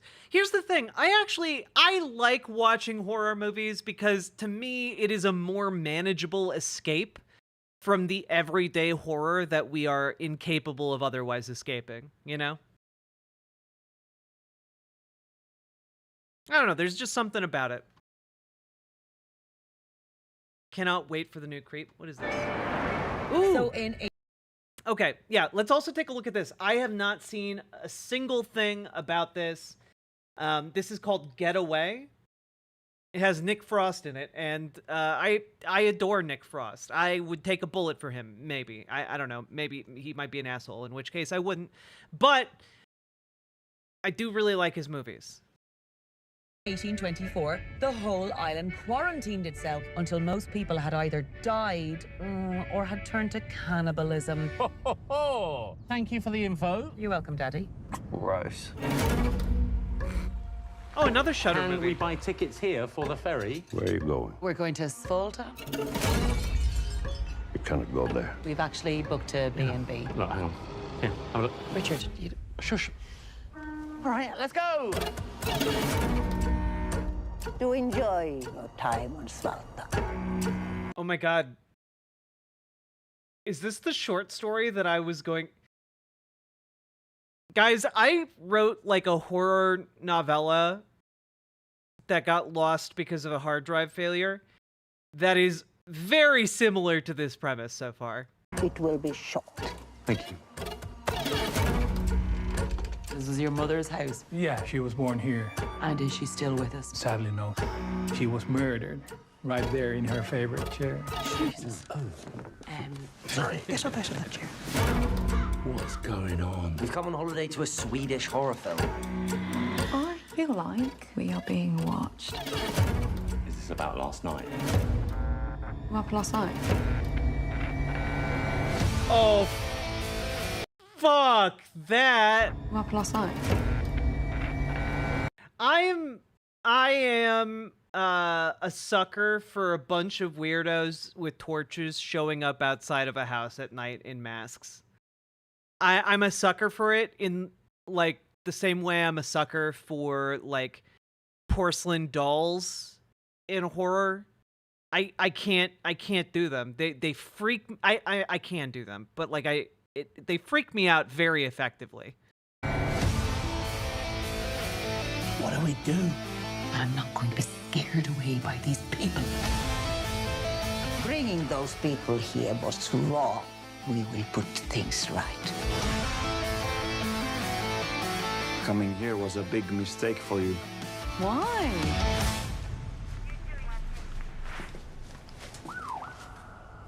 Well, we better get on.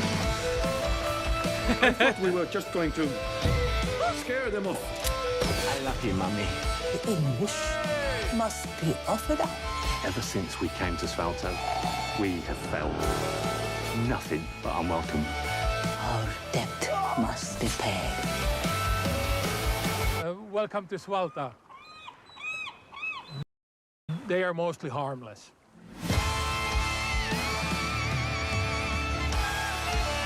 Everything is fine. I have a feeling that that lovely little family is going to kill all of those people on that island. This looks great. This looks really, really great.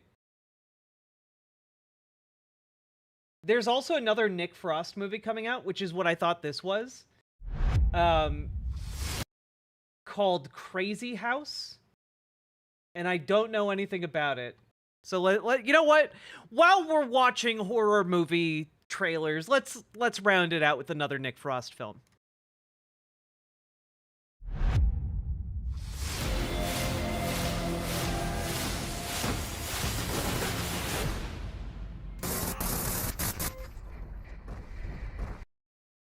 Like an Adult Swim infomercial directed by black metal teenagers. Oh boy. So we're in for a really weird time.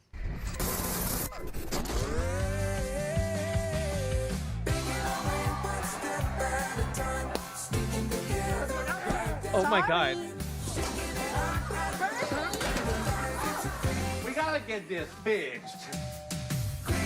Oh. What can I do you for? This fix, no problem.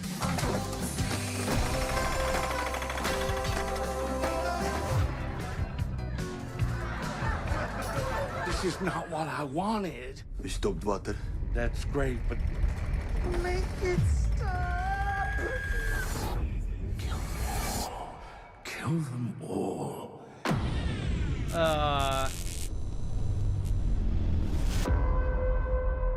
Tried to be a good Christian. Now get out of my house! Forgive me for what I'm about to do. Dad, is this normal?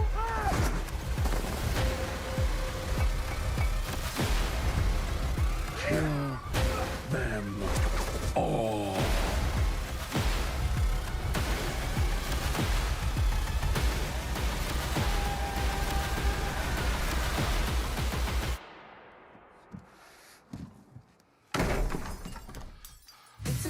Crazy House is taped in front of a live studio audience. Oh, gosh. What a mess. Okay. That looked like a lot.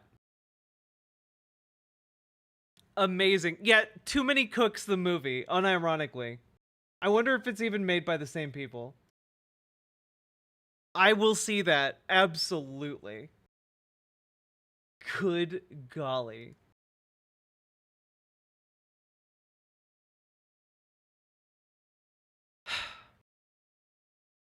Now, folks. No, we're not doing one more. We're moving on. Folks. I have one more trailer for you that is not horror, but is a little interesting. Specifically,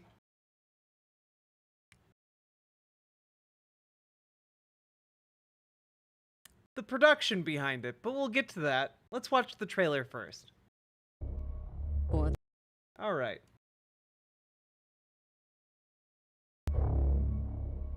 For 1,000 years, the star has been the only light above the wild and waste of Ara.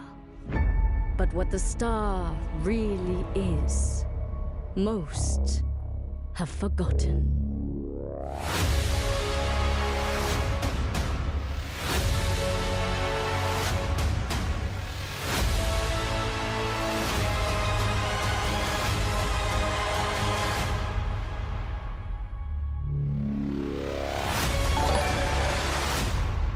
May we Darkness never and be chaos, let's shaken. go.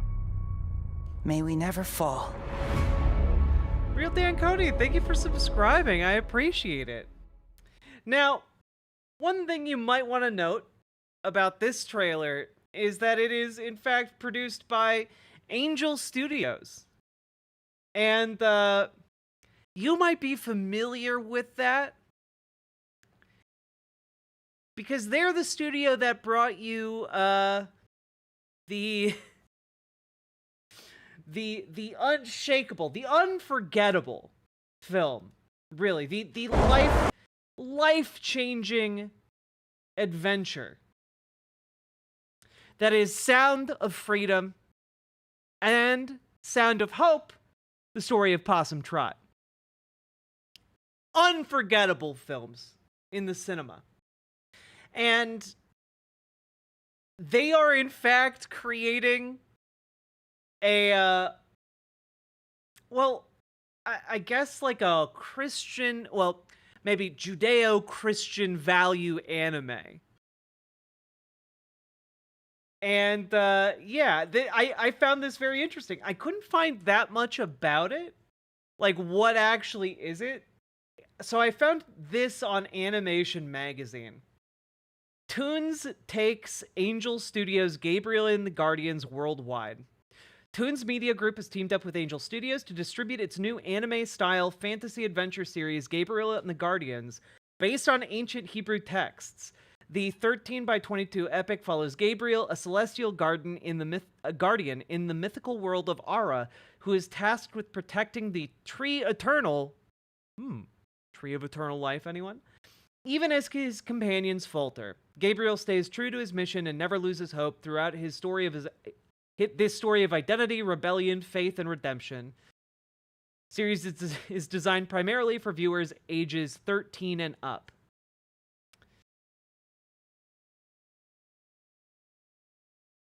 It is actually being voiced by Johnny Young Bosch of Trigun, Bleach, Persona 4, Power Rangers fame. Christina V, K-On, Pokemon, Bleach, Sailor Moon, Miraculous. James Arnold Taylor, Star Wars The Clone Wars, like, you know, people you may have heard before. So, like,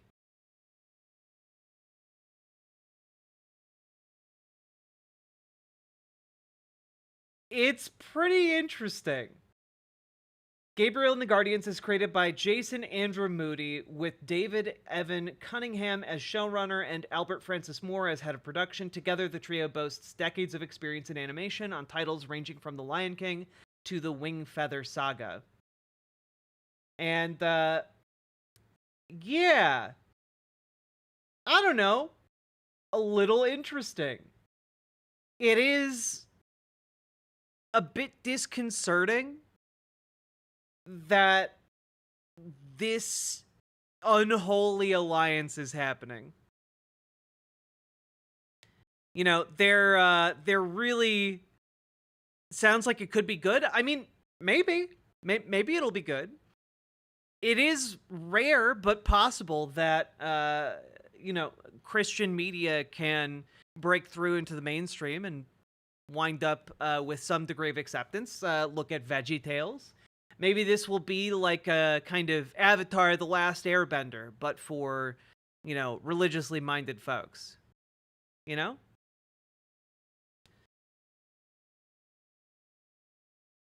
This kind of gives me the vibes of Happy Science. You know, kinda. You know, not knowing anything about what this is based on, the story, I don't know what ancient Hebrew texts Gabriel and the Guardians is based on. So I don't know if this is...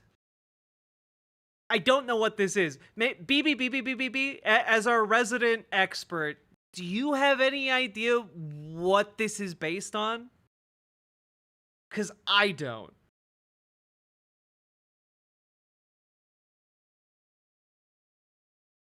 If I can find them, do you want to have a subathon for Happy Science anime? Absolutely, just not today.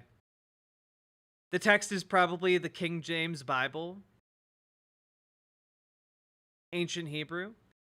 But, like, which part? I'm actually... Yeah, like, I don't know I have no idea what this story could be. To me, it sounds like Apocrypha, like something you'd find in, like, the Book of Enoch or something. I agree, Danger Days. BBBBBBB is very cool.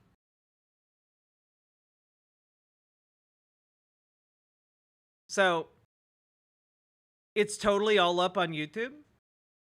We'll give that a shot. Maybe I'll test it at some point, Paladin. Get me the link. I'll test it and see if it gets, like, flagged on YouTube for copyright infringement. Oof.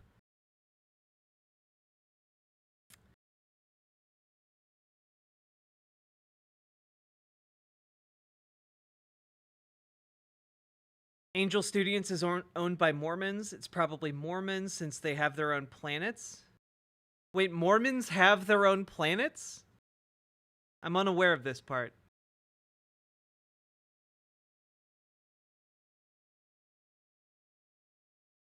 Yes? Okay, cool. All right. Also, Lady Ringcloud, my outfit had to go away. It was, the seams were ripping. It's old and made out of like a cheap, very cheap vinyl, so it just kind of obliterated itself on my ass.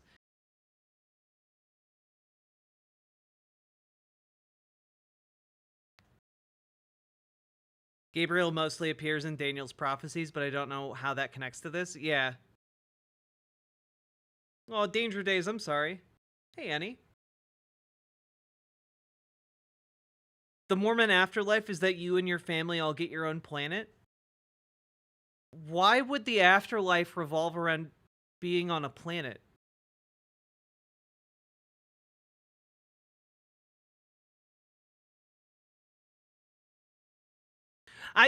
Genuine question. Why would you being dead put you in another place that also has planets?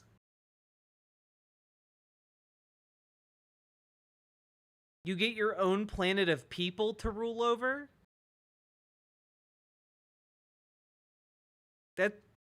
That sounds like it would suck. I don't want to do that. Why would anyone want that? That sounds terrible. I don't know. All right.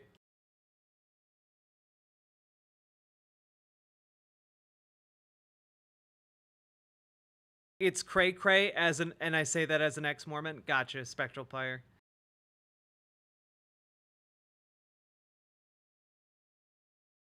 Oh, but only white men could do this? Okay, cool. All right. Good. I don't want to be the boss of billions of people. Yeah, that sounds miserable.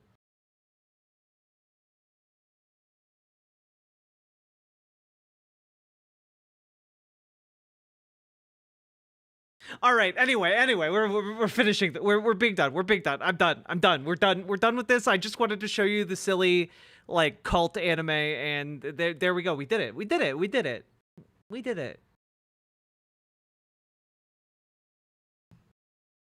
Jack Mormons are crazy. Well, yeah, obviously. The religious book is written by a guy who found, like, magic plates.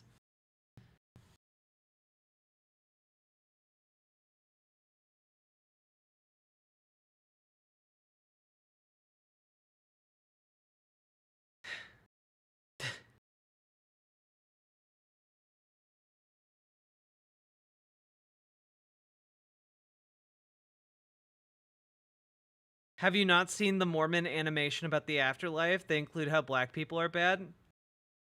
Oh man, it's been a while since we checked in. You guys are making me want to go on the Mormon, like, it's been a while since I checked in with the Jehovah's Witness animated specials for children. Do we need to do the same for also Mormonism? Do we need to do both? Ah, boy. All right. Maybe we'll add that to the docket in the future. Okay. We have other stories we need to talk about though. So moving on. We're going to move on.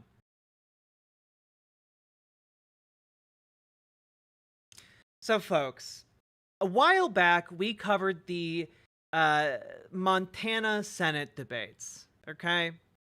And the Republican candidate for Senate there is named Tim Sheehy. And one of the key points of his campaign is that he was wounded in Afghanistan. And that really appears to have been a lie, because the reality is attested to by a park ranger. Now, this story's been circulating in local media in Montana for a bit. I've been tangentially aware of it, but it finally broke through into more mainstream.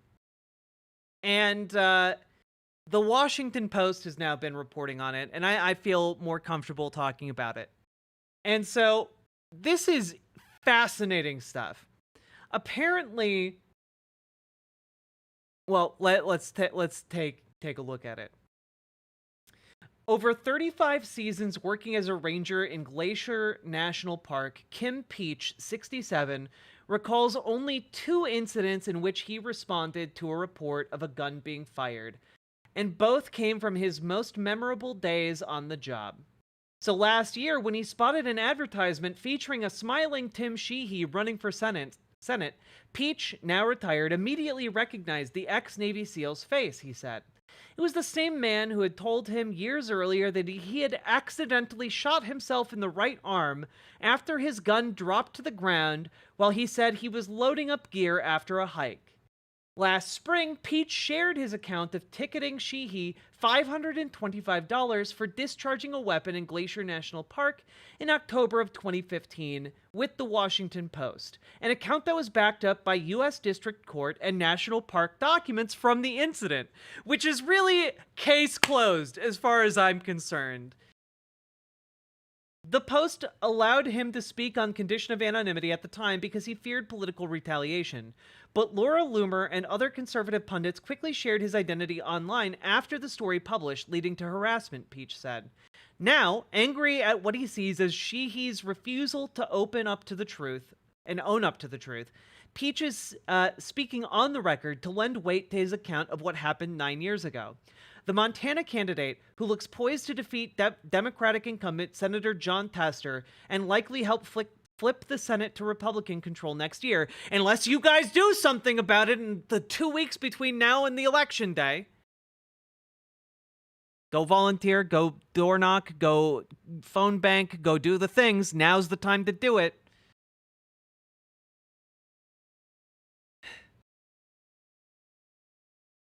Has said that he has a bullet lodged in his right arm after his time serving in Afghanistan. When asked earlier this year about the Glacier National Park incident, Sheehy said he lied to the ranger when he told him he had a fresh gunshot wound that day to prevent authorities from finding out about a potentially friendly fire incident from 2012, which he feared could spark a military investigation. Peach finds that hard to believe. Quote, "The truth isn't complicated," unquote, he said. So, when confronted in his lie, his excuse is that he only lied on this occasion to cover up a different lie from his time serving as a soldier, which doesn't make it better. Like, if you're covering up a friendly fire incident, you're actively keeping troops on the ground that are unsafe to their fellow troops. He is going down? I hope so, Punky Gal, because oof, the polling doesn't look good for him at the moment. I would love to be wrong, though. He lied about a fresh gunshot wound happening 2 months ago. Well, not 2 months ago. This was in 2015. He needs to go down hard. I really hope he does. Sheehy's campaign spokeswoman, Katie Martin, dismissed Peach as a partisan activist, pointing out that he attacks former President Donald Trump in one of his photos on Facebook. Peach, a Democrat, is wearing a Make Lying Wrong Again hat in the photo. He has one photo on his Facebook, and the campaign manager is trying to use that to show that he's a partisan activist. Okay.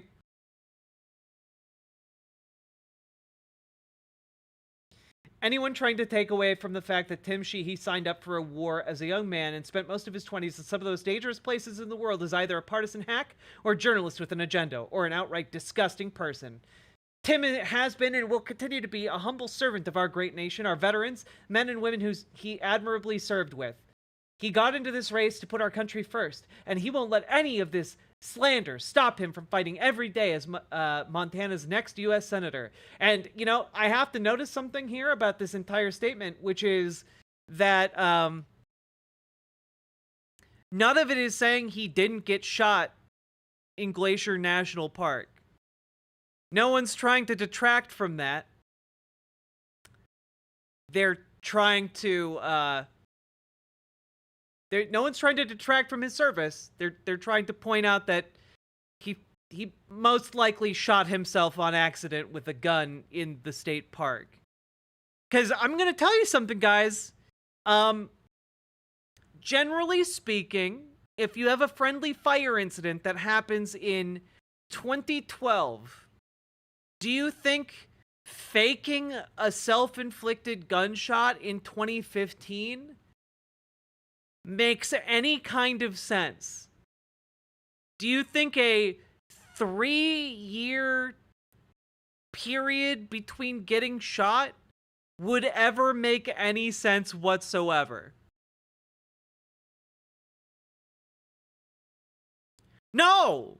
No, it doesn't make any sense at all.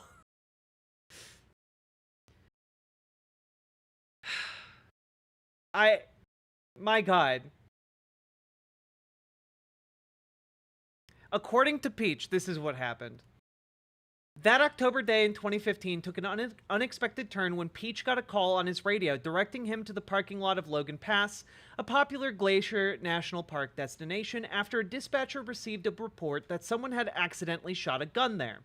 The dispatcher later directed Peach to a hospital instead, saying the person who accidentally shot himself was there, according to the ranger's memory and his written report at the time. Sheehy, then a young businessman on a hike with his family, told Peach at the hospital he had accidentally shot himself with a Colt .45 revolver after it fell off a pile of gear in the back of his vehicle and fired. Now, this is the story gets even more convoluted here, because if you are trying to allege that this is a cover-up for a friendly fire incident 3 years previously, you are now getting your entire family in on the lie?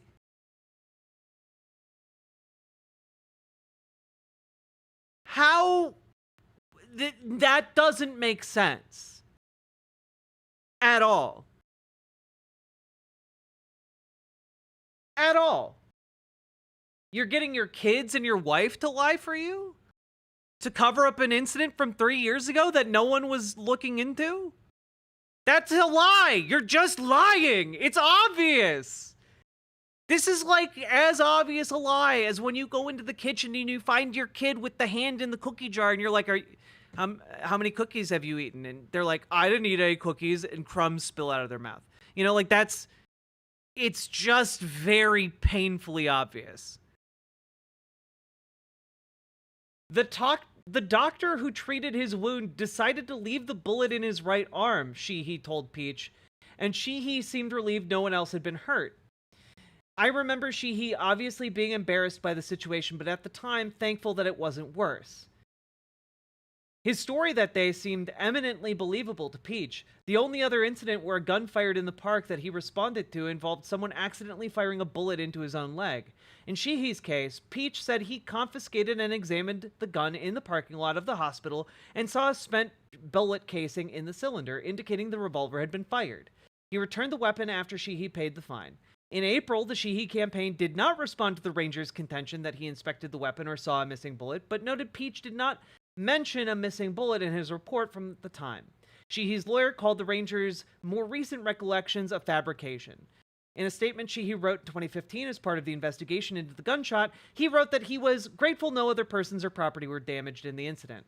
So again, he acknowledged that this happened numerous times, and either he lied multiple times to actual, like, law enforcement and federal officials, and in writing to the government, in which case he should not be a good candidate for office, or he lied to cover up a crime that occurred during wartime, which in either case should be disqualifying.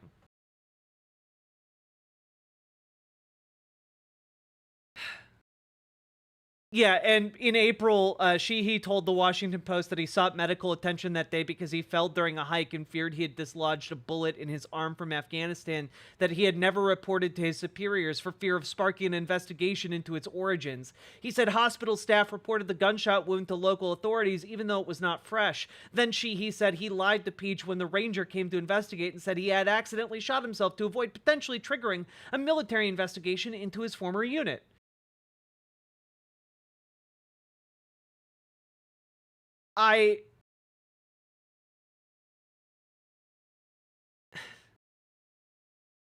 Okay. Sheehy, who received a Purple Heart and Bronze Star with Valor during his service for actions unrelated to the gunshot wound, said in April that he never reported the 2012 gunshot injury and believes the bullet may have been the result of friendly fire during a night mission. Which, if you believe that, then an investigation would probably clear that up, given that it's a night mission. And it really just feels like you're lying a lot here. Yeah, it's lie upon lie. Like, this is a house of lies he's built for himself.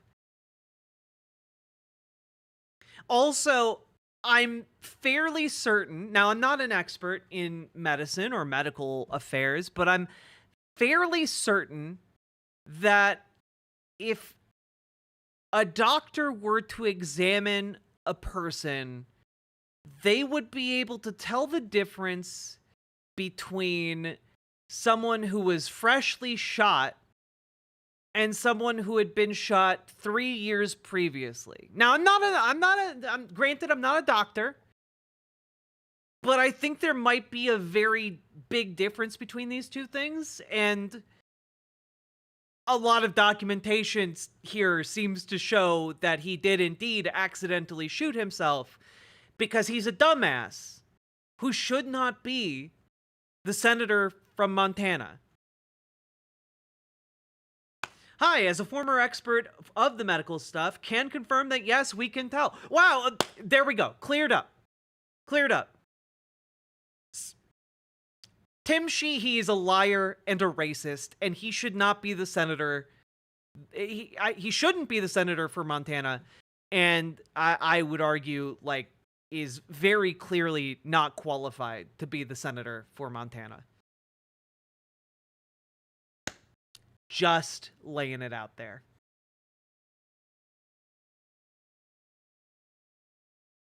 Oh, goddamn. Tim Sheehy, man.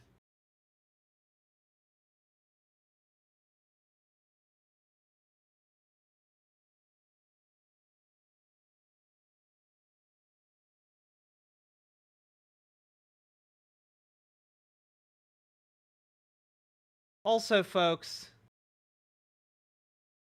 it's just like a little palate cleanser. Also, Jack, as a note, we only leave bullets in if they're stuck in a major organ, artery, or joint.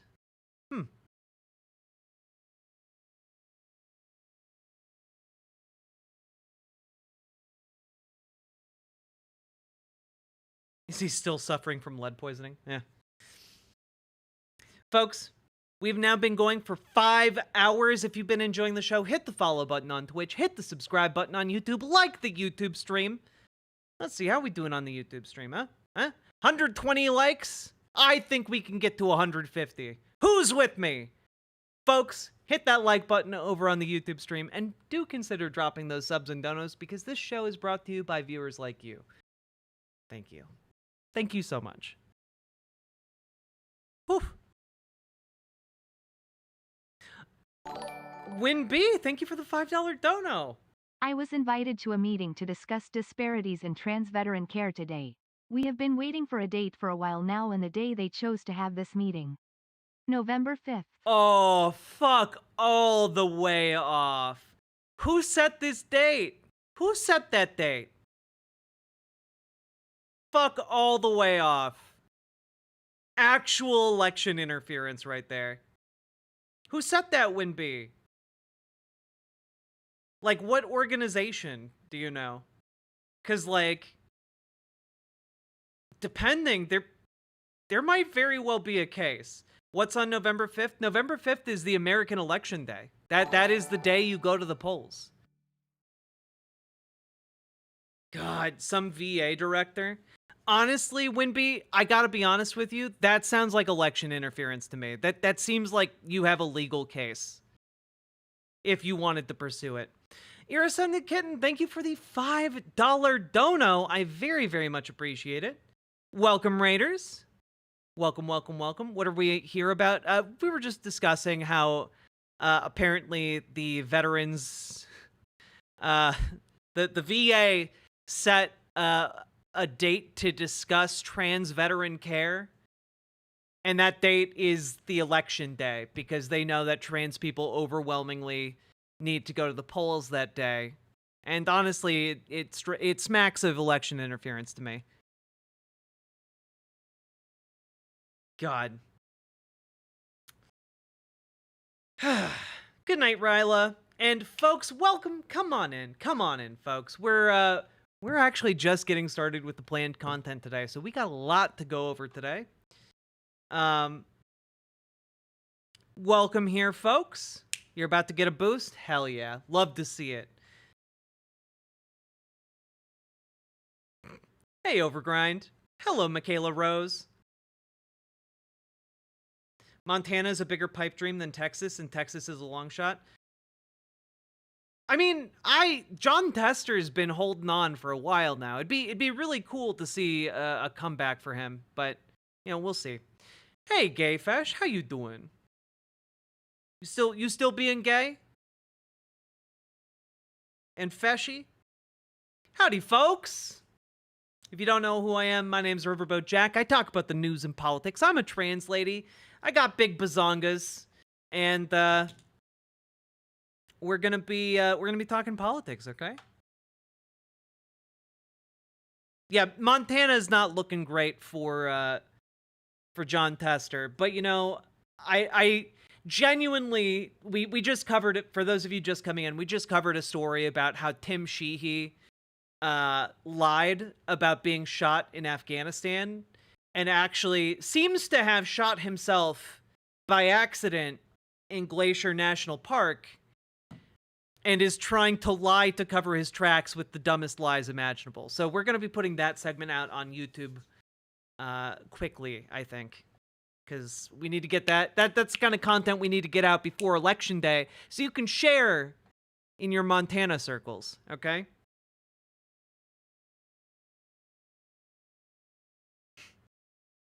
No, OS Crane, not actual fucking stolen valor, because the lie he's using to cover it, the lie that Tim Sheehy decided to go with, was that he accidentally shot himself to cover up a 2012 friendly fire incident where someone else shot him in Afghanistan, and he didn't want his unit investigated for you know, negligence or possible crimes. Which, in either case, you're doing a bad thing.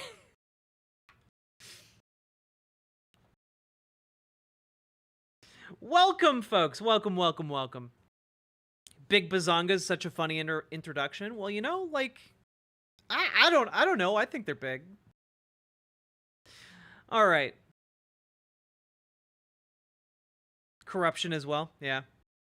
All right. Sure, it wasn't Cheney so far. Now, folks, we're jumping into another tiny segment here. Okay, just a little one. Just a little one. Just a little guy.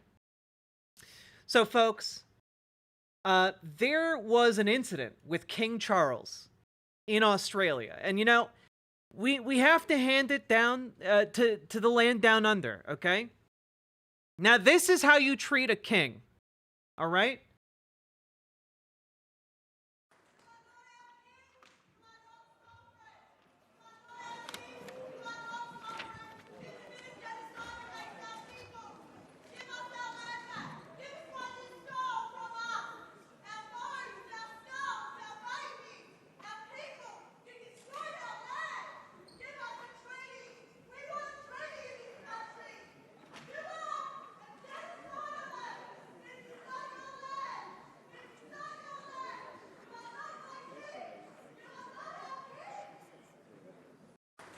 You know what?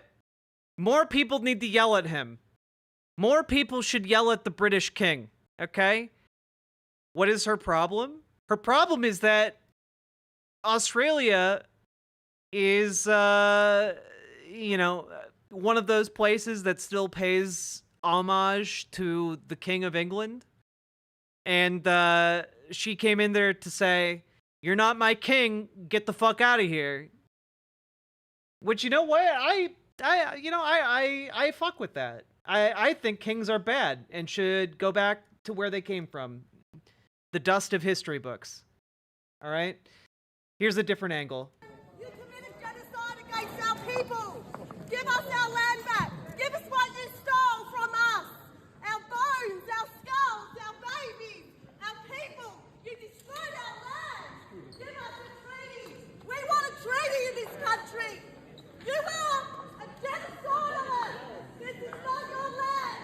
This is not your land. You are not my kids. You are not our kids. Yeah, first of all, let's just recognize absolute drip. Coming in with like a goddamn cloak of skins. That's hardcore, okay? Yeah, I respect it. I respect it.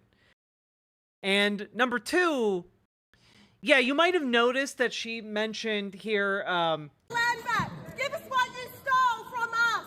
Our bones, our skulls, our babies. you might have noticed the part where she yells at the king to give back the bones, the skulls, the babies. This is a very unfortunate thing that is true, and that is that the Royal British Museum possesses a lot of remains of Aboriginal people. They, you know, kind of in the vein of British colonialism, just took the bodies and the bones and the artifacts of Aboriginal people without any permission and took them to England, and they remain there to this day. And this is also, by the way, a crime that the United States has done to Native peoples as well. Last I checked,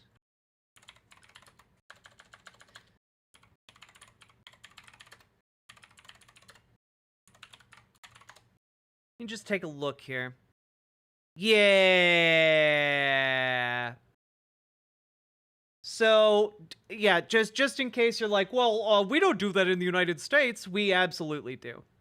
Reckoning with human remains in the Smithsonian collection. Let's see here.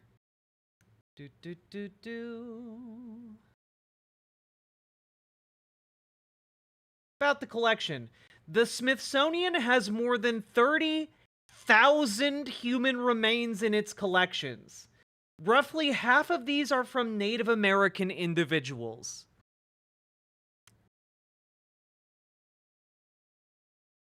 They have the Smithsonian has the remains of 15,000 indigenous people just sitting in boxes, just sitting in the archives of the museum.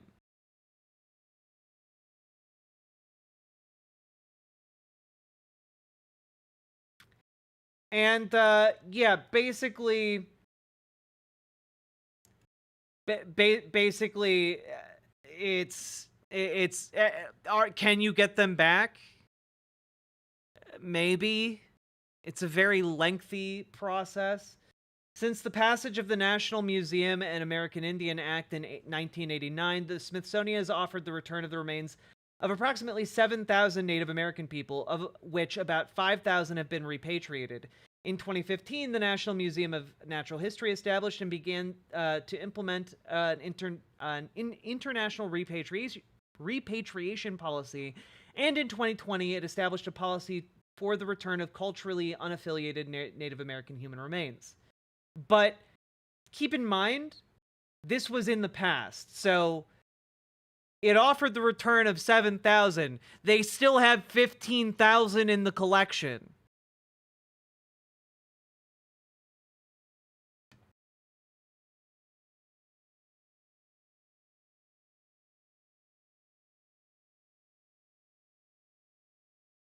So this is the full transcript of what Linda Thorpe said. You are not our king. You are not our sovereign. You are not our king. You are not sovereign. You committed genocide against our people. Give us our land back. Give us what you stole from us, our bones, our skulls, our babies, our people. You destroyed our land. Give us a treaty. We want a treaty in this country. You are a genocidalist. This is not your land. This is not your land. You are not my king. You are not our king. Fuck the colony. Fuck the colony. Fuck the colony. And you know what? Completely justified. More people should be booing and hissing the royal family. I'm so sick of seeing people treat monarchs in the year 2024 as if they have any place in polite society.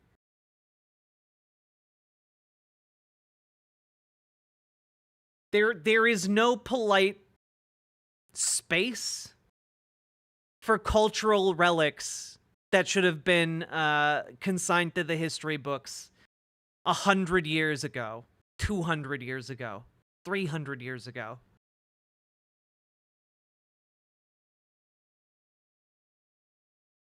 Strip them of their titles and be done with it.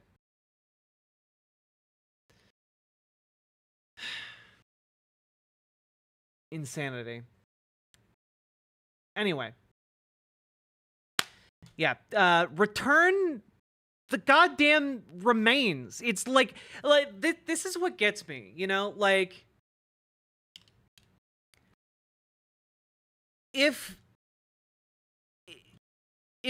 the spirit of colonialism and the spirit of racism had truly been put to rest, then we wouldn't have museums clutching and hoarding human remains for decades in the modern era, you know?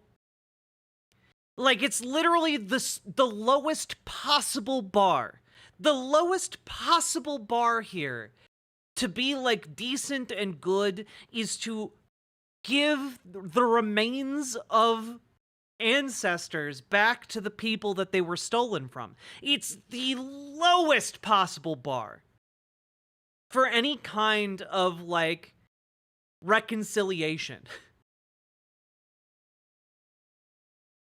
And if the concern is, oh, well, you know, if we send them back, they might not be able to be stored properly or whatever. And it's like, okay, then as part of your recompense for having stolen them for centuries, send them back with like the ability to preserve them, or you know, like whatever you are thinking that these people lack, make available to them. You know? But is that ever going to happen? I mean, there are processes in place to slowly give them back, but like it's the fact that it's so slow is honestly just infuriating to a degree like I don't think I can articulate.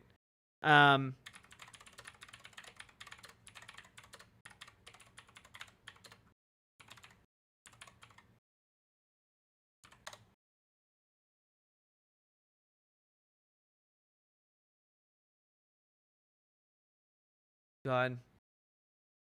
I don't know where the video is, but a while back I found this video of indigenous people whose like entire family lines had been like obliterated by colonialism, you know? And it was a video of them finally, after years of petitioning, being allowed to visit the Smithsonian in order to see the remains of the people who were related to them, you know? And like, they had to wait on the auspices of the US government and the bureaucracy of museums to turn enough to allow them to visit the bones of their people. And that, to me, really struck home.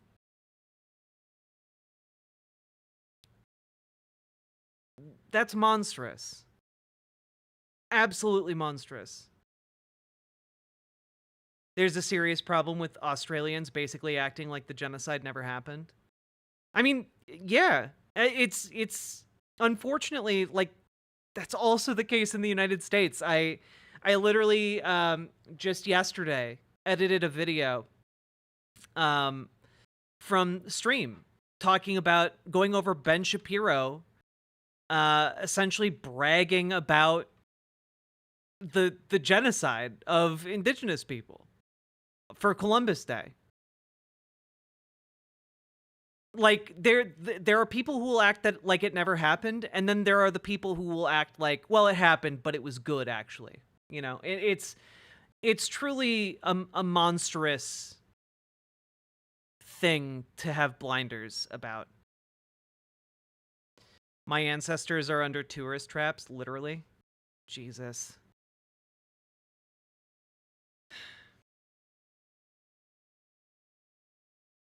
Spectral Pyre, usually the people who do that are arguing from a place of ignorance where like they just didn't learn about it in school.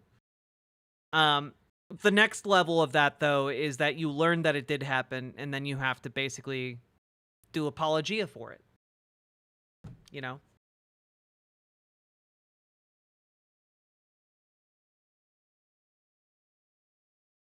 Yeah. Anyway. Return the goddamn bodies. Return the bones. Return the people to their home. It's the least you can do. I'm sad. Gonna go crash out. Need sleep. Good night, OS Crane.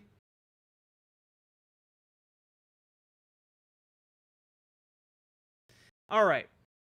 Gonna move on. Move on. Boop-a-doop-boop-a-doop-a-doop-a-doo.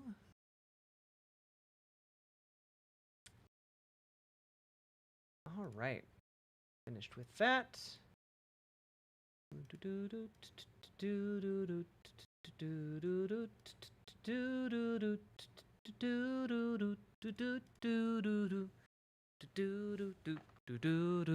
All right. You were a person who was data driven. Oh.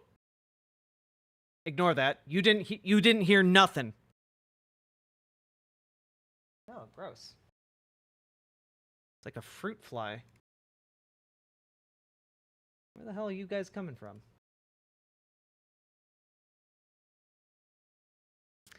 I will be back in approximately 2 minutes.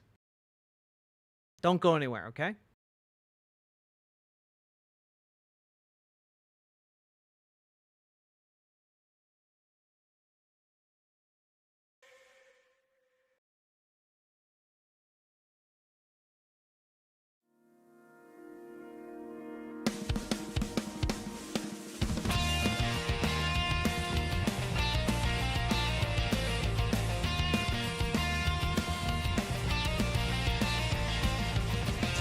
Pressing their hearts and time slowly fades in sound and mind. But like the turn signals, they seek their feelings quickly, blinking out of sync. Dancing feet beneath the sand, nightly waves crash on each hand. Wishing that the night won't end, he knows he'll have to give it up again. And he plays pretend, it's in his head, it's in his head. He wishes he could fix what's in his head, what's in his head. He breaks his heart in every dream where they both kiss underneath the sheets. Oh, what a beautiful dream.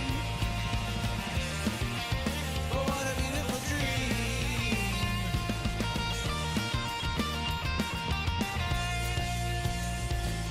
He sees the ship sail off to sea, and knowing it was meant to be. If love is real, in the end he knows he'll have to let it go again. Let it go again.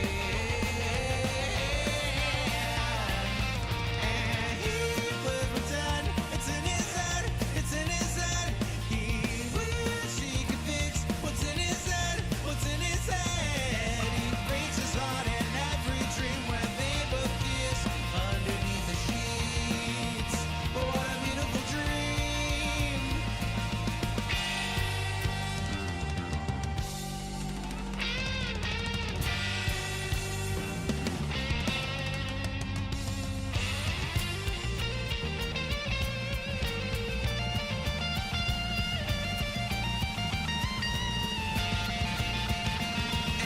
He plays pretend, it's in his head, it's in his head. He wishes he could fix what's in his head, what's in his head. He breaks his heart in every dream where they both kiss underneath the sheets. Oh, what a beautiful dream. Oh, and he plays pretend, it's in his head, it's in his head. He wishes he could fix what's in his head, what's in his head. He breaks his heart in every dream where they both kiss underneath the sheets. Oh, what a beautiful dream. And he plays pretend, it's in his head, it's in his head.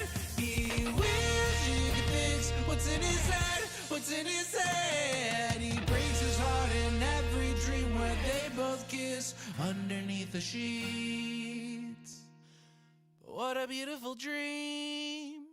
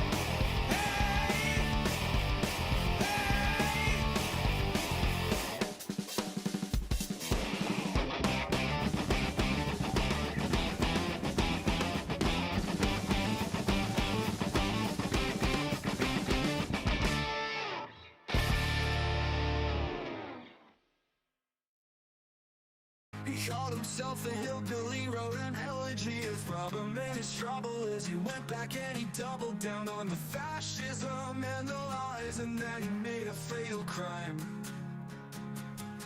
Couch fucker, what's your deal?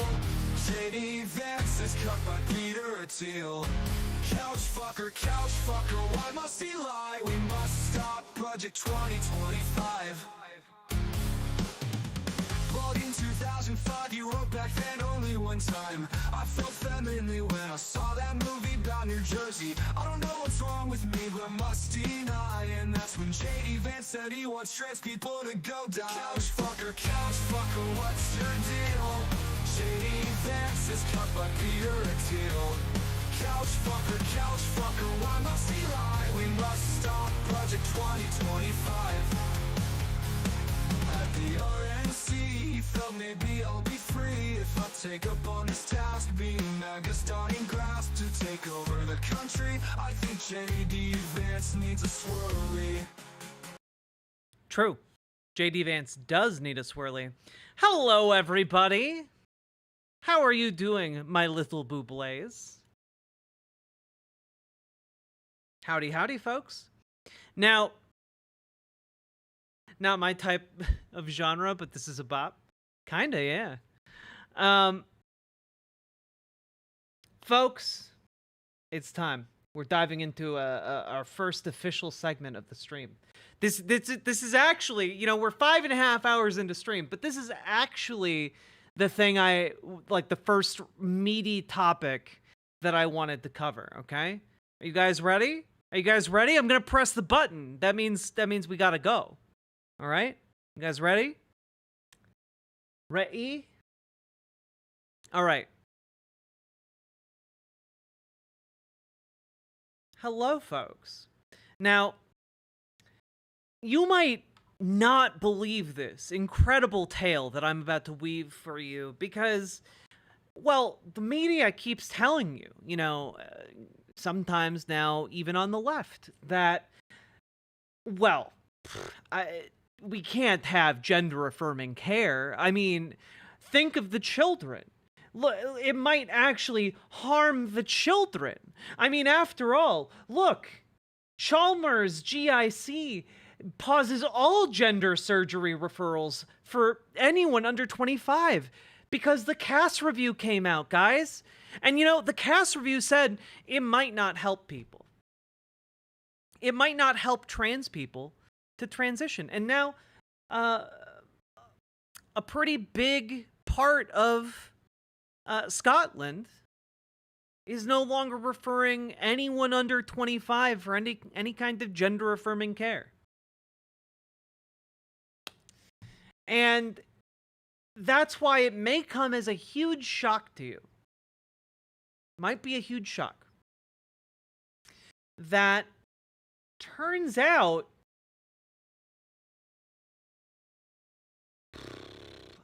levels of satisfaction and regret with gender-affirming medical care in adolescents. This is a new study published, why, 2 days ago. Huh. Harumph, I say. In the JAMA Pediatrics Journal. Interesting. Let's see. Let's just take a look here. Study used the 2023 online survey wave of an ongoing longitudinal study, the Trans Youth Project, among a community-based sample of transgender youth and their parents initially recruited throughout the US and Canada between 2013 and 2017. The satisfaction and regret data include responses from a youth or their parent representing 87% of youth aged 12 or older in the cohort who had received gender-affirming medical care. That is 235 out of 269 youths. Of these, 220 completed the 2023 survey, and that makes up the main sample. Okay? Let's take a look here. Main outcomes and measures: self or parent-reported satisfaction or regret with gender-affirming care and continuation of care. Now, one thing, just right off the bat, that I might point at as a potential weakness of this study is that it does partially rely on parent-reported satisfaction, which is not the actual direct thing we are too concerned about. We don't really care that much about parent-reported satisfaction. We care more about self-reported satisfaction. However, some of this parent reporting could be done like on the behalf of like a 12-year-old kid or something. So, again, weakness of this study. However, yeah, we'll move on. Yes, we want patient-reported satisfaction, not parent-reported satisfaction. Though when you're dealing with children, often parents are going to be the primary go-between for obvious reasons. Yeah. Anyway, among the 220 youths in the main sample, let's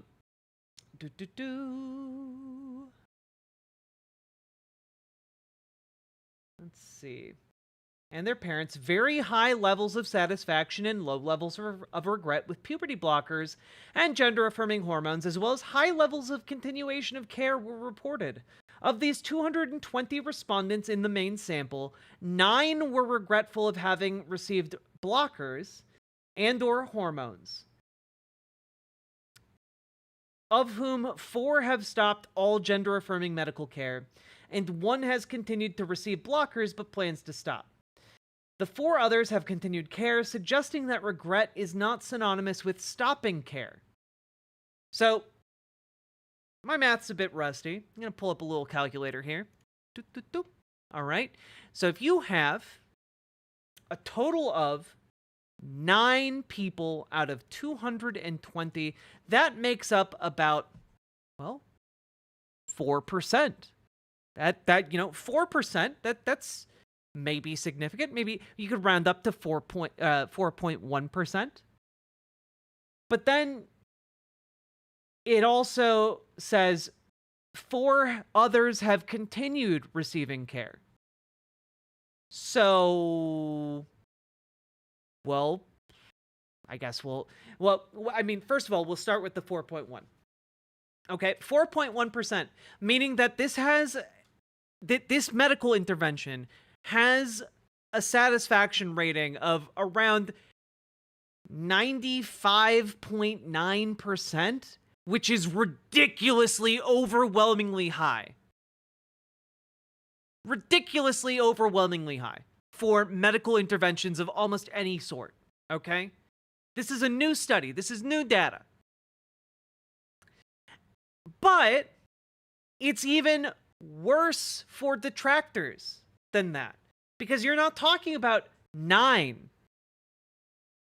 You're not talking about 9 members of this sample regretting and stopping care. You're talking about 5 members of this sample regretting and stopping care.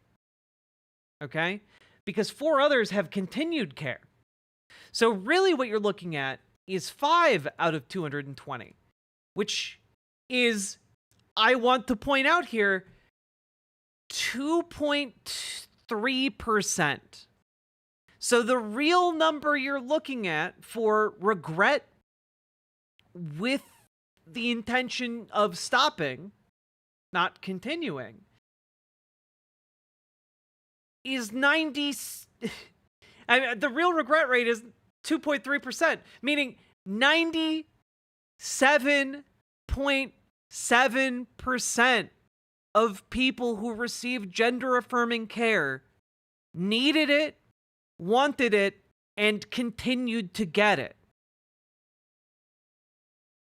I know I'm not great with numbers here, but guys, people get life-saving surgeries every day around the world that have significantly higher rates of regret. Something like 40% of people regret having open heart surgery that saves their lives. 20 times higher than what is being reported on here for trans youth getting gender-affirming care. And no one is suggesting, well, you know, clearly people are regretting having their open heart surgeries. We need to ban that surgery. No, that's insane. That is actually insane. You know, like, we are not in a... Yeah, hip replacements have high rates of regret, and those are one of the most common surgeries. I'd bet more people regret eating Chipotle on any given day than that. Honestly, true, and thank you for the $5 dono, but true. More people regret eating Taco Bell on any given day than that. Like, serious and possible dumb question, why would anyone, let alone a significant portion, regret life-saving surgeries? Because the quality of life after the surgery, like recovering from the surgery, is really hard. And sometimes, even after you've fully recovered from the surgery, you still can't operate at the level you could before the surgery, if that makes sense, you know? You still have to be careful around, you know, your surgical site for years to come. You know, it can be hard. It can be arduous. Yeah, your life might still suck. But here's the thing. Because puberty blockers and hormones, I mean, to a lesser degree hormones, but because these things are relatively reversible, there's a low risk rate. There's a low risk going into it. It's not like open heart surgery where the risk is pretty high, you know? Like, you can stop. And, you know, 4 of the people in this did stop. Or, sorry, 5 of the people in this, well, 4 of the people in this did stop. One of them said that they were going to stop, but hadn't stopped yet, which is interesting, but, you know. See ya, Chris Huggy. Thank you for supporting the show today. I really appreciated it. So anyway, like, all of this is to say that we have an entire country, the UK, banning this type of medical intervention, despite overwhelming and ongoing evidence coming out every single day. Well, not every single day, but very frequently as time goes by, that it is a safe and reversible method of intervention that saves lives.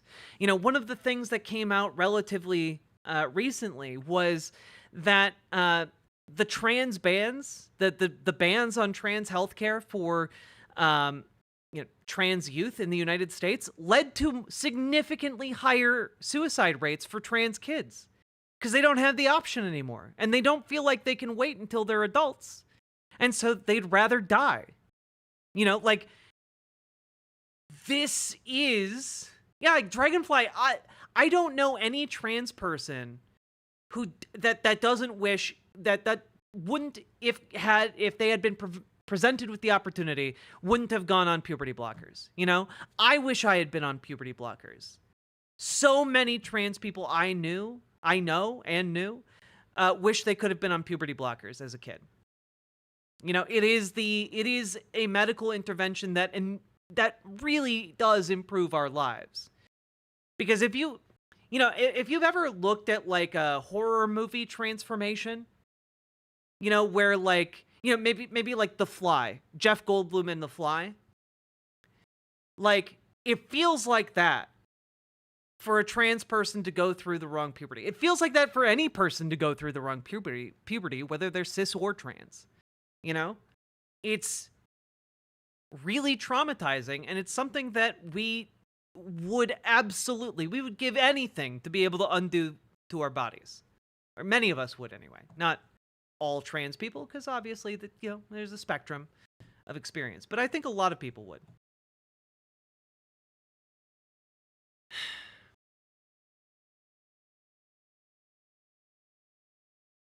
Yeah, and Young Black Economist, I see your comment there about parent-reported outcomes. I think when it comes to like trans healthcare in particular, I get a bit wary when I see something like that in a study. Doesn't mean I necessarily throw it all out, but I have flashbacks to the Littman study that was done, I think at Brown. Not at Brown. I forget which university, but the Lisa Littman study that coined the term rapid onset gender dysphoria, that basically just surveyed parents from transphobic forums about their impression of their child's transition rather than getting the data from the children themselves. Granted, there were so many other problems with that, but like I get a bit wary, you know, and granted, this is not that. So it is.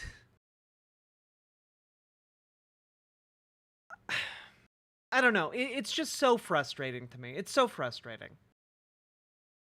But if you are someone, if you are a trans kid, if you are, you know, thinking you might be trans and you're, you know, no longer a kid, you're in your early 20s, but you're struggling to get care, just know that there is a light at the end of the tunnel, and that the truth is on your side.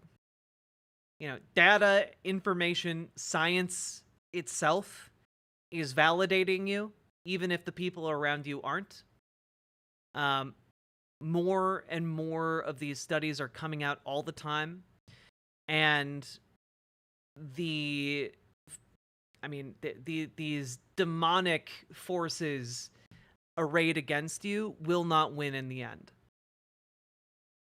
It is unfortunate that you are stuck in the position you are, but you, all of us, will win. Okay? I can promise you that. It might take a bit, but we'll win. We will persevere, as we always have, and as all the trans people who came before you did too.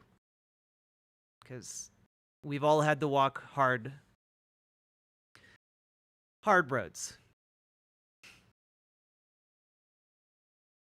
Evil always wins because they have more money. Well, Delta Who, I have bad news for you. You're wrong. If that were the case, if having money were the only decisive factor, we never would have overthrown monarchs or kings. We never would have overthrown any kind of petty tyrant that focused on accumulation. But we have, and we've done it time and time and time again in order to establish more egalitarian, more free societies.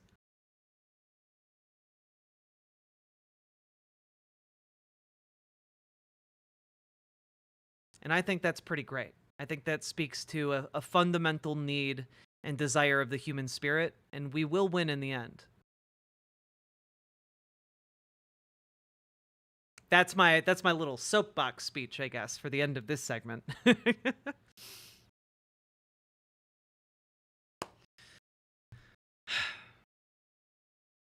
All right.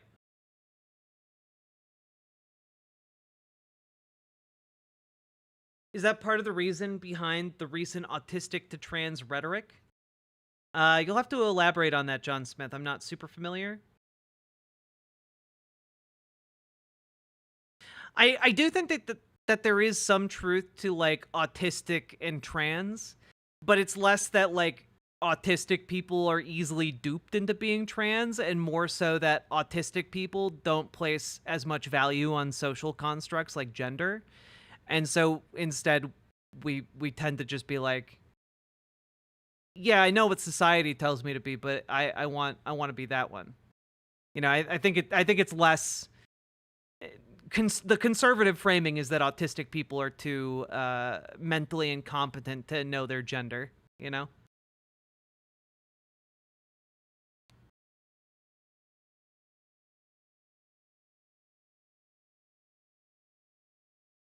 Your soapbox speech made me tear up a little bit. Let's go!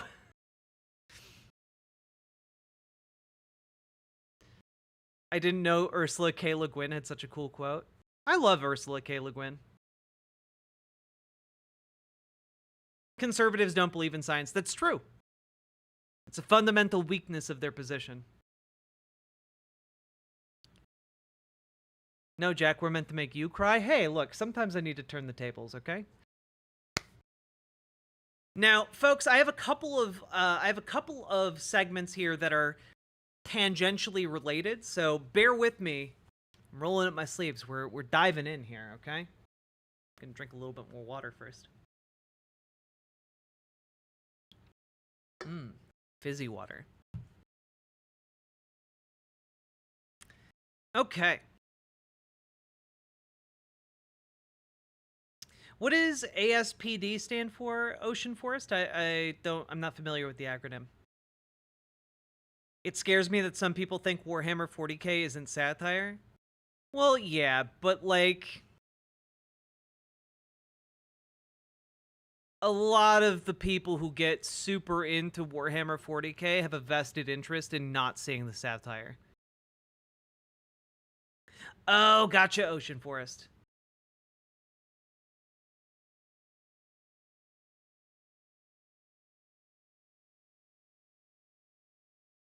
Yeah, exactly. Nomi Sunrider.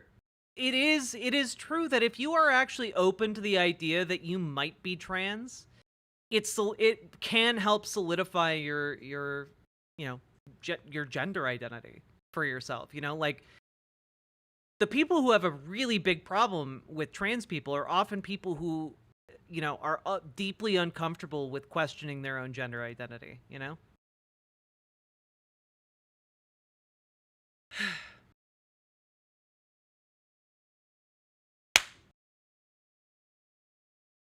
I don't think I got it. It's like a little fruit fly. Actually, 1 second, folks. I'll be right back. Gotta drop some boiling water down a drain. I got like a little fruit fly problem going on here. I'll be right back.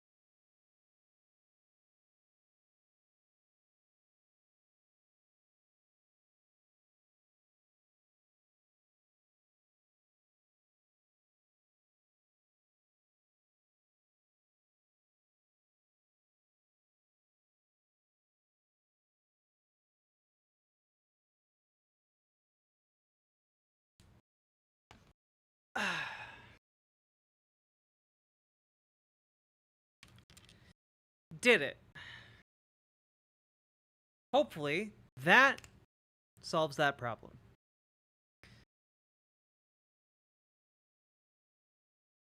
Oof.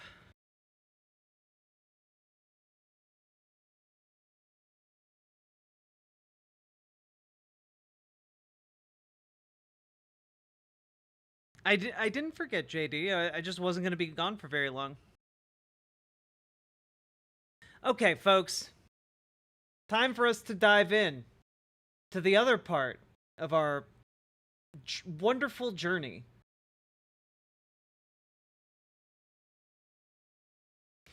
So, folks, there's this guy named Ben Shapiro. And he recently did a show with a guy named Dr. Drew. Weird. Charlotte Nova, thank you for gifting a sub to Red One Monster. I really appreciate it. But this Ben Shapiro guy really wanted to talk about how the conservatives can really address a underlying problem with their current movement. And that underlying problem is the fact that, well, Republicans have decided to stop believing in science. And by extension, medicine. And those are both things you need to exist in a modern society.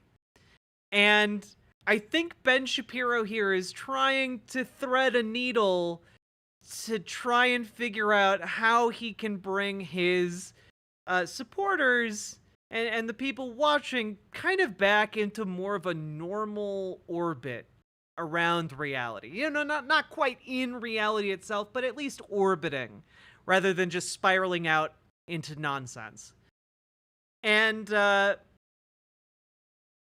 that's because fundamentally, conservatives keep rejecting, like, life-saving interventions, like vaccines, and it's actually killing a lot of Republicans.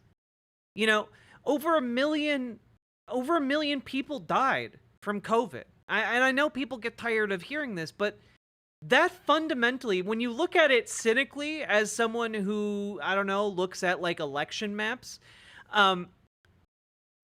the vast majority of those people, something like 70 to 80%, were Republicans. And that sudden loss of life so heavily weighted towards the Republican end of the spectrum,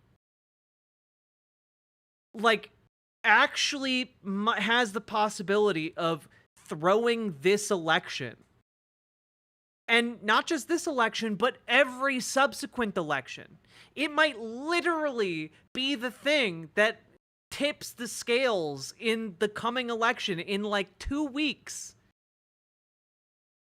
determining who is in control of the government, at the congressional level or even the presidential level. Like, that shift of hundreds of thousands of people, primarily the elderly, who tend to vote conservative, well, that really changes the game. You know, it's part of the death cult mentality of the Republican moment that we are in. And I think, and I haven't pre-watched this, but the title of this video is Reestablishing Credibility Within the American Medical Industry. And I'm wondering, because this video goes one of two ways. It goes either they need to bring the conservative audience back into alignment with the medical industry, or it is essentially like, how do we break the medical industry so it is no longer, you know, reliable for people who need life-saving care, which, you know, both of those, not great. One is kind of a last desperate attempt to bring Republicans back to reality. The other is more just embracing the death cult, and I'm kind of wondering which it's gonna be. Let's find out. Ben Shapiro's wife is a doctor. That is true. You know, I don't know if you knew this, but, you know, Ben Shapiro knows a thing or two about the female anatomy. Wet-ass P-word. P-word is female genitalia. One of the things that was very hard during that period is if you were a person who was data-driven, and sort of broke down into three groups, as you mentioned. There were people who were immediately skeptical. There were people who were immediately buying in. And then there was, you know, a group of people in the middle. I sort of counted myself in that group, people who are trying to follow the data. Yeah. The problem is that when the data is bad and when the data is skewed, it makes it almost impossible to follow the data. But for the physicians in that group, if they spoke up or raised their hands, and this is something I did not know until the COVID outbreak, 70% of physicians are employees. I didn't know that. If they raised their hand, they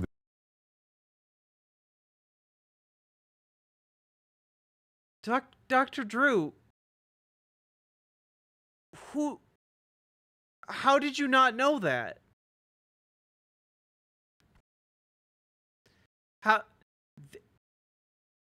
How did you not? You're a doctor. You went through medical school. How do you not know that most doctors are employed?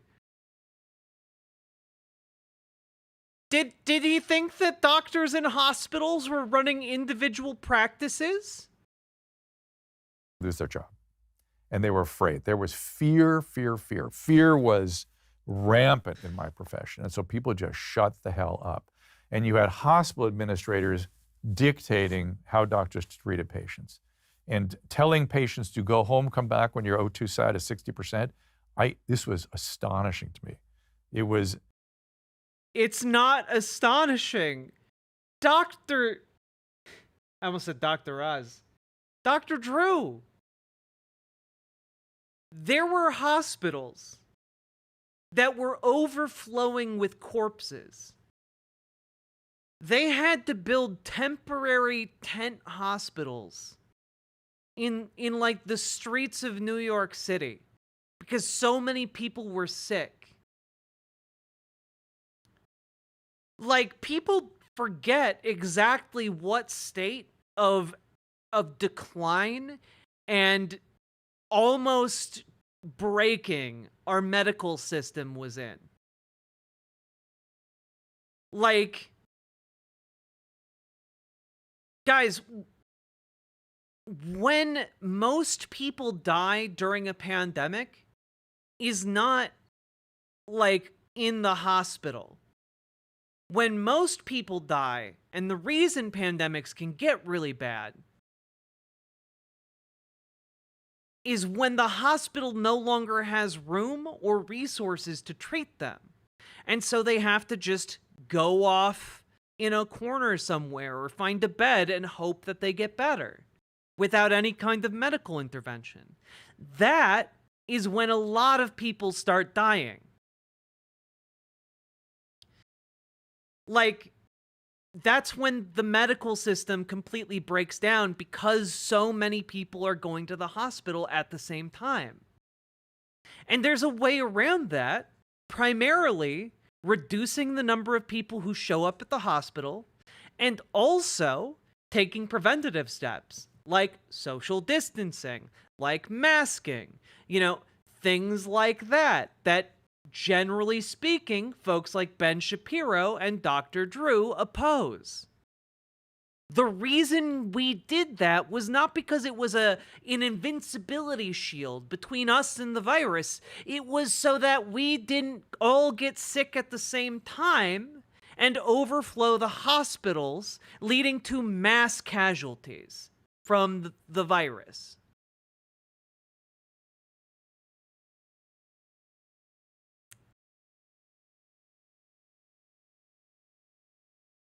It's really, really not that hard to understand why these measures were put in place.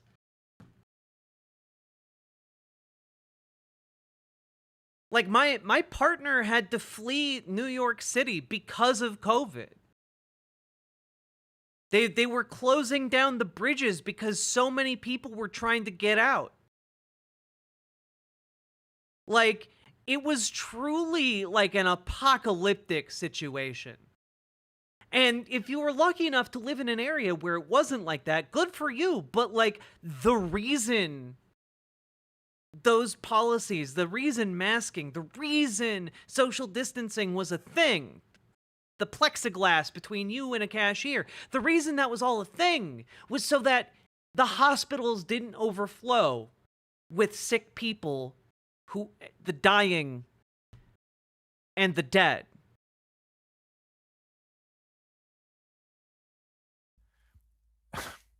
I kind of actually get nauseated when I think about it. It's just... Yeah, that you get nauseated, but you know what? That's what happens in a crisis situation, Dr. Drew. If you don't have the luxury of a fully staffed hospital. Such a transgression of your oath. And the immediate next thought I have, by the way, is a friend of mine, Aaron. Now, it's not a transgression of your oath. At that point, you're doing triage. You're sending people back home because you need to focus on the people who are in the process of dying without medical intervention. And you need to limit how many people are, there that aren't at that point yet. Aaron Kheriaty, have you ever talked to Aaron Kheriaty? I don't think so. You should speak to him. Aaron Kheriaty is one of the principal plaintiffs in the Missouri versus Biden case. He was the head of bioethics at University of California, Irvine Medical School for years. He was a storied professor. He was a psychiatrist. The students loved him. Wait, what is this court case? Missouri versus Biden? He was the head of bioethics at University of California, Irvine Medical School for years. He was a storied professor. He was a psychiatrist. The students loved him. He was the chairman of their bioethics department for years, lecturing students on bioethics. And one of his contentions was, you know, when it really comes along to take a bioethical stand, it's probably going to be hard. And that's when you have to really walk the walk. So the mandates came along, and he looked at the data and said, I don't think you have criteria for a mandate here. And I've warned you forever that I'm going to have to do the hard thing when the tough time comes. I have to raise my hand now and say, you don't have proper justification for a mandate, and I have a bioethical problem with what you're doing here at this school. Immediately put on leave, and then fire. I mean, it was... Well, I mean, basically, the reason you get fired and put on leave there is because you're basically rejecting the underlying premise of like an airborne pathogen and contagion, like spreading via the air. Like that's your... You're trying to say, oh, it's not deadly enough to warrant the mandate. Over 1 million people died. Not deadly enough. Are you kidding me? You don't have enough data to back this up. Are you kidding me? Incredible to watch. And I think even today, it's hard to tell what interventions were supposedly good, what interventions were... I mean, there are certain things we hear at this company. We actually sued OSHA to prevent a national vax mandate that the Biden administration was attempting to push. It went all the way to the Supreme Court. We stopped that from happening. We internally at the company, we never had a mask mandate. We never had a vax mandate. We opposed all of that. On a personal level, you know, I will say that I think early on in the pandemic, I bought what was being sold with regard to the vaccines, particularly. Right? I had said that. Yeah. What was being sold? You know, they always dance around this particular point. What was being sold was that if you get vaccinated, you will not get deadly ill. Okay? You greatly reduce your risk of getting deathly ill, and you greatly reduce your risk of, like, you know, getting sick in the first place because you're vaccinated. Now, is that a guarantee that you will never get sick? No, because viruses mutate really fast, which is why you have to get periodic flu shots. Okay, but like that's just the science of vaccines. And what we're seeing here is just more vaccine denialism, honestly. And Ben Shapiro is just trying to sane wash that particular insanity. I was certainly sympathetic. I mean, they were out there publicly saying that it was 99% effective in preventing transmission. Not that it was preventing death, that it was preventing transmission, which of course would make... It does help prevent transmission. It does help prevent transmission. If you're not sick, you're not transmitting it. You know, if you aren't infected with it, you aren't transmitting it. Also, if you have less severe symptoms, you are less likely to transmit that virus. Like, again, it is effective at doing these things. How can these people see their voter base dying and keep pushing the stupid shit that causes it? Because it's a death movement. They are a pro-death party. And honestly, this is what fascism does. Fascism is pro-death. It is a death cult. When we talk about fascism being a death cult, this is what we mean. Make the case for some sort of herd immunity. Yep. And I'd never been in favor of a mandate, but my case was, okay, well, I'm not going to get it, but I'm not going to die from it, but my grandmother might, so I should get it. They still have improper endpoints in their studies. I mean, they've not adjusted It's that. totally psychotic. And that finally came out like a year and a half afterward, where Pfizer came out and said, oh yeah, we never even tested that. We just kind of trotted out that statistic, and it was parroted by everybody. At the same time, you have people who have now taken this to, I think, the reactionary extreme, which is, that no vaccines ever are good. Vaccines in general are that's bad. unfortunate. And you know, what should people think about when they're thinking about vaccines in general? And also, where do you kind of come down when you now look at the data with regard to how effective or ineffective were mRNA vaccines with regard to COVID? It seems like the data sort of suggests that if you were very obese and very old, that it was better if you took it than if you didn't, and otherwise, there was really no reason to take it. Remember, most of the data was collected around Alpha and Delta, which was a completely different illness than Omicron. And the Omicrons that have followed have all had different characteristics and features, but they've been much, much milder. So my patients are all vaxxed and boosted. My medical patients that I've followed for 30 years plus are old. They looked at the data, we discussed it. I actually didn't have the data to give them a proper risk-reward analysis. I really didn't have it. I didn't realize I didn't have it, but I didn't. But I probably made the right call in getting them all vaxxed and then boosted. But as it went along, I was like, I don't know what we're doing. We're no longer vaccinating against the current variant. We're vaccinating against the variant from 6 or 12 months ago. The illness is so mild. We have Paxlovid. Paxlovid works like crazy in elderly patients. What are we doing? I don't know. If you'd like to take it, please do. But I don't know what we're doing. I can't give you a risk analysis. Yeah, but this is the crazy thing. We have millions of people who've taken this vaccine. It's way better to be vaccinated because then if you get COVID, it's less severe. We have millions of people. I think that the last number I saw was 17 million people in the United States had long COVID, meaning COVID that has persisted or symptoms that have persisted.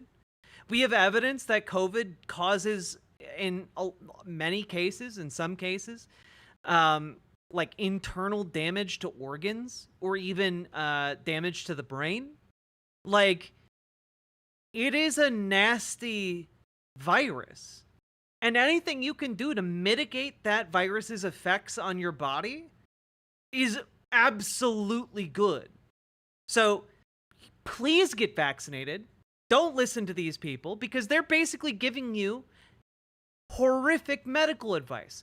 Go get vaccinated. Okay?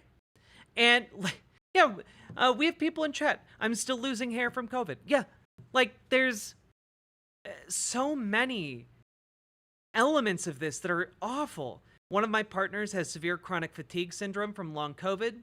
They used to go on hikes way more than I could keep up with, and now they can barely get through a work week. Yeah, it's horrific.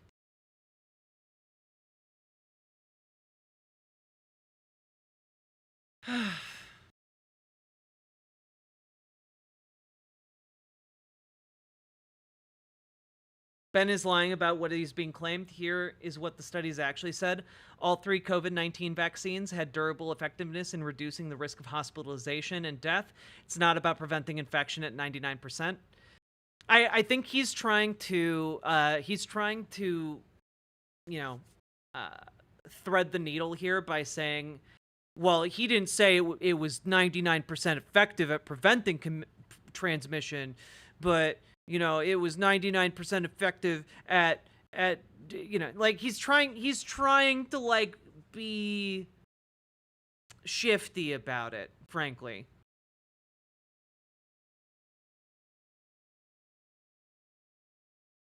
My toxic mom had heart problems due to COVID. Yeah, I mean, like, most people I know, thankfully, who got it have been fine.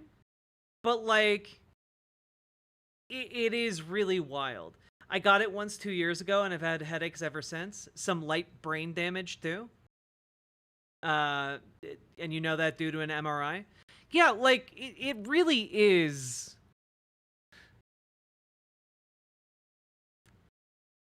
My lungs now get a hindering effect, limiting my deep breathing. Oh, man. KG, I'm really sorry to hear that. Mostly my family still can't smell things correctly. I took the vax, and I am a good smeller. Yeah, you know, I do like being able to smell the roses. Then get the vaccine, dumbass.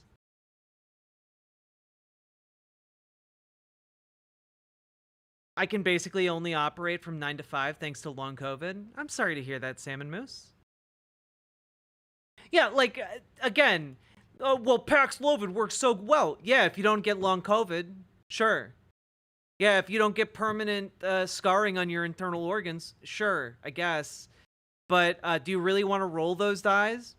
Do you really want to see if you come up with a 1 on your D20? Huh? I don't. God. I can't do it. It's just not available to me. And that's insane. That's insane. And myocarditis, I don't know when myocarditis became a mild condition. When my kids were growing up, whenever they got a viral illness, the thing I would always worry about is, please don't let them get myocarditis, because it's a dreaded illness. It can cause sudden death. It can cause sudden death down the road, cause myocardiomyopathies, and require the need for heart transplants. Hey, you know, if you're really worried about myocarditis, if you're really worried about that one, Dr. Drew, got bad news for you. How common is it for someone with COVID-19 to experience myocarditis or pericarditis? The likelihood of developing myocarditis or pericarditis in patients with COVID-19 is very low. It's estimated that about 150 out of every 100,000 people who develop infection will develop myocarditis or pericarditis.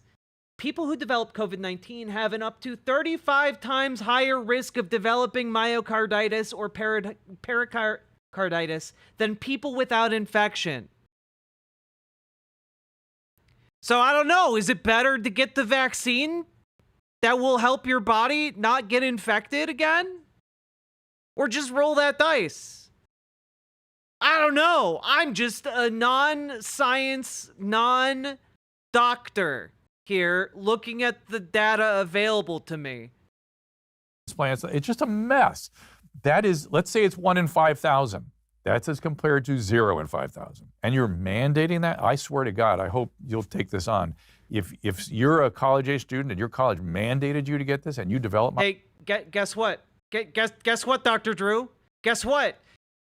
The vaccine has a lower rate of getting you myocarditis than any infection of any strain of COVID-19. Like, if he's concerned about 1 out of every 5,000 people getting myocarditis, then maybe he should be pretty concerned about, 1.5 out of every 1,000 people getting myocarditis, Just a thought.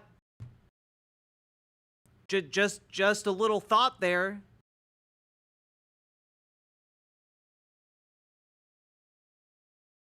I think that if you have a significantly higher rate of of getting myocarditis from getting infected with COVID, that maybe you'd want the vaccine, even though it comes with a slightly lower, like a much low, so not even slightly, much lower risk of developing myocarditis.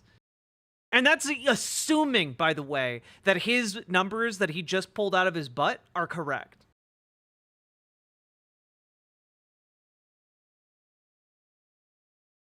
Literally, we have people in chat right now whose parents developed myocarditis after getting COVID-19. This guy is literally trying to get you ill.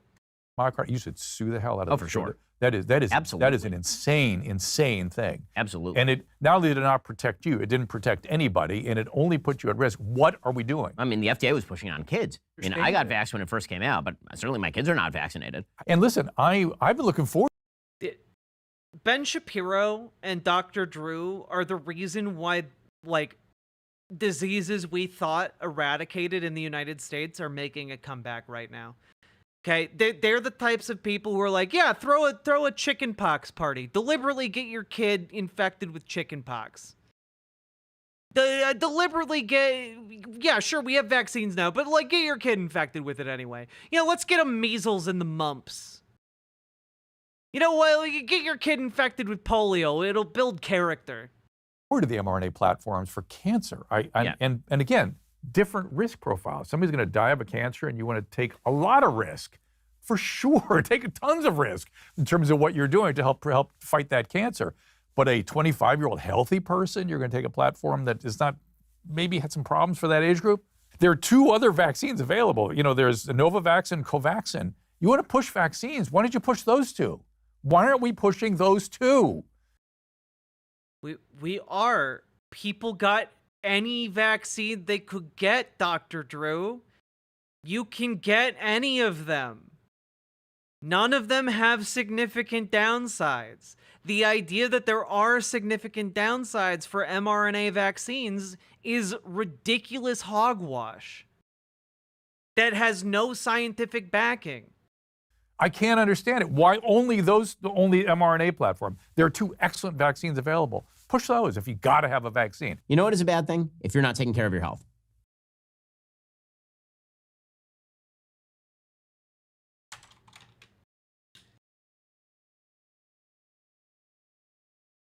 Are you kidding me, Ben?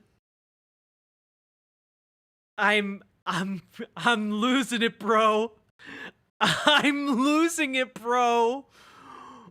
I am losing it.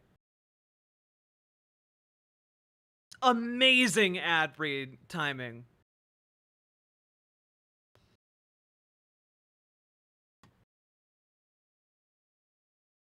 Pushing a better health ad right after telling people to not get vaccinated if they're healthy.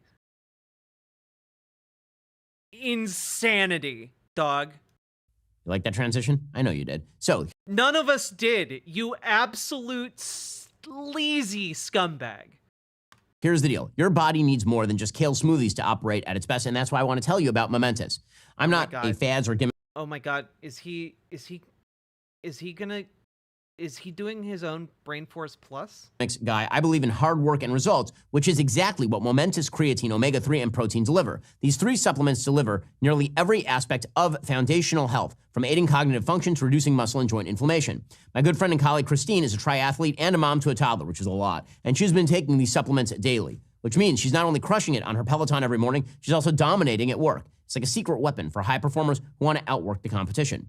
Now, in a world of questionable products, Momentous does stand out. They work with only the best experts in the business. They use only the highest quality ingredients. What's on the label is what's in the product and nothing else. Straight facts, no nonsense. Here's something that impresses me. Momentous heavily invests in third-party testing, which means they hold their products to... Hey, Ben, have you looked at the testing for their product? Have you,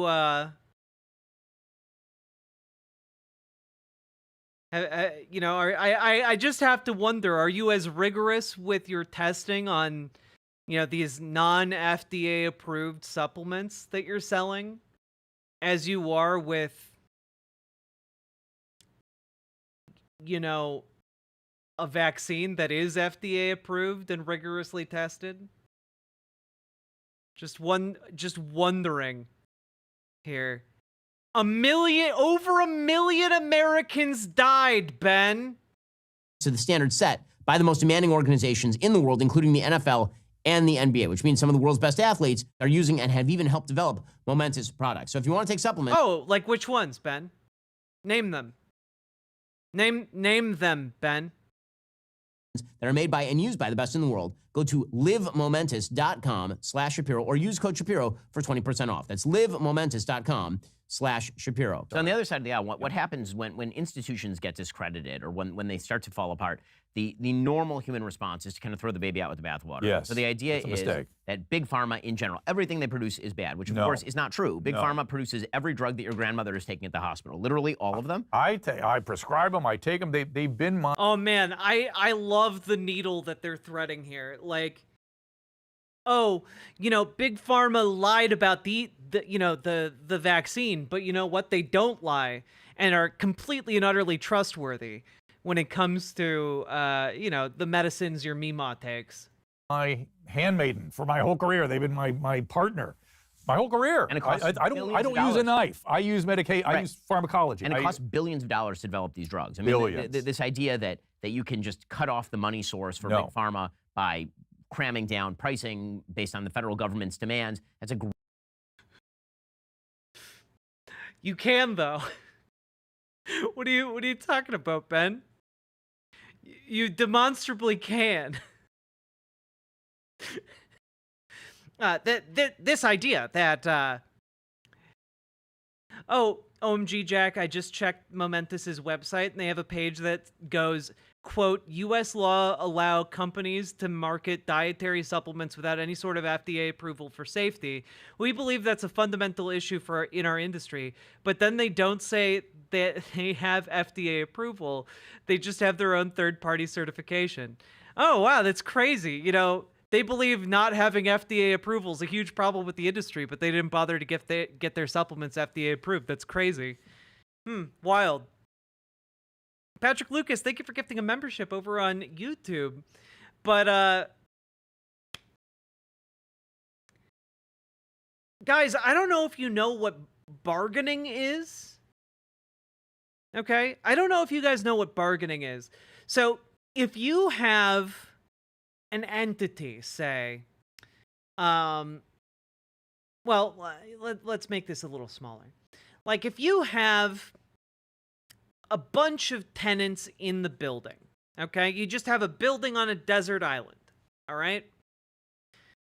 And, you know, you have a landlord that all of the tenants of this building pay rent to. But then all of the tenants unionize and they have a leader. Well, then that leader can say to the landlord, actually, we are not going to pay you the rent that you have been charging us. That has been excessive and beyond our ability to actually pay and live. So, you know, we only have so many coconuts. So, we are actually going to only pay you this much smaller amount of coconuts that we have determined would allow you to keep this coconut apartment building running. Okay? And, well, then the landlord doesn't really have any choice but to pay that. And in this scenario, the US government is basically the in-between, the happy medium that communicates with the pharmaceutical companies that actually we all got together and said, we're not going to pay your ridiculous prices and we are going to pay you exactly this much that will allow you to make somewhat of a profit, but significantly less than the profit you are making right now. We only have so many coconuts for you.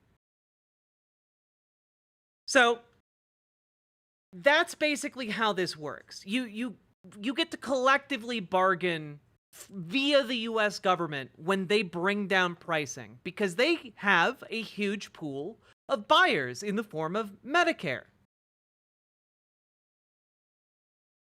And actually, if we get something like Medicare for all, then we have even more bargaining power to negotiate all drug prices down in a very similar way. So it's not necessarily that you have to pass a law that says we will only pay X amount for X drug. No, you can just collectively bargain all of those drug prices down to bare minimum. And that would actually be very good because there's no reason your family should be going into the poorhouse to keep, you know, your dad alive. There's no reason that your mom should be struggling to get a hold of diabetes medication. There's no reason for that. The only reason for it right now, as it's currently formulated, for any of that to actually happen, is because drug companies want to make gigantic amounts of money and pay their CEOs handsomely. That's it. That is literally it. And taxpayers pay for the development of those drugs. Oftentimes, yes, taxpayers subsidize the development of those drugs. Exactly. And often, by the way, and you guys might not know this, but the pharmaceutical industry will create a drug. I think notably there was an there was a vaccine created for Lyme disease. And that never made it to market because it wouldn't be profitable. So there are a lot of useful, helpful drugs that we could actually, take out of storage, essentially, and make more widely available due to collective bargaining via Medicare for All, or even Medicare.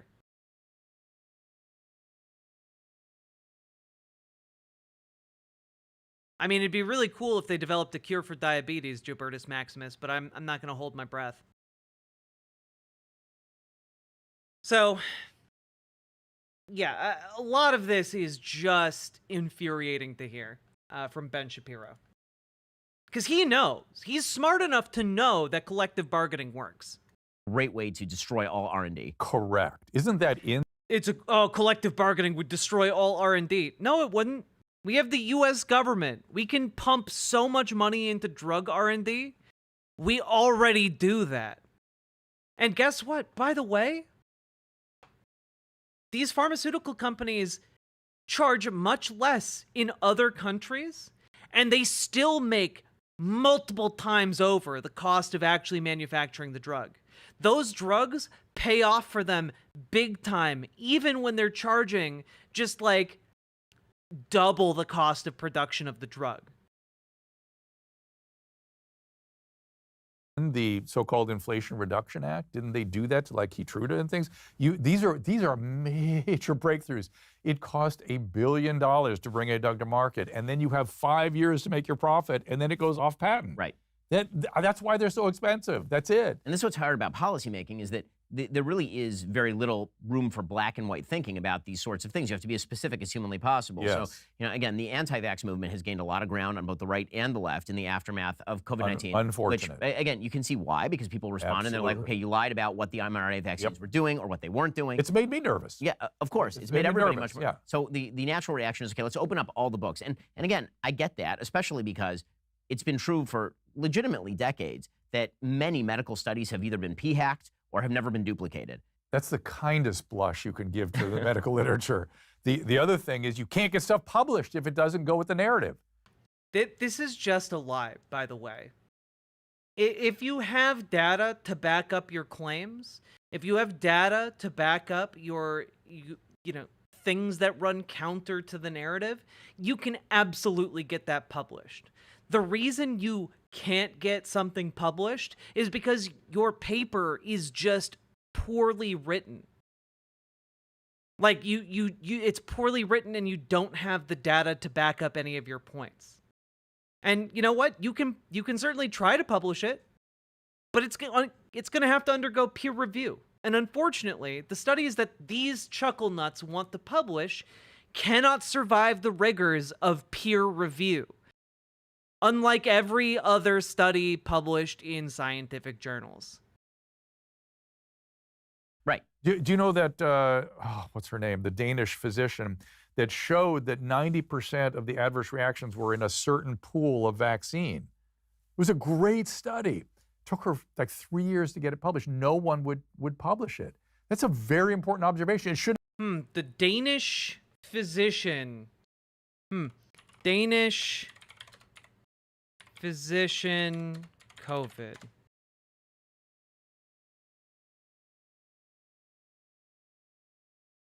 Let's see. 90%.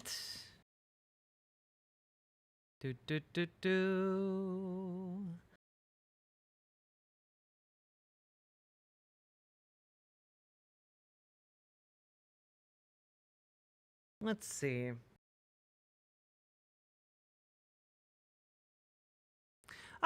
Here we go. I believe it's from this. Danish study did not conclude that COVID-19 vaccines adversely impact immune systems or that COVID-19 vaccines are completely ineffective against the Omicron variant.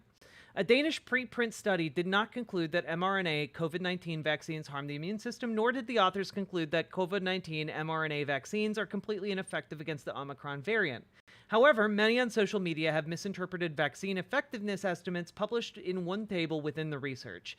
VE, vaccine effectiveness, is a measure of the extent to which a vaccine prevents infection. If a VE estimate is 90%, it implies the vaccine prevented 9 out of 10 infections that otherwise would have occurred. according to Dr. Christian Hansen, one of the preprint study's co-authors. Let's see. The preprint shows early estimates of VE for the Pfizer and Moderna vaccines against infection with SARS-CoV-2 Delta and Omicron variants. This is after analyzing data from the Danish databases. This might not be the same thing he's referencing. Users have shared a screenshot of a table on page 6 of the preprint, a study that is yet to be peer-reviewed, with claims that the data is proof that vaccines cause harm to immune systems.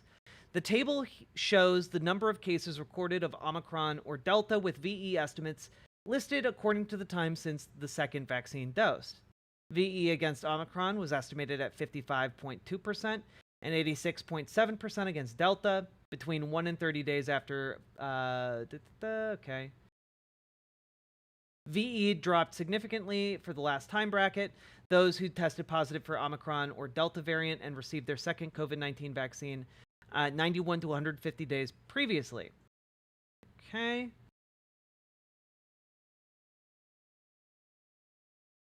Users online claim that the table on page 6, particularly negative VE estimates against Omicron 91 to 150 days following second mRNA dose, was proof that the vaccines were harming immune systems, with other claims that unvaccinated people were less likely to get infected with the virus. One user on Twitter said on Twitter, observational study from Denmark indicates that mRNA vaccines protect for a few weeks only, then significantly augment Omicron infectivity. If the immune system actually harmed, creating shot repetition dependency with unknown long-term safety? Yeah, so basically people misread this study and thought that the negative values of vaccine effectiveness in the second table, because again, in the second table, it shows that Omicron has a negative 76.5% effectiveness, which doesn't mean that it makes it 75% more infectious. But that's how people interpreted it. And it appears, though I don't know for sure that Dr. Drew is talking about this study, appears that Dr. Drew is falling for this as well here. Should have been an emergency. We all came to and went, oh, let's figure that out. What happened? They also won't publish papers that debunk things. So that they will only publish. What are you talking about? They won't publish papers that debunk things. Yeah, they will? That's the scientific process, Ben. Like, you publish a paper to try and prove a point, to try and prove your hypothesis. And then someone else comes up with a different hypothesis and presents data for that. And then someone else is like, these two things are saying contradictory things. And they come up with a paper that determines which one is more likely to be true. Like, then all of that got peer reviewed by other experts in their fields. This is actually insane. And I have to be honest here, and this is for conservatives. If you got this far in my video, most of you probably didn't, but whatever. Some of you may have. Death Star trench run towards the truth. But essentially, Ben Shapiro's not an idiot. He knows how scientific journals work. Okay? It's not a complicated process to understand. He's been to college. And the only reason he's taking this point and trying to disseminate it is because he thinks his audience is full of simpletons. He thinks you are stupid and will simply believe him when he says, oh yeah, nobody in scientific literature tries to disprove anybody.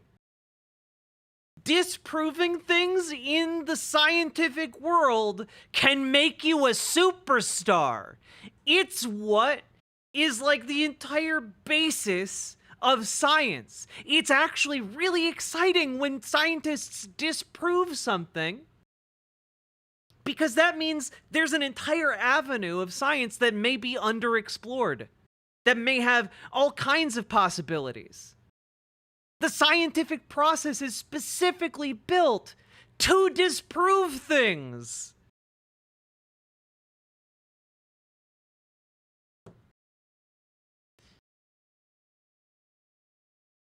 Ben Shapiro thinks you're a moron.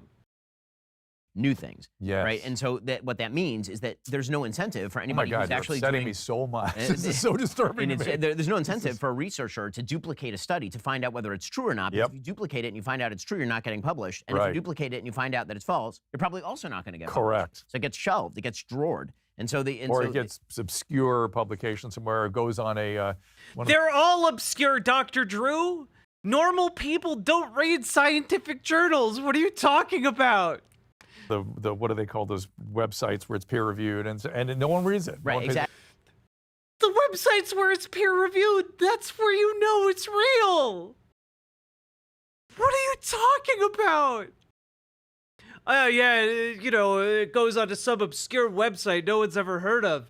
Yeah, no one's ever heard of it, except for the people who are experts in their given field and read that to stay up to date on the science. Oh my God. How are you a doctor? How are you this bad at this? Exactly. And so and no one reads it. Yeah, because I guess the real science is being published on the nightly news. Is it only real science if it's being regurgitated at you by your favorite science communicator on YouTube? Like, what are you talking about? You can see why there's all of this mistrust. So how should people approach things like vaccine schedules for their kids, for example? No, please don't do that to me. It's an honest question. I mean, I have 4 kids. Yeah, I would make sure you have a pediatrician that's willing to discuss it with you. If they are saying, just take it, you're dumb if you don't, you got the wrong doctor. No doctor will say that to you. They'll want to evaluate whether your kids have like obscure allergies or whatnot, because that can sometimes happen. But you know what? Most people aren't allergic to vaccines. And I'm going to hazard a guess here.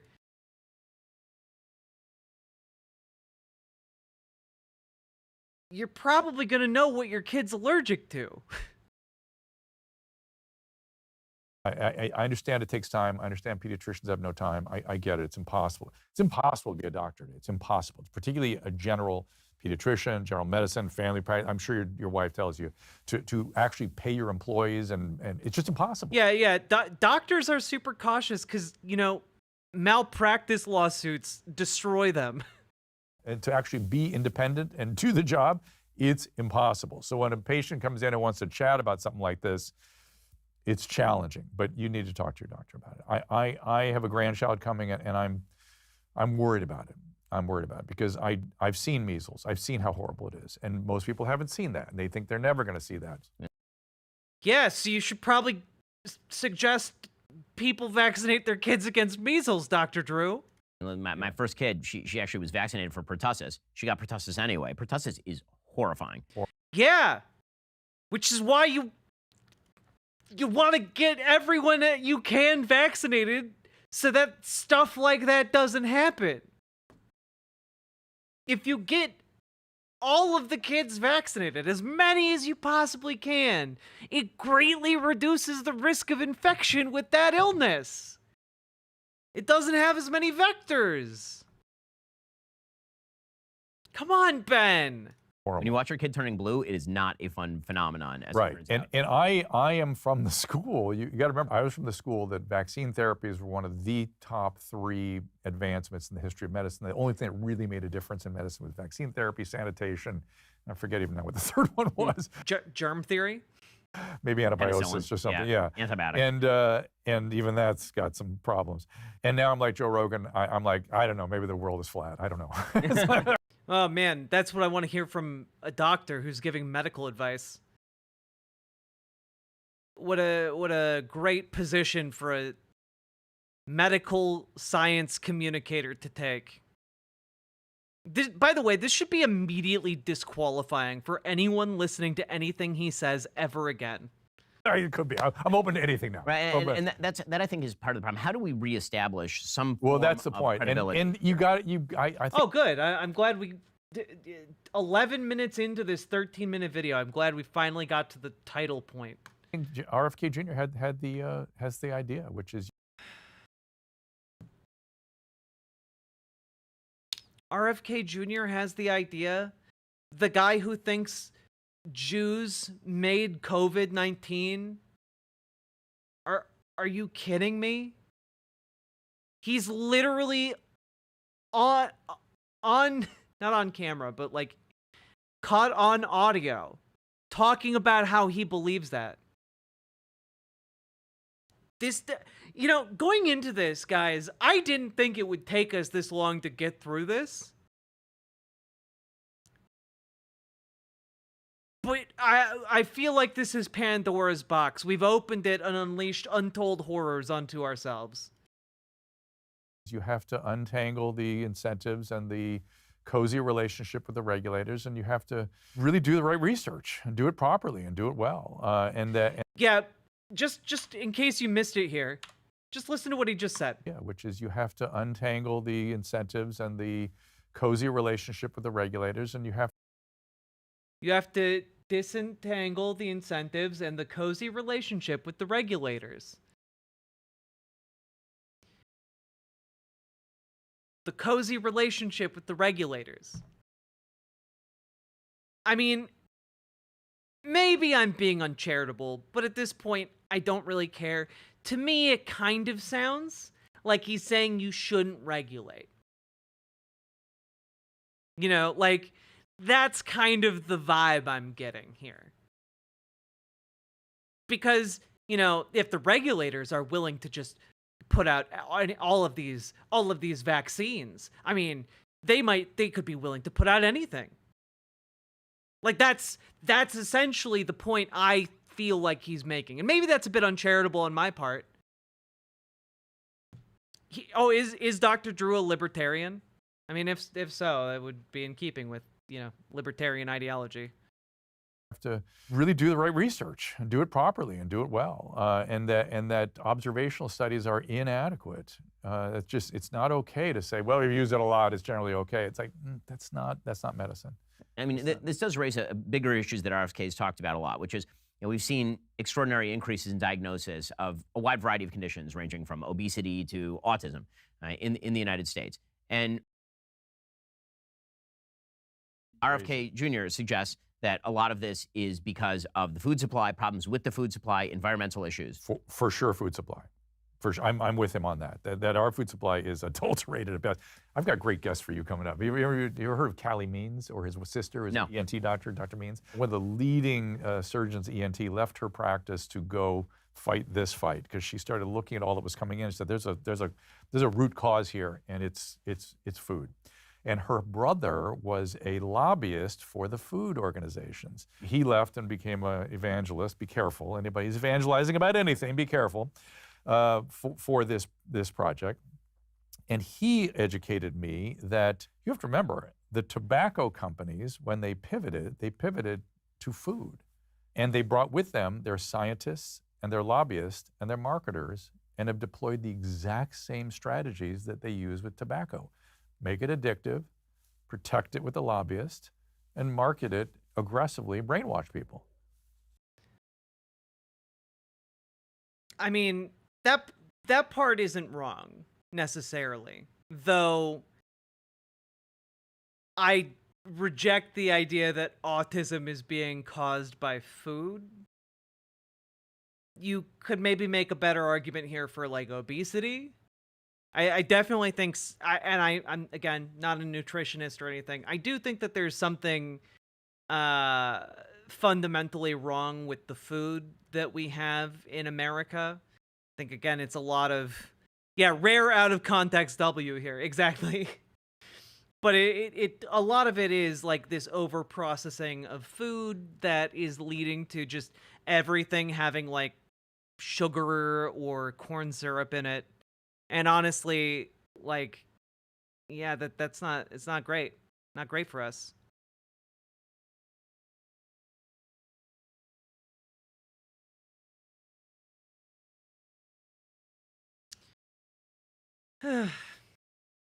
But like, you don't need to, like, I feel like that's a fairly obvious modern reason for what we're dealing with when it comes to like obesity. Yeah, it's likely corn syrup and sugar, and like that seems pretty obvious to me. It might be some other things like preservatives or whatnot, but I think mostly it's the corn syrup. It's the goddamn corn lobby. That's our food supply. And look at what it's doing to us. You have to really be careful about what you put in your mouth. Are you tired of the lies and the twists of the mainstream media talking points? I'm mostly tired of the lies and twists of your talking points. But again, you're funded by fracking billionaires, so I'm not surprised. That was utterly exhausting. No, she's gonna prosecute the president of the. There we go. That felt good to do. It wasn't appropriate for at any point in that video, but all right.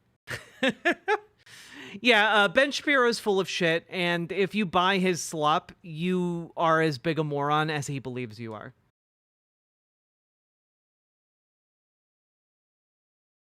He's so weird. Nailed it. Nailed it! Segment done! We've been streaming for 7 hours, everybody. Hello!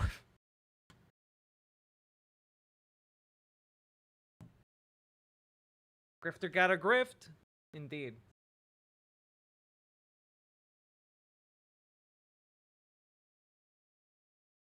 Poof. Okay. Now we're gonna jump into this. I'm gonna open this bad boy for a second, though.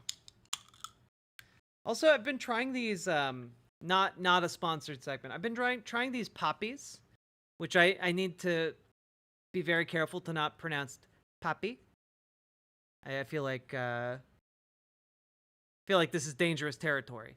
Anyway, I react violently whenever you play that sound effect. I'm sorry to the people you've harmed.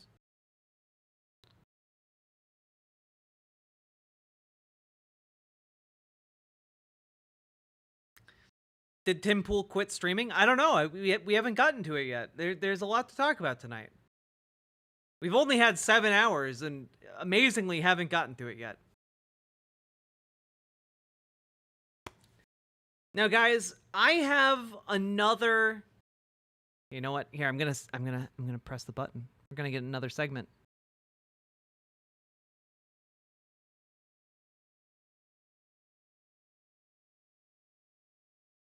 So, folks, I have another segment for you guys, and well, I find it a bit funny because in a recent video I put up, Anna Kasparian went on the Jillian Michaels podcast. And I decided that I wanted to check back in with Jillian Michaels' show because, frankly, I don't really know what she's about or, like, what her deal is. But she seemed pretty crazy. And, guys, you'll never believe who her guest immediately after Anna Kasparian was. You will never believe it. Here is a hint. I don't understand. You're black. It was, of course, Dave Rubin. And, we're not gonna watch through that entire thing, because I don't have that dog in me. I don't got that fight in me. But it is incredibly funny that immediately after having Anna on, Dave Rubin went on. And anyway, let's check in. How is Dave Rubin doing on the Jillian Michaels show? See the nuance on things. Oh my God, it's so loud. It's so loud. Like abortion, of course I can. And of course I would never be for late-term abortion. But we were the party of legal, safe, and rare. And I could argue barbarisms that have occurred due to forcing women to go to different states and just a host of evils there that's so deep on both sides. And babies being born alive from botched abortions on the left. You are... That's not happening. If there is a baby that can survive outside of the womb, then the abortion is just delivering the baby, Jillian. Forced to pick an evil. But I refuse to say that I agree with anything he did there. I don't. But if I am forced to pick an evil like you're saying, okay, do I want a child being aborted in the 8th month? Of course not. But if I had my... If you're getting an abortion in the 8th month, it's just delivering the baby. Unless it's directly a threat to the life of the mother. Oh, God. Brothers, I would like to see some federal protections for women up to a reasonable point. And I'm certainly no expert in this. You know, like a Roe v. Wade amount? Just out of curiosity, Roe v. Wade amount? Category.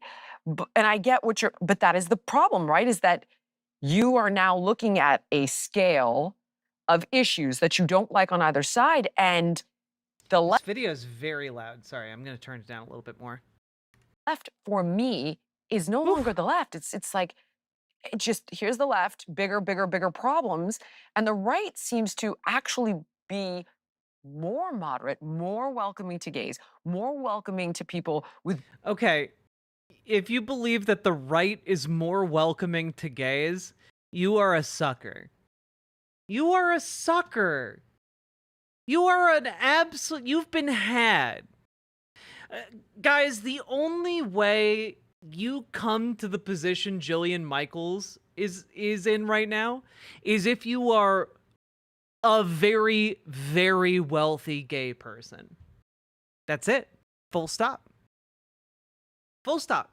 That is the only way you view Republicans as being very accepting of you. And that's because you have, like, broken through into, like, a class distinction.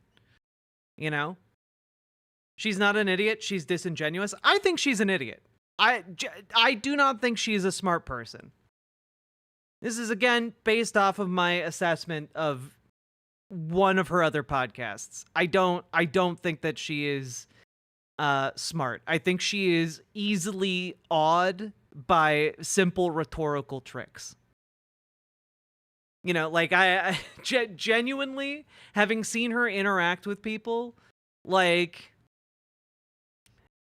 and hearing her make this point, I think that she is an incredibly sheltered and privileged gay lady who married a Republican gay lady and just has been regurgitating those talking points ever since. Also, she hates fat people and has always had that kind of conservative streak in her. So I think they're liars. You know, it's easy to call them liars, but I don't think Jillian Michaels is getting on her show every day being like, all right, time to lie about Republicans and the gays. I think that she just occupies a very specific niche, and she doesn't recognize that it is a specific niche, you know? I think that she comes from an unexamined place of privilege, which is honestly where I think a lot of, you know, average Joe type folks come from. Differences of opinion on their side, more willing to have these conversations. And I want to put my tin hat on here for just a moment. Yeah. Wait, can I just say something? I did not know she was gay. Yeah. Quickly about abortion, because I can see that's an important one to you. And I would say, listen, I'm begrudgingly Yeah, it's super tough, right? I'm not a woman. I'm never going to have an abortion. I don't believe that your politics should all be based on your immutable Oh God. characteristics. We should all have equal opinions Oh, okay. Sorry. Yeah, no, she's gay. That's her and her wife. on things. Your politics super Sorry. tough, right? I'm to you, and I would say, listen, It's I'm tough. just say, can I just say something quickly about Please. abortion because I can see that's an important one to you, and I would say, listen, It's I'm tough, begrudgingly Dave. pro. Yeah, it's super tough, right? I'm not a woman. I'm never going to have an abortion. I don't believe that your politics should all be based on your immutable characteristics. We should all have equal opinions on things, but I can understand why this one is so important to women, right? I would say, look, and I wrote this in my How magnanimous of you, Dave. Thank you thank you for allowing women to have this issue. first book. There should be some negotiation about when, look, unless you're going to have a complete Rules. abortion ban, which I'm not Rules. for a complete abortion ban, obviously. Yeah. So then let's say 12 or 14 weeks might be the thing that most people can agree on. I'm actually completely fine with that. But the reason that I No, 12 or 14 weeks is not where most people agree on. Come on, Dave. would argue, and I think you disagree with this, which is fine. The reason I would argue that the reversal of Roe v. Wade was the just thing is that what Roe v. Wade did, it had nothing to do with whether abortion was legal or not. It made it a federally guaranteed right. And the only things that are federally guaranteed are things that are in the Constitution. Everything else is sent back to the states. So again, Yeah, and Dave, the constitutional reading of Roe v. Wade was that the state does not have a right to your medical information. That's the right you're saying should be sent back to the states. Like, constitutionally, your medical data should be your business, not the United States business. as someone that is begrudgingly pro-choice, abortion is not in the Constitution. It was supposed to be sent back to the states. I don't want And look, other I live people. in It was never supposed to be sent back to the states. In fact, that was explicitly not the goal of Roe v. Wade. Voting on my right. And again, Dave, states' rights issues are just a way of you trying to sanitize a deeply unpopular issue that you think should be outlawed. You know? Like states' rights to do what? When we talk about slavery and you kind of normalize it by saying, "Oh, it's just a states' rights issue." That sounds an awful lot less scary than, yeah, in some states you should be able to own people as property. Well, that sounds nasty. It's much nicer when it's a states' rights issue. It's much nicer. It's a much nicer thing to say it's a states' rights issue than to say, yeah, the state gets, your state can force you to give birth against your will. No, that's not very nice. Let's call it a states' rights issue. To No, I marry get my that. wife or my daughter, God forbid she does get pregnant at 17 and this happens and we are responsible. Ideally she'd be on birth control. It fails through birth control. Ideally we'd get the morning after pill. Maybe she didn't realize it got through the IUD. Now we're 3 months and she's found out she's pregnant and she's 17. I want my child to be able to make that decision. Now, if she got past that, it's like I agree with you. It's somewhere in that there's a continuum here of 9 months that we're working with, and there should be a cutoff without question, in my opinion. But I don't want somebody making that decision for me. Right. So in that, look, you're taking the old Democrat. Again, we had that under Roe v. Wade. The only time it was performed outside of like the given parameters was to save the life of the mother. That's it. You don't suddenly go, whoopsie daisy, I'm 8 months in, tee-hee, time to get an abortion. crap position, which I think most people think is the rational position. I would say, I think maybe the one thing we're slightly seeing differently here, and again, that's fine, is that to me, if you reverse Roe v. Wade, you actually... Well, yeah, that's the other thing, Amber Brains. Exactly. Like, they want to take, like, the Republican Party wants to also take away your daughter's right to birth control. The Republican Party also wants to take that away.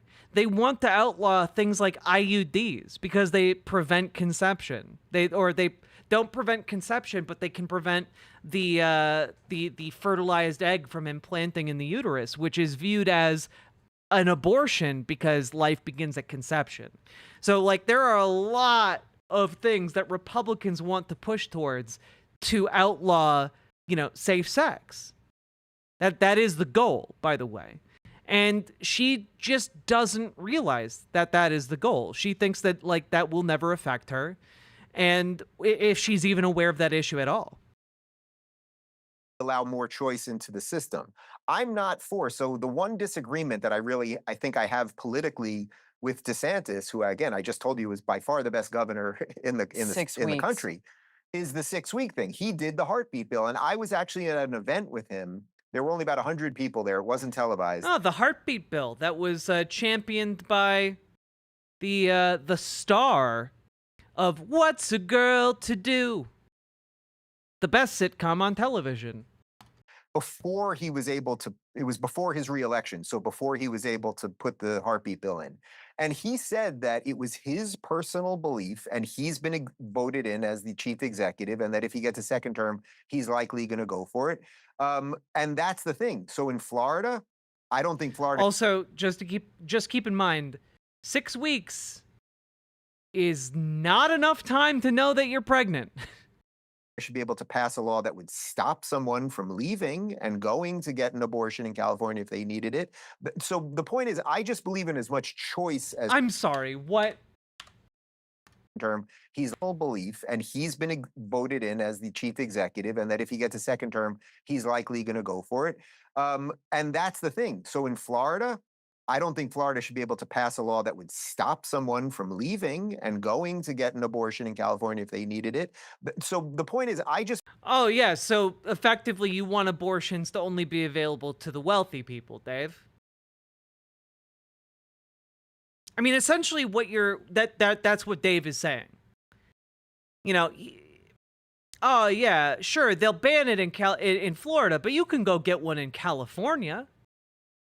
Oh yeah, well, you know, let's just take a look.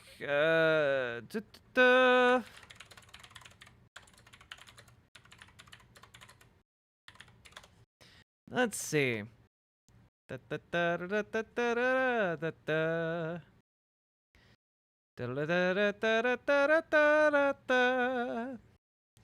Let's see. I'm taking a look here, and round trip. That is an airfare of anywhere from $140 to $400. Now, also, just taking a look here, motel rates in LA. Let's see, just taking a look at Expedia here. Let's see, let's say $95 per night. That's the first thing that came up. $95. Okay? You're there for 3 days. Okay? That is a cost of, let's see, 300, let's say $425 in order to go and get an abortion. Now, just out of curiosity here, how much can the average American afford in a crisis?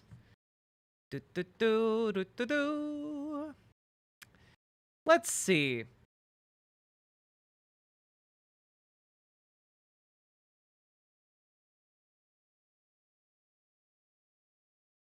All right. Of all U.S. adults surveyed, and this is according to an article from June of this year, okay? This is from Yahoo Finance. Just going to put it up on screen here. Of all U.S. adults surveyed, 18% said the largest emergency expense they could handle right now, using only savings, was under $100. What's even scarier, only 14% said they could handle an expense of $100 to $499, and only 10% said they could handle an expense of $500 to $1,000, which means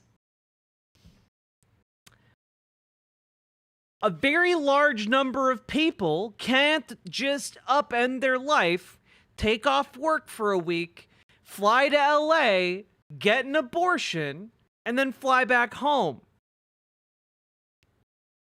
And that's assuming best case scenario where that state allows you to travel and get an abortion.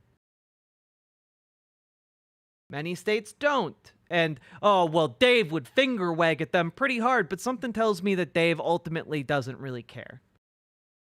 Just believe in as much choice as possible. That's the purpose of the laboratory. You believe in as much choice as possible, so you want to take away the choice of whether to get an abortion. Make it make sense, Dave. Your ideas are not high enough level for this. Of democracy that these 50 states are. Some states have high taxes so they can put a lot of money to education. Now, ironically... Oh, I'm sorry. I forgot. I thought that libertarianism was about, like, personal freedom. But I guess for Dave, it means, you know, the freedom of the state government. Freedom for the states. You know, it's all about the individual personal liberties of the state governments, not about the people. Usually that leads to pretty poor state-run education. Some states... Ooh, good point, Keeg. I forgot to factor in the cost of the abortion itself, which would be anywhere from $600 to $1,000. So really what you're looking at is anywhere from, like, $1,000 to $1,400. Which really puts it out of reach for most people in America, or a large plurality of Americans. States have, 8-month abortions. Some states have 6-week cutoff. All of these things allow for the constant tinkering of the best way for a society to work, and you have to decide what place you want to live within that system.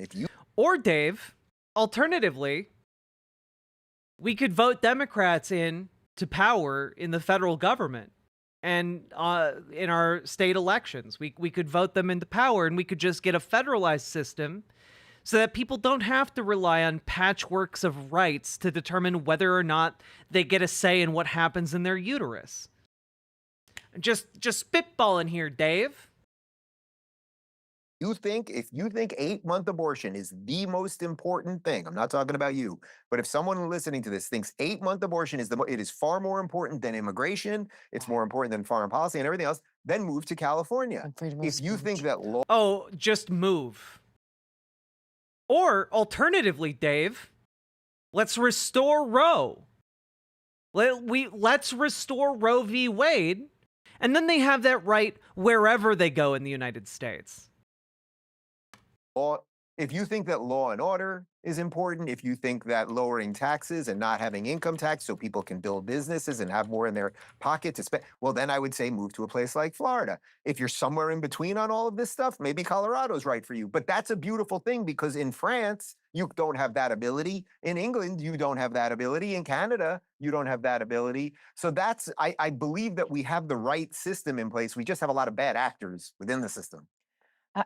I will never agree with you on handing it to the states. I have seen so many horrible things happen to women in those particular situations. Yeah, and like on this particular case, like Jillian Michaels, listen to your instincts on this one. Dave Rubin is basically saying if you live in Florida and you're poor, yeah, you should be forced to bleed out in a parking lot. Like, if you're giving birth and you needed an abortion, well, too bad. Should have just been richer, dumbass. He sneers at a woman who's dying as he walks by. Being put in that position. And then you're also seeing it lead to women being forced to have even later term abortions because it's like, I got to get the money to travel out of state, to leave my home, to get this procedure, and I have no one to take care of me. Yeah, if Like, only there was I a can't go solution there to with you this, on that, but I Jillian. would say that's okay. And I agree with you on most things. Restoro! But this is something, shifting gears on you one more time, I want to go a bit deeper down the rabbit hole on something that I don't even think you would follow me this far. So when we look at back to kind of the censorship free speech conversation, you're seeing things like the Hunter Biden laptop and the Facebook files and the Twitter files where you've got the Keeping It Real with Jillian Michaels. Cool stuff. Yeah, here's Dave Rubin giving his thoughts on CNN. And look, oh wow, look, that's a video of Jillian Michaels talking with someone who wants to spread vaccine skepticism and denialism. Cool stuff. What a great YouTube channel to team up with and talk about how you're leaving the left. Anyway. Yeah, Dave Rubin's ideas need to be a little bit higher level. I think, to say the least. Oh god, states' rights to do what? Always got to ask that question. Cuz they want to trick you. Republicans want to trick you on this, so you vote them into power and vote against your interests. Fundamentally, that's it. They want you to vote them into power, vote against your interests. They'll gut all the social spending that they can, and give all of that money to the richest friends they have. It's just kind of how they work. Don't listen to them.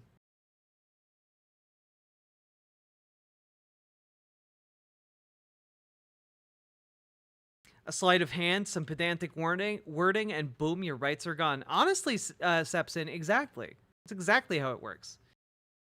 What's a girl to do?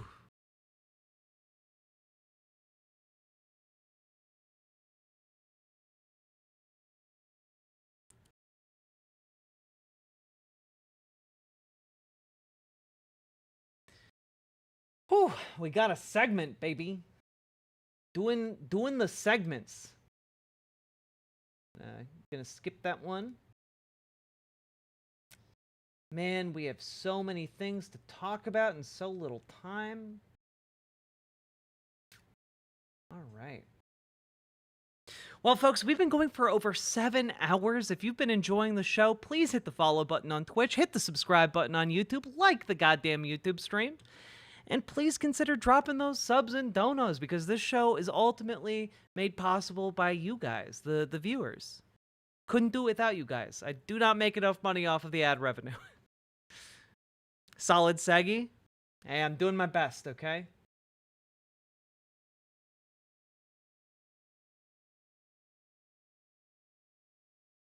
Do we have...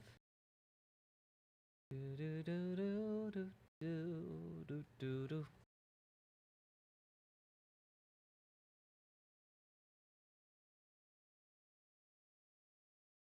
Okay. Like a whim. Exactly.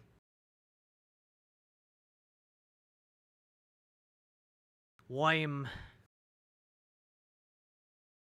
Hey, just got there. You got here? No, I'm not ending. Are you kidding me? We got content, baby. I got another segment lined up. Got all kinds of segments. Whew. Also, we are getting real close to 11,000 followers on Twitch. Should be real neat. I've been stuck at like 10K for ages with very little movement. I have no idea why.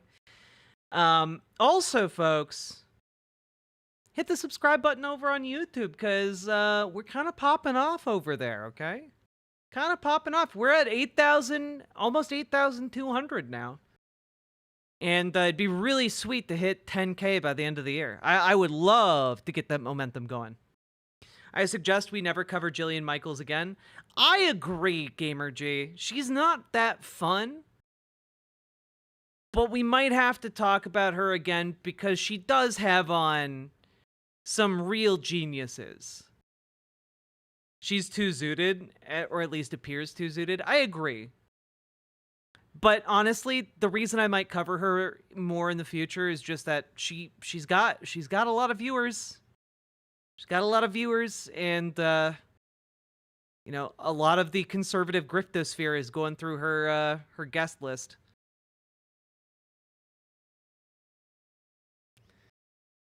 Okay.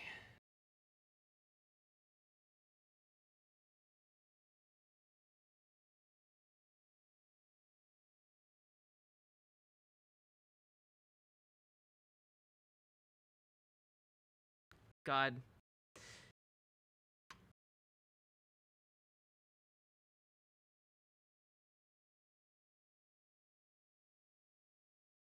Ooh. God. God, I have to... I think I only have time for one more segment because I have to get up real early. And I have to do things before I go to bed. Sleep is not really on the menu for me today. But we got... Well, rather, I got some things I need to do. Oof. Did she get some of that Russian money? Nah, she got that Biggest Loser money.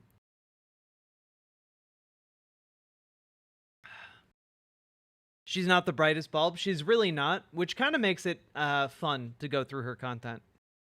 Because honestly, a lot of the time, when she makes a point, I'm like, I don't think you actually know that or not. Like, you know, like, I think you might just genuinely not know what the hell you're talking about, which is kind of a refreshing scenario, I guess. Now, folks, you know what? Let's go. We're gonna dive in. I have no idea really what to expect. I haven't gotten any spoilers from this. Save one, maybe.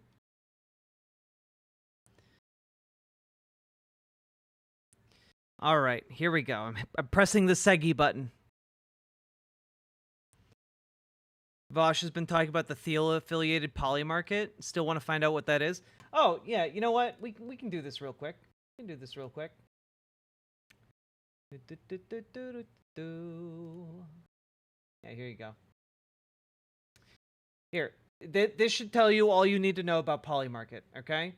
Basically, poly market, if you've been hearing about this, it is a betting pool. It is just a formalization of bets on political figures. It is gambling, and it uses gambling to create odds of candidates winning. So poly market here is showing that Trump has a 61.5% chance of winning and Kamala only has a 38.5% chance of winning. And the meme shows, you know, Peter Griffin looking really sad because he supports Kamala and has a Kamala is Brat sticker on his laptop, but he's, you know, really sad because Kamala Harris isn't going to win, statistically, probably. But the issue with this is that Polymarket's statistical model and predictive model is entirely predicated, to my understanding, on people placing bets. So it's just, it's not really a source of information for you. You know, it's not a source of any kind of like election info for you. It's just a way for the narrative to be tilted, for public perception to be tilted, and for money to be laundered, et cetera, et cetera, et cetera. You know, is it crypto only? It wouldn't surprise me if it was. Peter Thiel loves crypto. But yeah, the other big thing is that this is owned and backed by Peter Thiel, one of the richest men on the planet. And I need to clarify, because we've talked about this before. I have a couple videos on my YouTube channel going over a man named Balaji Srinivasran. And he's basically the fascist thought leader of Silicon Valley. And Peter Thiel is very, very neatly in the camp of Balaji Srinivasran, okay? And you, again, if you don't know who he is, you should watch my deep dives on him, because we go through like a very lengthy talk he gave. But basically, Peter Thiel is a fascist. He's a fascist. He is not a great public speaker. But the fact that he is buying up, well, he's pushing Polymarket quite heavily, but he's also buying up space and, you know, putting out financial feelers for various politically minded organizations, one of which being TYT, others of which being, I believe, Steven Crowder might be supported by Polymarket now. There's been a number of them. Yeah, Peter Thiel's basically the guy who made JD Vance. And yeah, that's basically what this is. It is a crypto gambling front that is based upon political probabilities. And by political probabilities, I mean who people are placing bets on at any time based on, you know, their perceived perception of their performance, assumedly. But this could it can also be very heavily manipulated to change the narrative around different candidates. And it does seem to be kind of a gateway vehicle into buying buying Peter Thiel's way into the good graces of, you know, large political streaming entities, you know?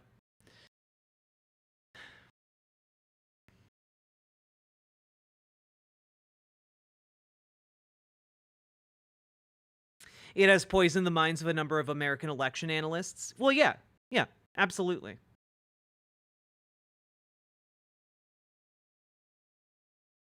Is there a playlist? No, you'll have to look for it on the YouTube. Sorry. I should make playlists, but hopefully, you know what? At some point, I'm gonna get big enough on YouTube that I'm gonna be able to afford to hire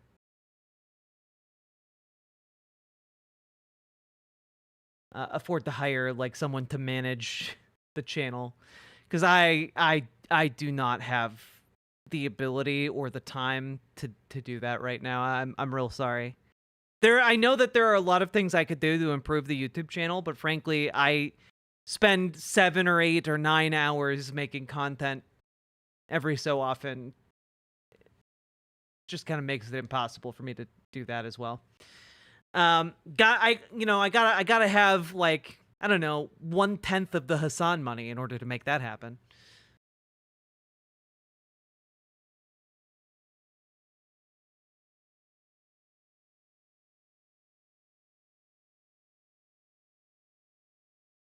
Hey, I'd do it for free. Well, that's the issue. I can't let that's something that I don't want to let people do for free, you know? It's handing a little bit too much power and privacy of myself to people.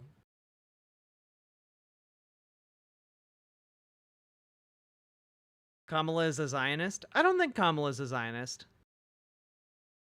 I think Kamala Harris is, like, parroting a lot of Zionist talking points, but I don't think she's ideologically a Zionist, unlike Joe Biden. Joe Biden is ideologically a Zionist. He proudly declares himself to be a Zionist. I think Kamala Harris is an average Democratic politician. I think she is doing stuff that is the most politically convenient thing for her at the moment, and I think that is actually an improvement over where we are right now with Joe Biden, who will do whatever, you know, he will support Israel until the son grows old. Whereas Kamala Harris will support Israel for exactly as long as it is politically expedient to do so, meaning that we can actually change her mind. I mean, Pool Boy John, do you genuinely, do you think that, like, the person that is listed as the most, like, friendly to the Palestinian cause in the current administration by people who have quit over their ideological, disagreement over the treatment of Palestine, do you think that she's ideologically a Zionist? Do you think that the people who quit based on their moral convictions would list her as, like, a Zionist? She's paid? They're all paid. They're all politicians. What are you talking about?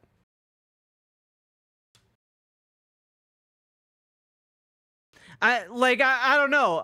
Let me put it this way. Do you think that the state of Israel, like, would prefer Kamala Harris to be in charge? Because they're saying outright that they want Donald Trump to be in charge. Why would that be the case if Kamala Harris is a Zionist, as you claim?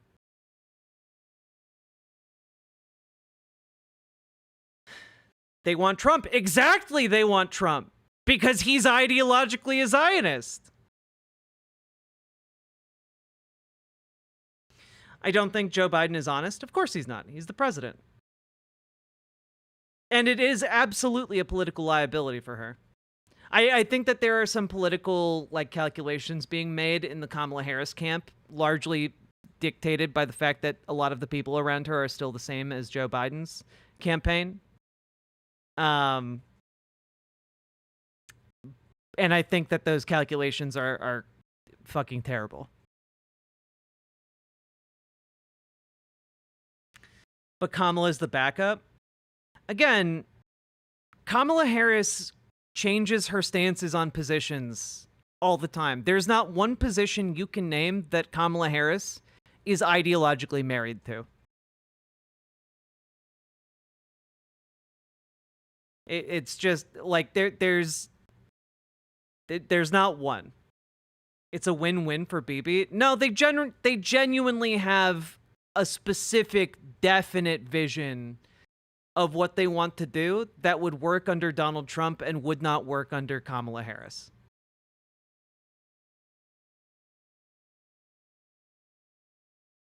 If it was a win-win, they wouldn't be weighing so heavily on getting Donald Trump into the White House. Like, Benjamin Netanyahu personally went to go meet with Donald Trump. He's not doing that for Kamala Harris. And Kamala Harris is specifically snubbing Benjamin Netanyahu at public events. It works under Harris. No, it doesn't. If you already said they have a preference, and if they have a preference, they have a reason for having that preference.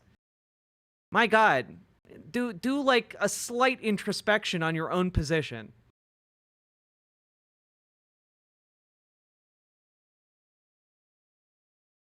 Harris's husband is a Jewish guy, and they always win. First of all, I don't know who you mean by they, but second of all, no one always wins. That's like the crux of history. Pro-Israel super PACs back Trump. Yeah, true. The military always wins. Are you familiar with Vietnam? I mean, I guess technically that's true. Like, there's always one side in a conflict that has a military that wins, I guess.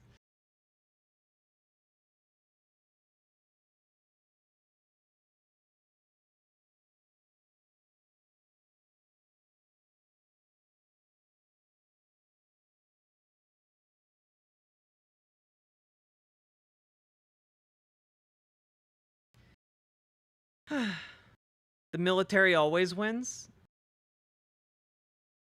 That doesn't mean anything, John.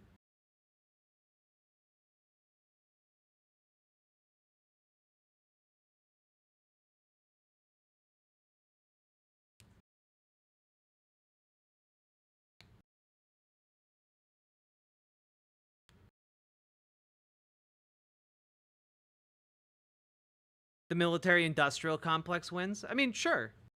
But they win whether or not there's a war. You know, like that's their secret, Cap. They win regardless of if there's a conflict or not. Kamala's bragging about Dick Cheney. Yeah, as part of a calculated political ploy to depress Republican turnout in the election that is like less than 2 weeks away. Yeah. The goal of bragging about Dick Cheney is to get fewer conservatives to go to the polls. It's terrible. I agree. I fucking hate Dick Cheney.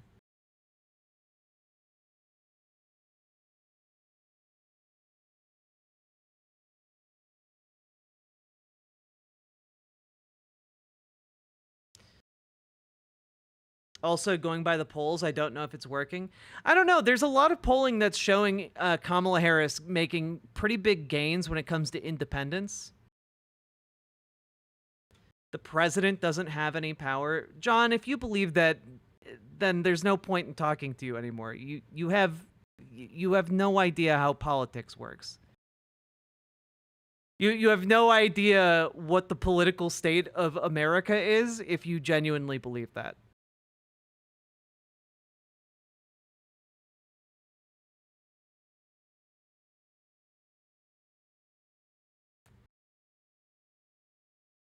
Do I think Trump is winning this? Nah. I don't think he will.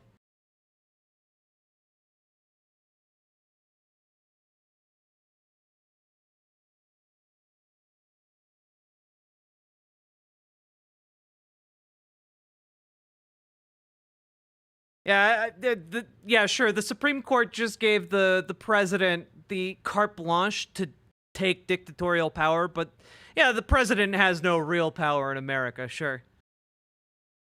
The president doesn't control the Pentagon. John, what world do you live in?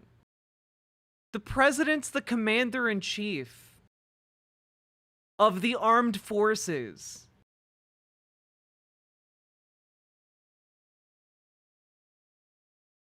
Are you high? Like, did you do like a pack of mushrooms? Are you tripping right now? Like, I know it's late at night here where I am. Oh, okay.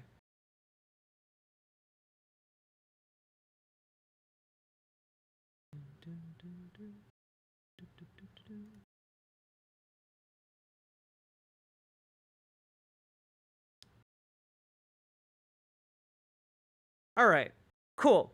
That explained a lot. You've been timed out for 24 hours. You can come back when you're not a silly goose. If you're just going to be high and belligerent, there's really no point talking to you. So you feel free to come back when you're not high and less belligerent and, you know, cogent. Or more cogent than you are now, I guess.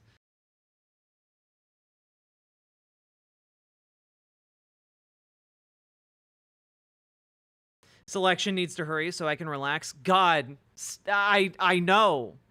After this election, I want to take like a full week or two off of streaming so I can just like scream into my pillows. Or you can be high and non-belligerent. True. True. Oh, Dragonfly, 2 weeks from today. Yeah, Guys, I'm tired.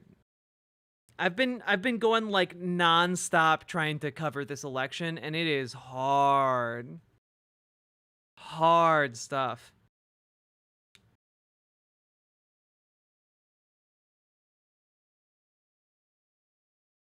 Can I be semi-belligerent? You can be semi-belligerent, I'll allow it. I mean, like, what I'm looking at right now is just non-stop work for 2 weeks, and that's a hard barrel to stare down.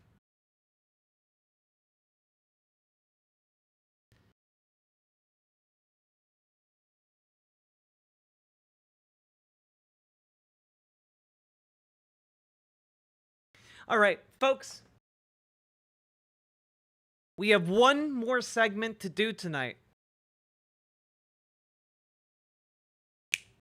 All right, we ready? You ready to boogie? You ready to boogie?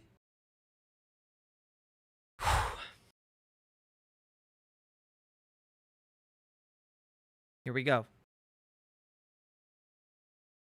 So, folks, there's this guy named Timothy Poole. And yesterday, he streamed on his main channel. It has 2.15 million subscribers as of the recording of this video. And he titled this stream, "This May Be the Last Timcast IRL."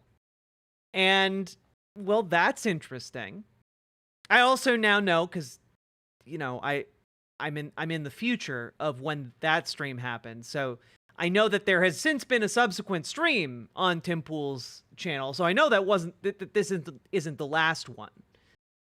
But we're still going to take a look at it, because I want to see Tim Poole's existential crisis firsthand, because I think it'll be funny. And honestly, we deserve this. We deserve this. We all deserve this. Here we go. 100 and there we go. 1,135 episodes of this show. Holy smokes. It's been a long time. It's a lot of work from a lot of people, and a lot of good times, a lot of bad times, but a lot of good fun. What happened to his skateboards? He had like several skateboards behind him. And this strong possibility that the show is over. Strong possibility. I am joined tonight by the great comedian Dave Landau. Hello, how are you? Oh my God! You want to scoot over this way a little bit? Oh, sure, whatever you want. Then you look better on camera. Thank you. Perfect.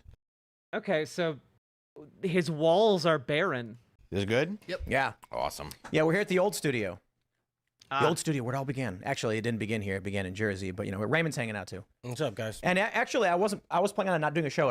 Who the fuck is that guy? It began in Jersey, but you know, Raymond's hanging out too. What's up, guys?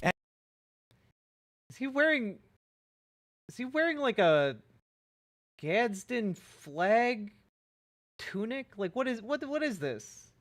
And actually, I was planning on not doing a show at all, but Dave's here. He traveled all the way here. I felt kind of bad that like all of this begins to happen right when he's showing up, and I kind of was like, oh man, I might, you know, I don't want to screw Dave over. You're fine. I'm good at ruining shows, so I'm perfect. I'm a great guest for you. And Raymond was also here too, and I figured for what the conversation is going to be, because this is not going to be a news show, I figured it'd be good if you hung out, because you started as just like a fan of the show, yeah, and you super chatted every day, and then you came to work here, and there's a handful.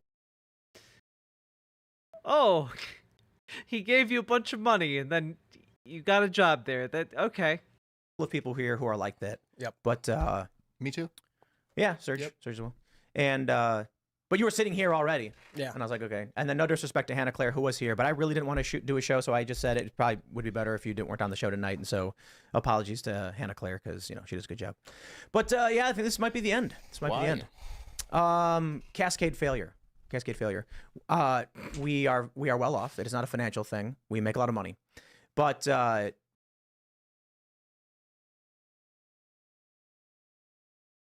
you know, I do have to say this. If you're experiencing a cascade failure as part of your business, that absolutely is a money issue. If it's not a money issue, then it wouldn't be a cascade of failures. It would just be one failure. Then like you just shutter one thing quietly, you shutter another thing quietly, you know, like there's a way to do this where it's not you suddenly go on your show and say, oh yeah, we totally have a bunch of money, guys, but we've suffered a cascade failure. And you know, I seem to recall something happening recently where he stopped receiving hundreds of thousands of dollars to make 5 or 6 videos a month.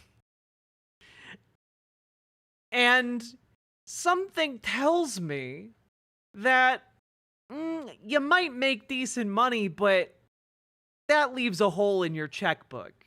A hole that you might have expanded quite a bit on, like when it previously existed, and suddenly the ground has fallen out from under you. And, well, I can't help but notice he's also fighting like a lawsuit in court at the moment, and can't imagine the lawyers for that are cheap. And I also have to imagine that maybe with all that money, you hired a bunch of staff who were really just your friends. And you paid a bunch of people to hang out with you. And suddenly, you didn't have all that income to justify just giving paychecks to your friends. So you had to fire them. And a lot of this seems to be driven primarily by the fact that, while you might still make a decent amount of money, you're not making Russia amounts of money. So I do think it has something to do with money issues. Piece by piece, the structure becomes bigger and bigger and bigger. Also, I'm wondering a little bit if maybe there's some other issue that is haunting Tim Pool, because this all seems very sudden and abrupt. As far as I can tell. You know, I don't religiously watch this show or anything, but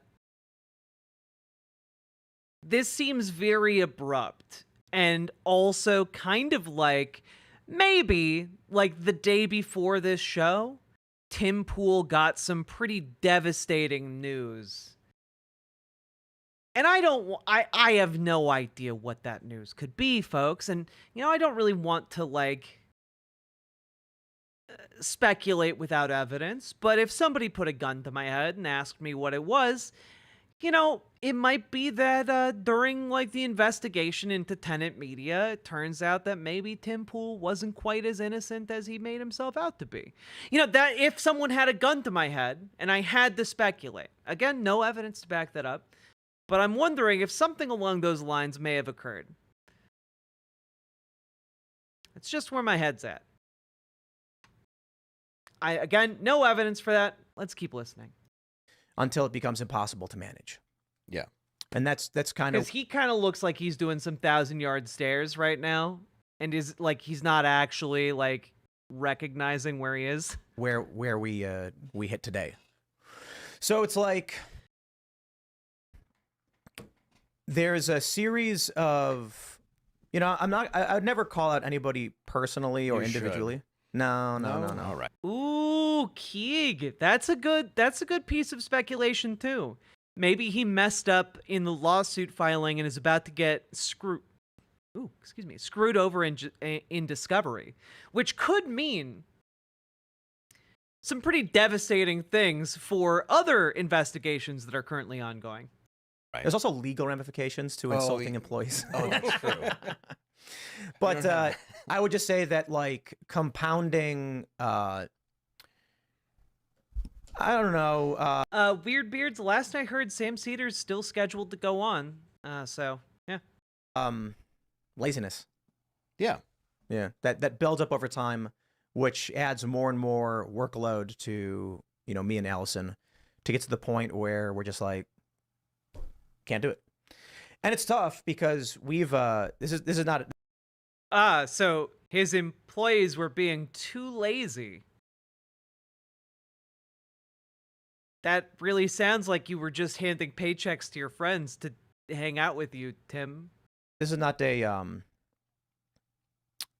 for a lot of people, they're hearing this right now, like, holy crap. Yeah. Why is this happening? I was like, oh, we've been talking to us for months. Yeah. You know, and then it's fascinating because, like, you know, 3 months ago, we're going over, like, finances, and, you know, I'll break it all down for everybody. We do really well. Our members, you guys seriously do sustain us, and that allows us to have what I would call a safe profit margin every month that means we're capable, like we're not worried that if we have a bad month, people are going to get fired or anything's going to shut down like that. And that's why. Oh yeah, GamerG. Apparently, Sam Cedar is flying out like November 1st, early in the morning, to go on Tim Pool's show. I'm always like, we need members so that we can try and make new things and grow and do bookings and make things good and better and all that stuff. And you know, it just, the problem is, even with all of that, without a proper CEO who isn't hosting the show, it's not possible. Yeah, you have to have somebody to go to that's not you. Yeah, and so I've learned that on my own show. And yeah, you need a hierarchy, like any business needs a hierarchy. And we have that. I mean, we don't have that many people for his company. It's like, I think we have like 30 something employees. Yeah. And it's and then like 10 contractors. But it's largely for the external projects that we are trying to do. The issue now is we can get rid of we can get rid of the external projects. And that's a lot of people that are part of the crew and everybody loves. And the challenge thing is, like, when we go through this and we're like, maybe we need to, you know, we want to increase the buffer, we want to increase marketing. How do we sustain this show? How do we build more memberships? Well, I mean, what it sounds like, Tim, is that you made a bunch of shows and none of them are really taking off in the way that you wanted. And so you're shutting down all of your external projects except for the core Timcast stuff that makes you money. Well, the core product is Timcast Morning Show, Timcast IRL, and then the Culture War, we're trying to make something. And so we got to do marketing, we got to do travel. I can't travel. So if I get invited to go on I can't do it. Yeah, you can't because if I'm not doing IRL, I have to be dealing with paperwork on all these other projects. We've been trying to get a coffee shop open for 2 years. I'm done. Longer than that. Over now. Yep, over. And so, you know, the conversations I've had with family is like, I am under no illusions that I have the capability to make this company what it could be. And I hear all these things. No, Tim, you're wrong. You're wrong. Oh, come on. We've been trying to get a coffee shop open for 2 years. Yeah. Clearly, I cannot do it. My feelings are not hurt when I'm like, well, I can't do it. I skateboard every day. I'm trying to do a nose mail nollie impossible out. I can't land it. And I'm like, maybe I'll get it one day, but I'm trying as hard as I can. But I am not going to cry and pretend that I can do something I can't do. So, you know, ultimately what it comes down. Yeah, like there's some red flags going up here. Like, I can't travel because I have so much paperwork to do. Tim, we live in the digital age. Like 99.9% of what you do can be done on a computer.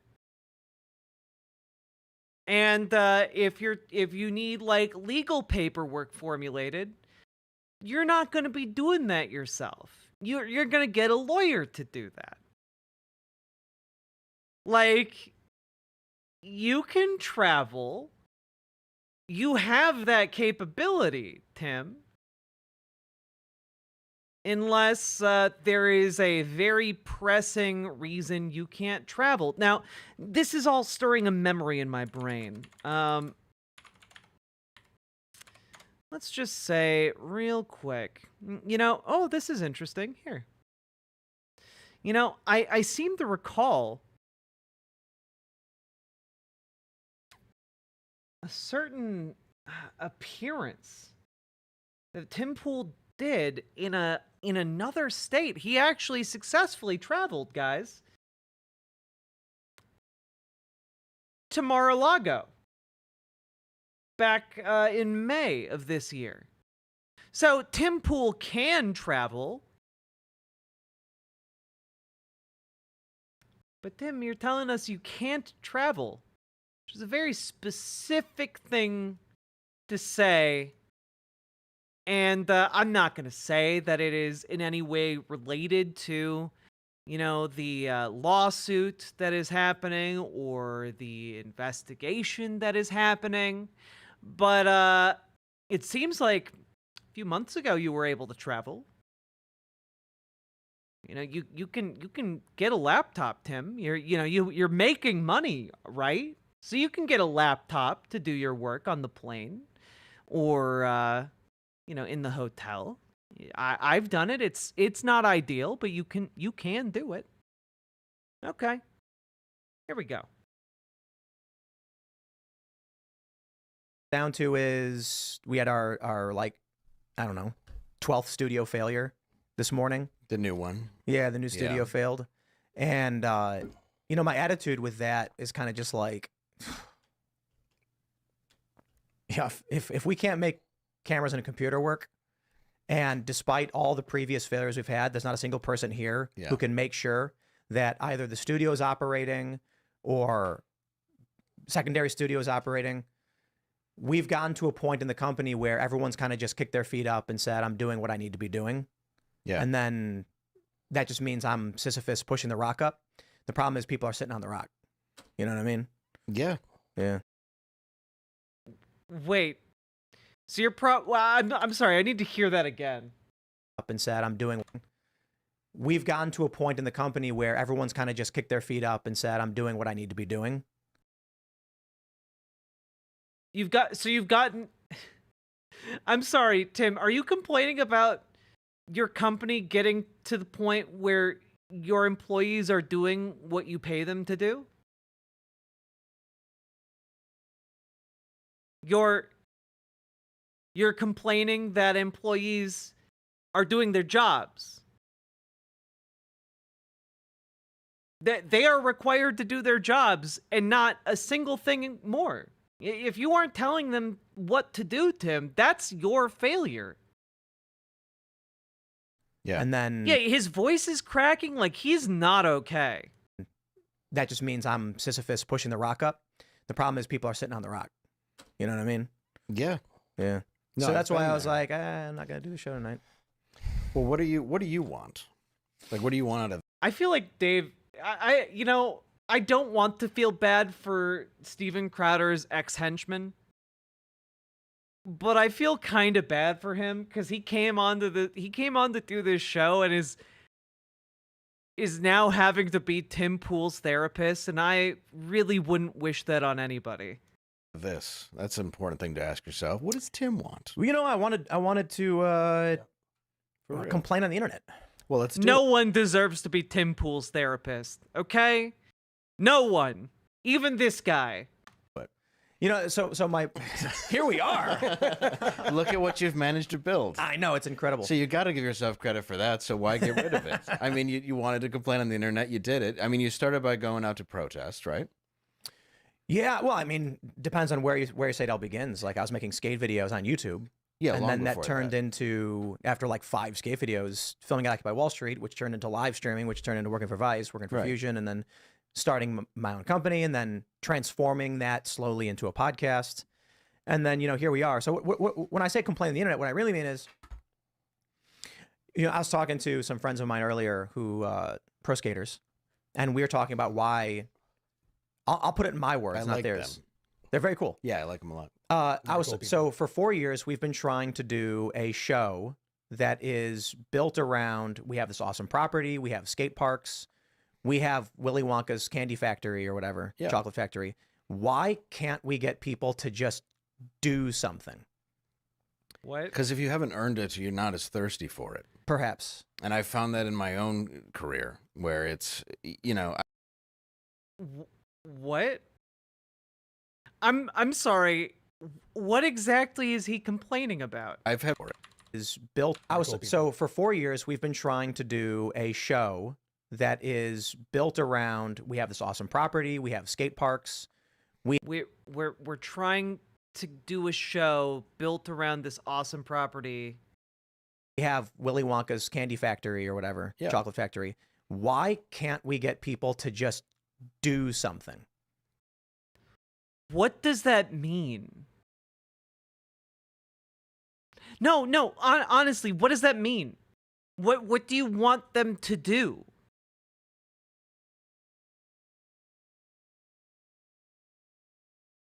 Like, I'm...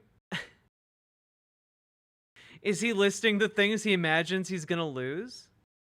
Yeah, Tim keeps talking about skating, but like, I think we're watching a mental breakdown. Honestly, yeah. Because if you haven't earned it, you're not as thirsty for it. Perhaps. And I've found that in my own career where it's, you know, I've had falling outs too with big shows, which sucks. You know, and Yeah. everybody knows that. Yeah. So it's like it's not anything that I didn't make obvious. But at the same time, you do have to be hungry for your own thing, because then I hire friends and then those friends don't do Well, I mean, he's not looking for someone to blame. Here's to the promise. Like, he's already blamed all of his employees for being lazy. anything for a year. And you're like, Right. oh, that's why this person didn't like you. You're like, Exactly. Like, oh, I see. This is the problem. Like, I mean, he's basically coming out here on this show to talk about what a failure he is, which, you know, I'm not going to lie. I enjoy that. I enjoy that aspect of this. This is a bit cathartic for me.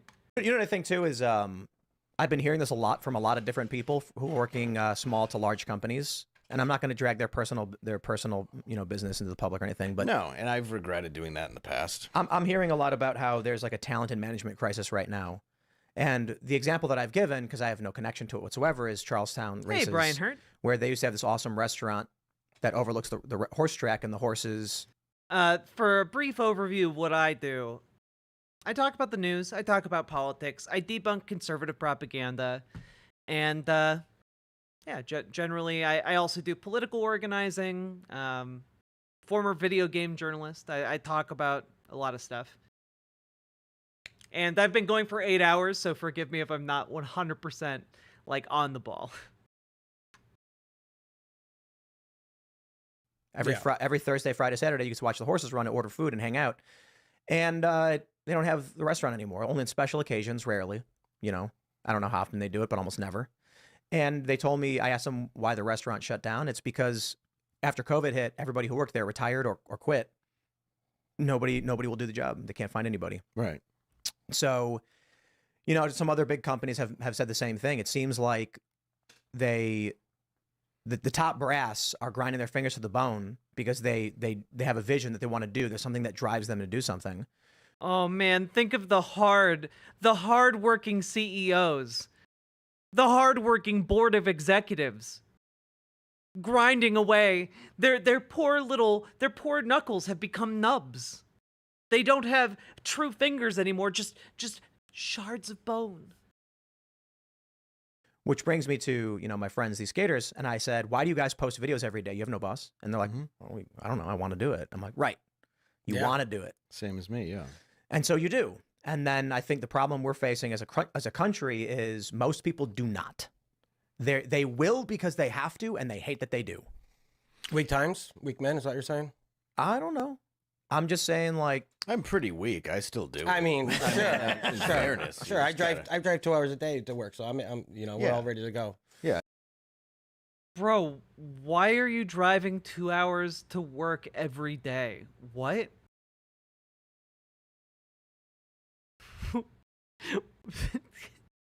Tim has this super impressive compound. You're driving 2 hours every day to work? Okay. I fly from Detroit to my job. Yeah. I get it. but it's like, again, like not calling anybody. I don't want to insult anyone directly, but it's just seeing someone stand around, do nothing. And then so the challenge is, in order to make he was really, you know, maybe we've missed it. Maybe the real underlying reason here is that, you know, he misses the structure that I keep wanting to say Grigor Niet Russian. He misses the structure that Edward Gregorian provided him. You know, he misses the marching orders from the Kremlin. You know, there was something to it. You know, something that gave him purpose and meaning. It made him feel like a part of a bigger whole. You know, he's got that Edward-shaped hole in him. This show operate, I have to work what is effectively 16 hours a day. The free shimp. So like I haven't had it's fair to say, weekday sunset in 4 years. You know, like just through the window or something. Or now that we're in the new studio, there's no windows at all.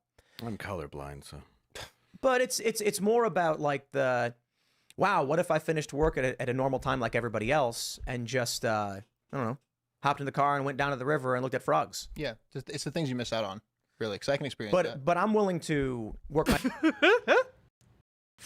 Oh, random guy.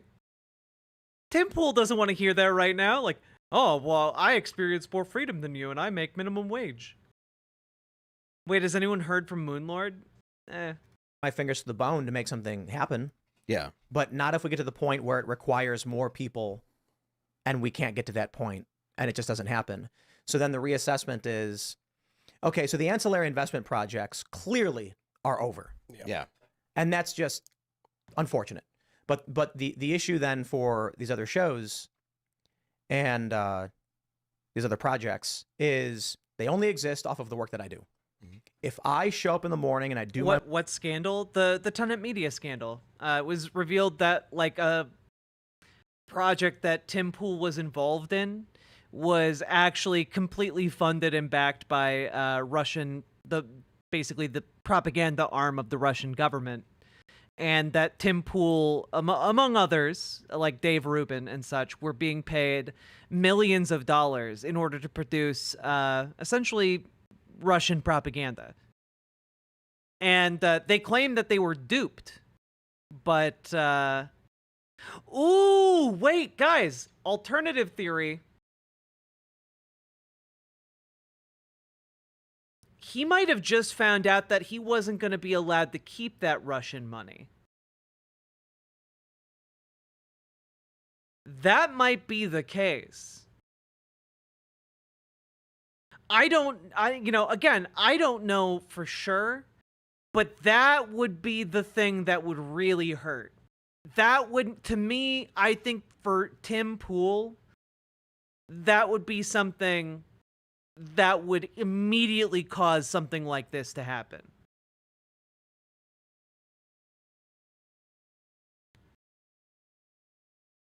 Did he not get the payments? Well, no. Sepson, he might have already spent that money. That's the thing. If he had already spent that money or was relying on that money, like, he would need to liquidate. He would need to move money around in a real big way. And that would, I think that might be it. I think that maybe the case decided that he needed to give the money back.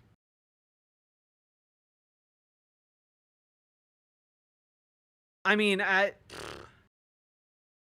that would be the thing that I think would cause this level of, like, mental breakdown while also still wanting to go live. Because he's posting through it live. I know from experience that is hard. But he's doing it so he can make money. I mean, I don't know it from experience of, like, you know, having, like, a Russian propaganda network. I don't know it from, like, millions of dollars being taken from me, but I do know it from, like, streaming while under great mental stress, you know, while family tragedy is happening or something. You know, I stream, like, almost every day. You know, I put on my streaming face regardless of what's going on in my personal life. Yesterday, I couldn't stream because I could not put on that type of mental face after dealing with the day. And that wouldn't be fair to you guys.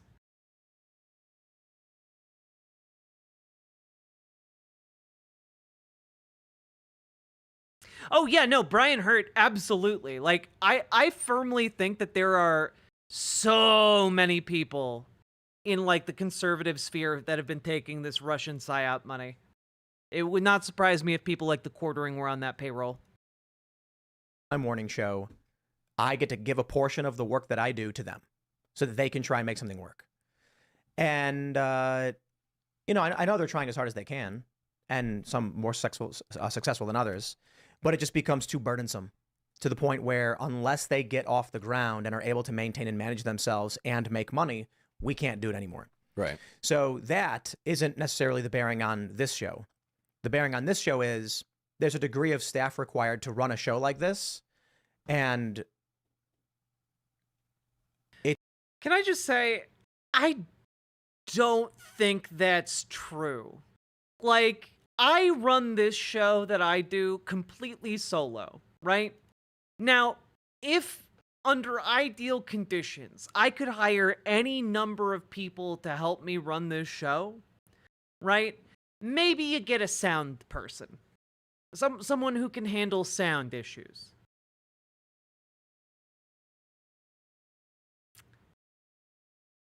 That's really all you need.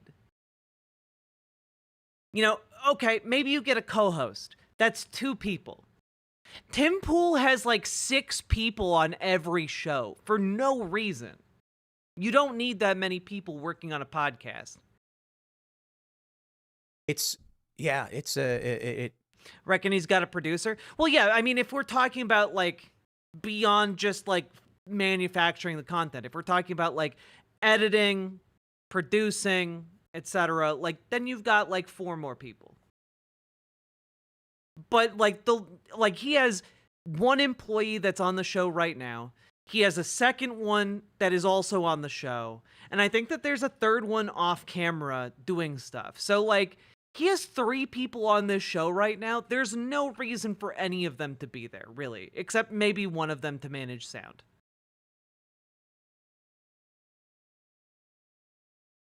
You can't lose power and then lose your show. What was that?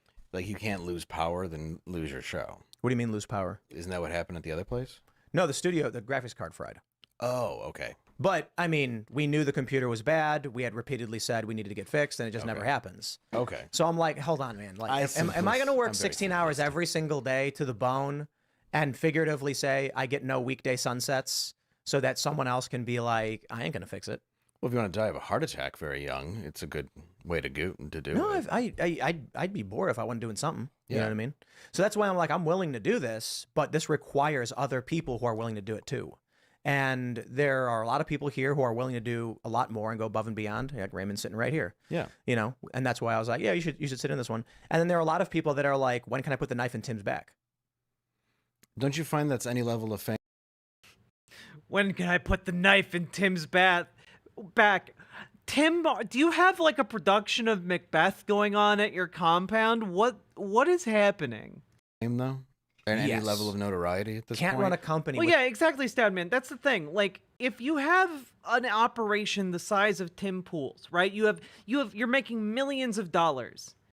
How do you not have a backup graphics card that you can just pop in there? How? How do you not have that? With those people in your company, though. No, you can't. And I mean, if you know who they are, what do you do? Oh, you fire them. Yeah. Yeah. Yo, I'd love to have Diego on the show, Josh. I like Sweet Myths a lot. I don't have a studio though. This is just my apartment, so like I don't, you know, I do not make a lot of money doing this show. I have to work my ass off to like pay my rent every month. And I'm like almost maybe getting big enough to be able to afford paying an editor, which would be so amazing. It would take like so much work off my plate. You're not a rich streamer? No. If I could make even 1/10 of what Hassan makes, I'll be golden. Okay, I'll be straight up dandy. But it's gonna take a lot more work. But we are gonna be bigger than Hassan, baby. I'm gonna do it. I mean, and we've had people come through and try to burn us to the ground afterwards, and it's just like that's reality and such. Am I not allowed to say that? Or I shouldn't just. Is there what? What'd you? Don't repeat it. Oh yeah. Oh no, yeah. Yeah, no, I was here like when they was being swatted a lot. Yeah, you were here for one of the swattings, weren't you? No, it was like the next day. Okay. I just missed it by a hair. But Good. But a lot of people don't understand too. The swattings were not like cops kicking the door down and storming in and us going like, ugh. Yeah. It was like our security company got a phone call. Except the first time. The first time. Yeah. The first one seemed pretty. The first and like the swatty. 10th. Yeah. The like first one Brett was seemed out rough. there on his hands and knees with his arms up behind his head. Yeah. But anyway. Yeah. The first one was like the cops opened the door and they were looking at me and they were waving at me. I'm like, what? I'm in the middle of a live show, dude. I'm like, I mean, as you're closing, as you're thinking about that, that was 40K congruent viewers that night. It was, but that wasn't the night everyone watched an empty room for 3 hours. Yeah. Oh, that was the wasn't- bomb. That was That was the Chaircast. bomb. You're Right. thinking of Sharecast. Okay, yeah, Chaircast. That was when we had a credible bomb threat that forced an evacuation. Yeah, I'm an So OG. I know between Sharecast. So I'll let you in on some secrets too. Bomb threats So, and like- swatting. I mean, I can't imagine why you're tired. Well, but it's not just that. I'm not tired. I want to work, Good night, but I want to work Dragonfly. effectively. Sure. And so there are ways to do big shows. Like I can keep doing my morning show. There's no issue. Yeah, I require 0 employees to do that. So Why is his wall flooring? I genuinely don't know. Like, so many aspects about his compound are extraordinarily underwhelming. kind of feel like I shouldn't get paid less for, like, so I'll give you some stories. We've had instances of people who work here leaking private information to far leftists who are harassing and stalking us. Hey, welcome, Path Evermore. We've had instances of people stealing equipment, getting caught on camera. And it's just like, these things are normal. I totally get it. Whose Fiero is that? My brother's. Okay, sweet. It's cool. Yeah. I'm sorry. You're talking about stealing stuff, and I just. And you're like, I noticed want that Fiero. I want that Fiero. Right when I got out, I was like, it's been a while since I've seen He's a got 2 of them. Fiero. He does. I like the red one I saw though, and I Yeah. remember. Anyway, I don't want to throw you off, but No, but it's like, you know, it's this been a while, morning. That's all I'm saying. So it's we wrap the show Monday through Thursday around 11. Yeah. And then I have to go right to bed basically so that I can get enough sleep, and sometimes I don't. So then I wake up around 7:30 so I can eat breakfast, get ready, come in, and then try and figure out how to get the show done. As of recent, because we want to do Culture War, that means if I'm going to balance family and these shows and have the show be effective without dwindling into obscurity, I can't do. You know, he keeps mentioning family. And, like, as far as I know, like, his dad and sister are completely and utterly estranged from him. So, like, who is he talking about? Look, maybe he has a girlfriend now. Maybe he's got a partner. Maybe he's got a boyfriend. I don't know how he rolls. 4 shows a week. You can't do it right now. Everybody's got content every single day of the week, so that means I need to do at least 5 days and then record extra content for the weekends so that I can have a persistent presence on the platform. Otherwise, YouTube punishes you. But he announced tonight that he's getting married and having a kid. That would be especially devastating if you had a bunch of projects going and you found out you had to give back all of the Russian money that was millions of dollars that you didn't currently have liquid. And you had to then do the hard thing of, like, laying off employees and liquidating, like, dreams and shows and stuff to focus on your core thing so that you have enough time to spend with your family. Honestly, I think this is the actual crux of it. Yeah. But it's also just about, like, are you a company that doesn't work 3 days out of the week? I mean, then people are going to go other places. If a coffee shop's closed Monday, Tuesday, Wednesday, then no one's going to go there. Go watch elsewhere. However, I can't do all of these things at the same time. I can't wake up at 7, go Well, in. honestly, Gamer G, he'd probably be fine with money. It's like, but he took a lot of money from Edward Gregorian. Okay, he took a lot of money. You know, by some accounts, he was making, like, you know, $1 million per month off of that. And, you know, if he was doing it for, you know, several months, that's a lot of money that you suddenly have to pay back, if that's the case. You know, this is just my working theory. A Tim theory. And the computer's fried, studio doesn't work, no backups were created, I have no means of producing the show that makes money to run the business. And I'm like, okay, I'm going to have to do that. I'm going to have to make sure that I run and maintain and build the system. The first Timcast IRL studio that we built, I built by myself. All of it. Now we're at the point where we've got multiple people and we've built this big studio. I don't know what is what. When I built the studio, I knew every output. I knew every input. Now I have no idea. So when the computer breaks, I'm like, I don't know why. Fries. Why can't I reboot the computer? I don't know. And so that means I can't turn it on. Where's the backup system? It was never set up. Okay, well, I can't do morning, night, and family stuff at the same time. Impossible. So at this point, it's a cascade of failures and, you know, straws on a camel's back where I'm like, Okay, I don't think this is it. And so It's not your failure, though. It is my failure. Why, in the hiring Absolutely my failure. practice? How do you see it The that person way? at the top. Always. Yeah. Oh, I mean, it lies on you. Don't get me wrong. Yeah. That's what they see. I mean, I shouldn't rely on people. If I say the computer's broken, I need backup studio, I should personally go and build a backup studio. I mean, you don't have to personally build it, but you do have to like hire people to build a new one, or you have to pay employees whose job it is to build you a new one. You know, like you can't just expect your employees to go out there and build you a studio out of the goodness of their hearts. They're employees. The problem is, and you I make can't millions do of everything. dollars. Yeah, that's a lot. Speaking of money, here's more for Jack.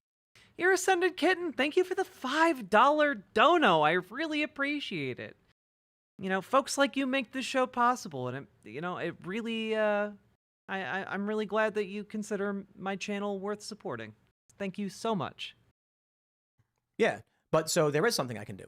If I set up my own studio for my morning show, and I can make sure it works, and I can have, youtube.com/TimCastNews, there will never be a failure ever again. Yeah. The show will run every single day. I will work a full day of work instead of a double day of work 5 days a week.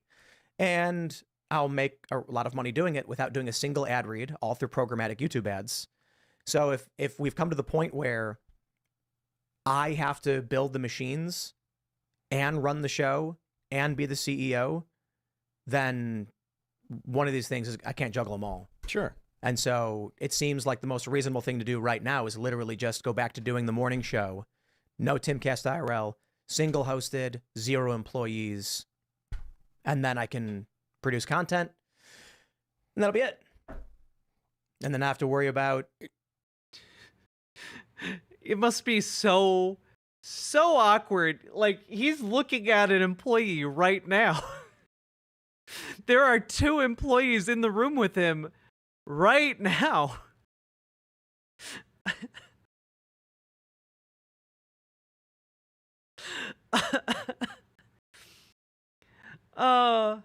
Yeah, we're gonna go employee less real soon. Especially without you. Running Timcast IRL. Oh, you twice today, I think you mentioned managerial issues. Yeah, and so one of the reasons I've been talking... Twice today, I think you mentioned... Please don't fire me. Mentioned managerial issues. Yeah, and so one of the reasons I've been talking about... Keep in mind, the guy who just talked paid Tim Pool to become, like, an employee of Tim Pool. Right at you? No, and I'm not a Okay. manager. I don't know. I wish I was. I was just we wouldn't have this kidding. problem. I'm just trying to add some levity here. I'm not convinced. I mean, yeah. Well, I've been talking about the managerial crisis in this country for like a year, and without getting into personal issues on the show. Yeah. So for a lot of people, like, how's this all happening at once? It's like exactly. It's like no. We've been having like managerial struggles for a long time. Tim, then hire a better manager. You have a good relationship with these guys, though, so it's like, how do you? Yeah. Well, most people here, right? Yeah. Well, of course. But it's like, look at it this way: if everyone's 90% doing well, that extra 10% from each employee that they're missing, I have to do. And at a certain point, it's not possible. Well, in the extra 10. Well, then they're not 90% doing well, Tim.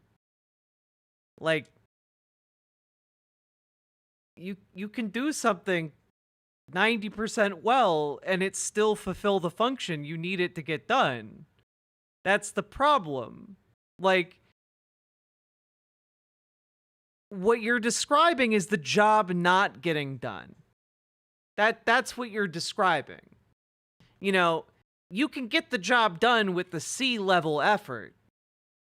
But if you only get 90% of the job done with a C-level effort or a B-level effort or an A-level effort, then, like, the job's not done and they're not doing their job. You know? Is he looking for permission to fire his friends? I mean, I think he's looking for validation to fire his friends. I think he's already made the choice to do that. I think he just wants to feel better about it. 10% is what each person has to do to actually get it to thrive. That's the difference between 90 and 100. Well, I mean, the challenge is right now. The big challenge is that anybody capable of doing it. Remember when will Bud do it on Light their made own. them cry? And that's Yeah, they've social come media so has far. created that potentiality, and that's fine. But if I go to someone who is talented and capable, and I say, "Hey, we need a person who can film skateboarding," for instance, they're going to say, "I'll just make my own YouTube channel and go film it myself. I don't need to work for you." And I'm like, "Fair point. You're right."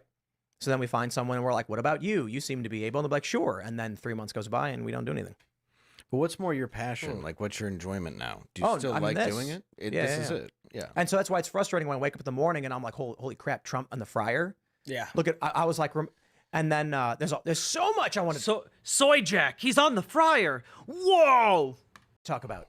And Yeah, I can't. that was a big story. I can't talk about any of it. Like the Why? One of the Krasensteins attacked Trump saying he's attacking Kamala for not being at McDonald's. Can he prove he was at 9/11 clearing out rubble? And I'm like, here's a picture of Donald Trump that was from ABC News of down on a week after 9/11. Like, Yeah. Trump just said he was down there, helped a little bit. Well, Yes. Allegedly, Tim Walsh is doing DoorDash, so you got that going. No, is that a joke? What? Yes. But I just want to see what they would do. I in just snorted return. online. Thank you for Yeah. that. But it's believable. That's why Isn't I'm it? like, I know. he's doing Yeah. there's a Newsweek article where they're like, rumors circulate on the internet that Donald Trump's McDonald's job was staged. And I was like, do they think that Trump applied at McDonald's and then showed up for work? People are they're trying to. No, go ahead. I was gonna say they're trying to kill him. So what do they think? He's just gonna walk in there and be like, "Hey, I know. serve some regular people." Yeah, you don't anywhere with guns is bad. Even your own shrubs at your golf course. Yeah. And then I saw a bunch of people being like, he pre-screened all the people who were getting food. And I'm like, yeah, because they just want to get shot. Well, what is he supposed to do? Yeah, like It's duh. ridiculous. Yeah. Well, so anyway, like all yesterday, like I'm seeing this stuff and I'm revved up.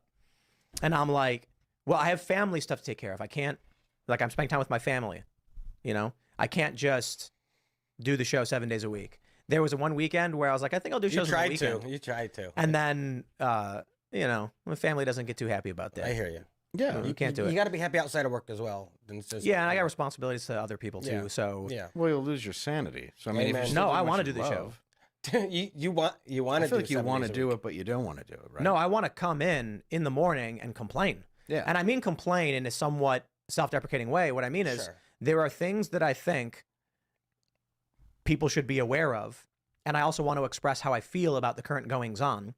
And it's a lot of people like watching it. Yeah. Yeah. So Yeah. I think the only reason I say this may be the last episode is that I have a bit of guilt of like the people who really are accustomed to and feel they need and that the world benefits from us doing the show. Survivor's guilt.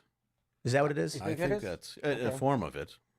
Yeah. I understand what you're saying 100% by folks who are waiting for this. Like I still wait for the 10 a.m. If it's not there, then I'm like, what Yeah. the F's going on? Yeah. Yeah. So Yeah, I this get this that show's an aspect. accident too. I mean, this and show's you- a complete accident. The yeah. show wasn't supposed to exist. What The happened? reason why it's called In Real Life is because I do my morning show, and then I was like, I can do my morning show from the road.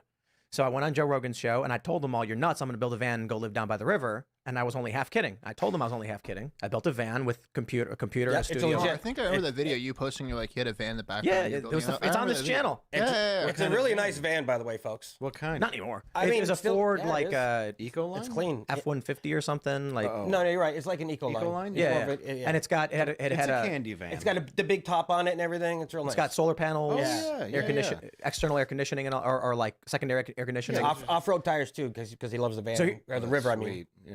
Oh yeah, you got good tires on it. that's just because they said we can go premium the tires. Yeah, yeah. I was like, I don't know anything about it.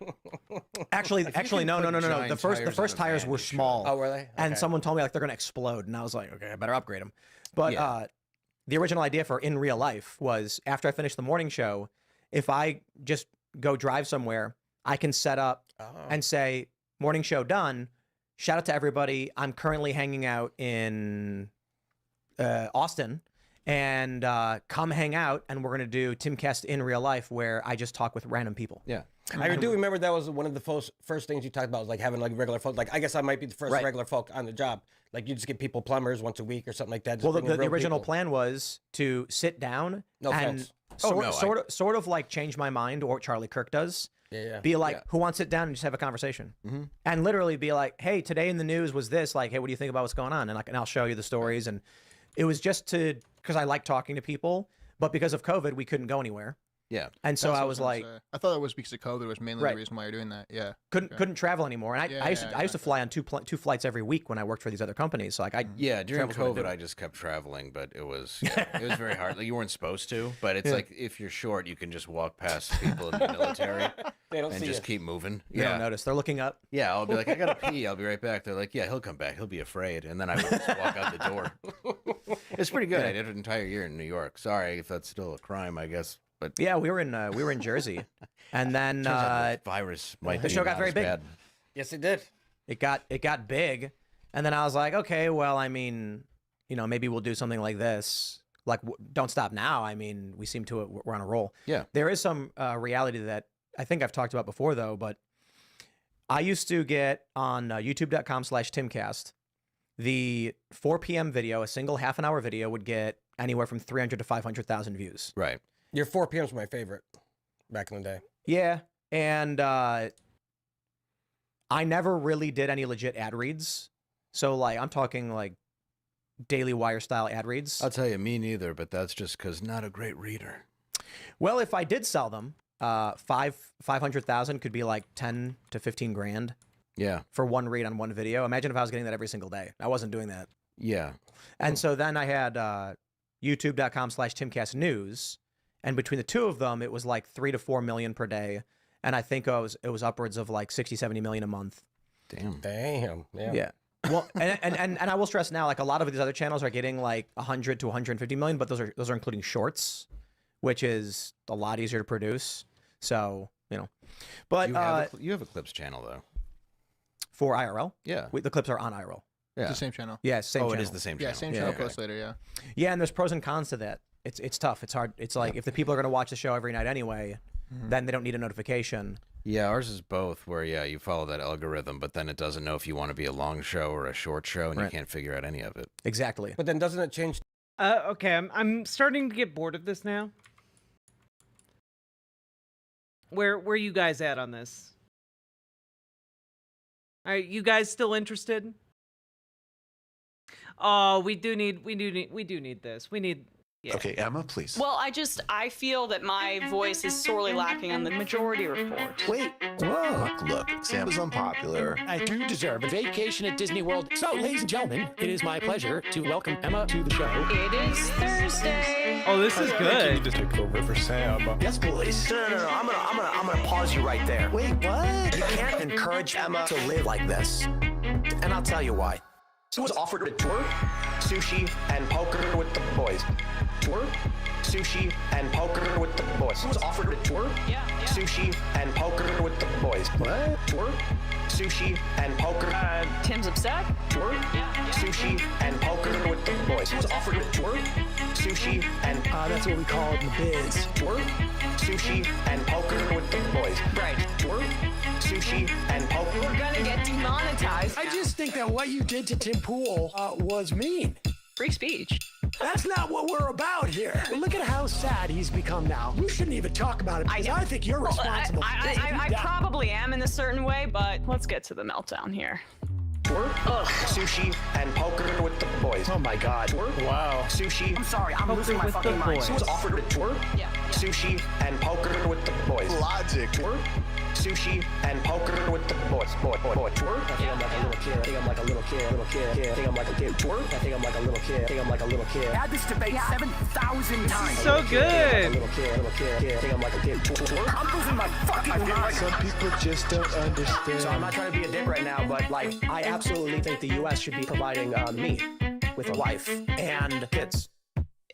That's not what we're talking about here. Okay, all right. It's not a fun job. Tour. That's a real thing. That's real thing. Real thing. Willy Wonka. Tour. That's a real thing. That's real thing. So good. Offered a tour. That's a real thing. That's real thing. Real thing. That's a real thing. That's real thing. Real thing. Offered a tour. Ladies and gentlemen, Joe Rogan has done it again. Offered a tour. That's a real thing. That's poker with the boys. I think he might be blowing it out of proportion. Real thing. That's poker with the boys. Offered a tour. That's a real thing. That's poker. Let's go, Joey. Tour. sushi, and poker with the boys. Take it easy, Blake. Twerk, sushi, and poker with Things the have really boys. gotten out of hand. Sushi and poker with the boys. Delusional. Deluded. Sushi. You don't have a clue as to what's going on. Live YouTube. Sam has like the weight of the world on his shoulders. Poggers. Sam doesn't want to do this show anymore. Do it anymore. It was so much easier when the majority report was just you. You were happy. Let's change the subject. Right. Rangers and Knicks are doing great. Now shut up. You don't want people saying reckless things on your program. That's Now, one of the most difficult parts about this show. This is a pro-killing podcast. I'm thinking maybe it's time we bury the hatchet. Left is best. Violet. Don't be foolish, and don't fucking tweet at me, and don't bitch. The way Emma has cucked all of these people, love it. That's where my heart is, so I wrote my honors thesis about it. Oh, Sorry, finance. she wrote an honest thesis. I guess I should hand the main mic to you now. You are to the right of me on foreign policy. We already fund Israel, dude. Are you against that? That's a tougher question I have an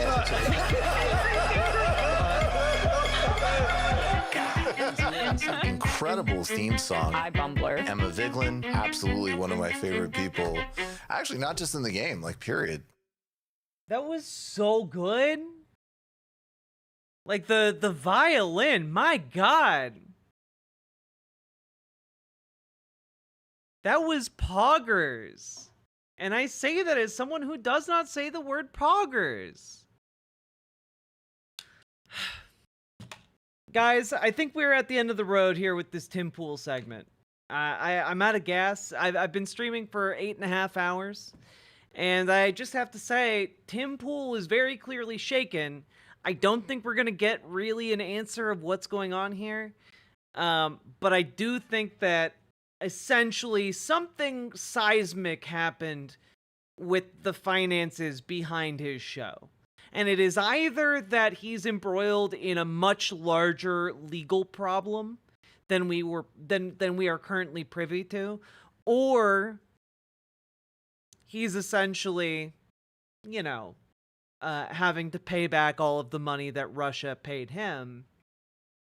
And that would, I think, on top of, you know, getting married in the near future and having a kid, I think that would really do a number on his psyche.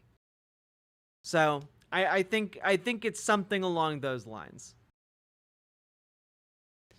So with that, it couldn't happen to a worse person. You love to see it. And, you know, he is continuing to stream. So, you know, like we're not going to stop seeing Tim Pool content, but, you know. Poggers is only reserved for special occasions, and you have to break glass first. Poggers. Oh, God. And with that, I'm hitting this segment button. You can't stop me! Now, folks, if you've been enjoying the stream, please hit the follow button on Twitch, hit the subscribe button on YouTube, like the YouTube stream, and please consider dropping those subs and donos. And,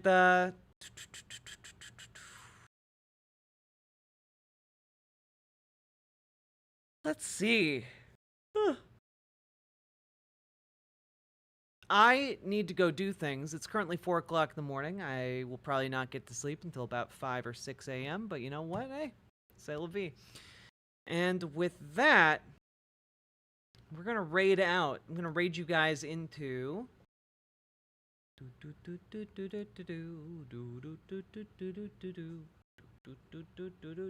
going to raid into Real Radham today, folks. He's, looks like he's painting minis. He's got the best mustache in the biz. And, if you can, you should definitely get him to play with his orbs. It's great. Get in there. Get in there! Alright. I'm rating you, Twitch folks out. And if any of you all would like to join over on Twitch, posting the link in YouTube chat. He's got rings now? That's so cool. Real Rad Homs, one of the realest and raddest homs around. Good night, everybody.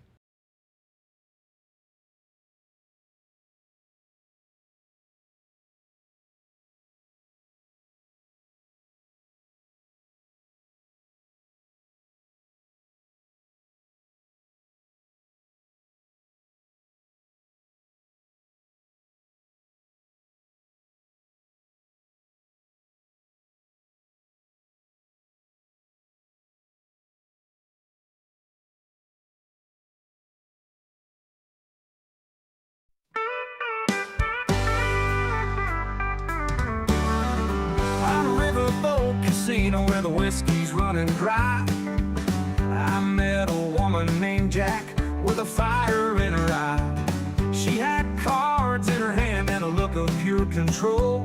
They said she's got the devil's look, taking hearts and souls. You gotta know when to bet 'em, know when to fold 'em, know when to stay away when you feel the burn.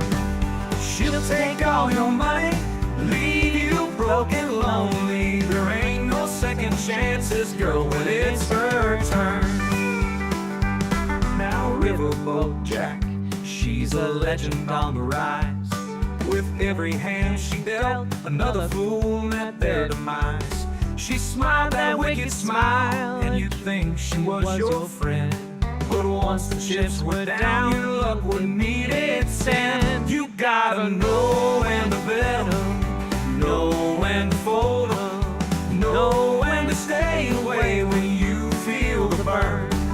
She'll take all your money, leave you broken, lonely. There ain't no second chances, girl, when it's her turn. They say she's got no mercy, she don't play by the rules, but still you'll chase her shadow like all the other fools. Her heart is cold as steel, but she's got you in her grip. The queen of hearts, the ace of spades, she's sinking every ship. You gotta know when to bet 'em, know when to fold 'em, know when to stay away when you feel the burn. She'll take all your money, leave you broken, lonely. There ain't no second chances, girl, when it's her turn. So if you see a riverboat Jack, and the lights are shining bright, best keep your wits about you, or you're losing every fight. She's a heartbreaker, a gambler, and she's never looking back. When the river calls your name, you'll be chasing Riverboat Jack.